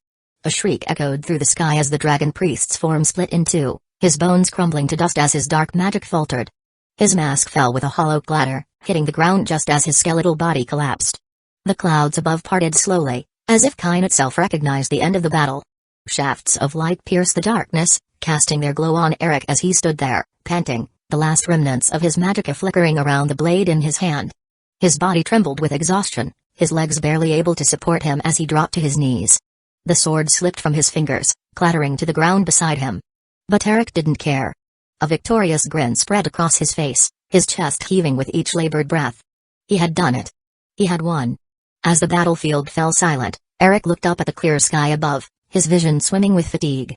But there, in that moment, victory tasted sweeter than ever. Chapter 28, Wrathwolf number 28. Eric drank deeply from yet another potion, the acrid taste coating his throat and making his stomach churn. He had downed enough of them to feel his insides twist in discomfort, but they were doing their job. His muscles were no longer burning with fatigue, and his mind was beginning to clear. With a deep breath, he slowly rose to his feet, feeling the energy surge back into his body, enough to stand, enough to move. He glanced down at the sword in his hand, the same one that had channeled so much raw power just moments ago. His frown deepened at the sight of its battered blade. Long cracks ran along its length, spider webbing out from the center, threatening to split it in two. It was nearly on the verge of breaking. Useless now, he muttered, shaking his head in frustration. The sword had served him well in battle, but it was a temporary tool, never meant to withstand the full force of his magic. With a twist of his palm, the weapon vanished in a flicker of light. Hellrat, Eric called out, turning to scan the battlefield for his skeletal ally. To his surprise, he found Hellrat already kneeling behind him, alongside the hulking figure of Searcher. Both stood silent, statuesque in their undead obedience. But what caught Eric's attention wasn't their posture, it was what Hellrat held in his bony hands. A large black soul gem, 2 times the size of a regular one, gleamed under the dimming light. Its surface was smooth, almost flawless, but the presence radiating from it was far from benign. It thrummed with an ancient, malevolent energy, overflowing with the raw power of magicka. The soul trapped within was unmistakable. A smirk tugged at Eric's lips. Ragat's soul, I take it? He mused to himself. There was no need to ask, the answer was clear. Hellrat had succeeded in capturing the dragon priest's essence, sealing it within the gem like a prize. Eric reached out, tucking the gem into the folds of his cloak. It hummed softly against his chest, a constant reminder of the power he now held. His thoughts raced at the possibilities. What he could learn, what he could gain, from Ragat's soul was limitless. But that would come later. Before he could contemplate further, Brynjolf approached, stepping over the charred remains of the battlefield. His expression was one of weary relief, though there was still an edge to his voice as he said, "Well, you've really done it, lad. That dragon priest and his dragra won't be haunting this mountain anymore." He paused, glancing around at the carnage. "Should we head back to Riffin now?" Eric shook his head. "Not just yet." His eyes shifted to the idle skeletons standing among the debris. Their hollow, empty gazes awaited his command. "I want to take care of a few things first." With a flick of his wrist, he gestured to the skeletons. "Clear the rubble," he ordered. "Gather the dead, both ours and theirs, and prepare them for cremation." The undead soldiers moved immediately, their bones clattering as they went to work. There was no hesitation in their actions, no need for further instruction. They obeyed without question, their hands methodically sifting through the ruins, retrieving the bodies strewn across the battlefield.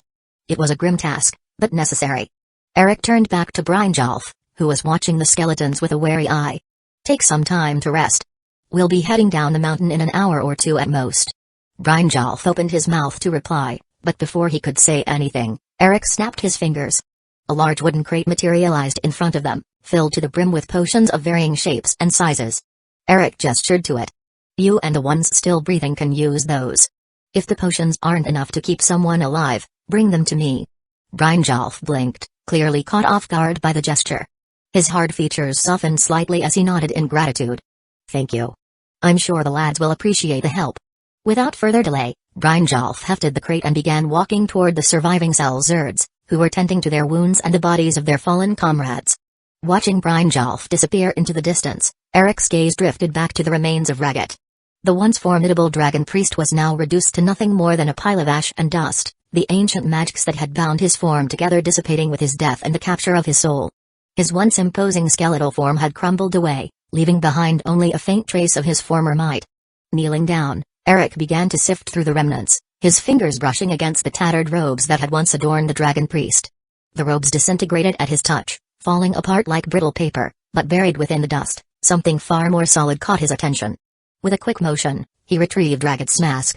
The mask was an imposing piece, crafted from Orich alchemy, its greenish hue unmistakable even beneath the layers of dust that clung to it. As Eric held it up to the light, he could feel the energy radiating from it, an almost palpable sense of vitality coursing through the air around it. The mask seemed to pulse faintly, as though it still held some trace of the power that had once animated Ragat's body. A smirk played on Eric's lips as he studied the artifact. A powerful relic indeed, he thought, the possibilities already swirling in his mind. He had read about the ancient masks of the dragon priests, how they had been imbued with powerful enchantments, each one unique, each one a testament to the magic of a forgotten era. He would have plenty of time to study its properties, to unlock its secrets, but for now, he slipped it into the folds of his cloak. It would serve him well in time,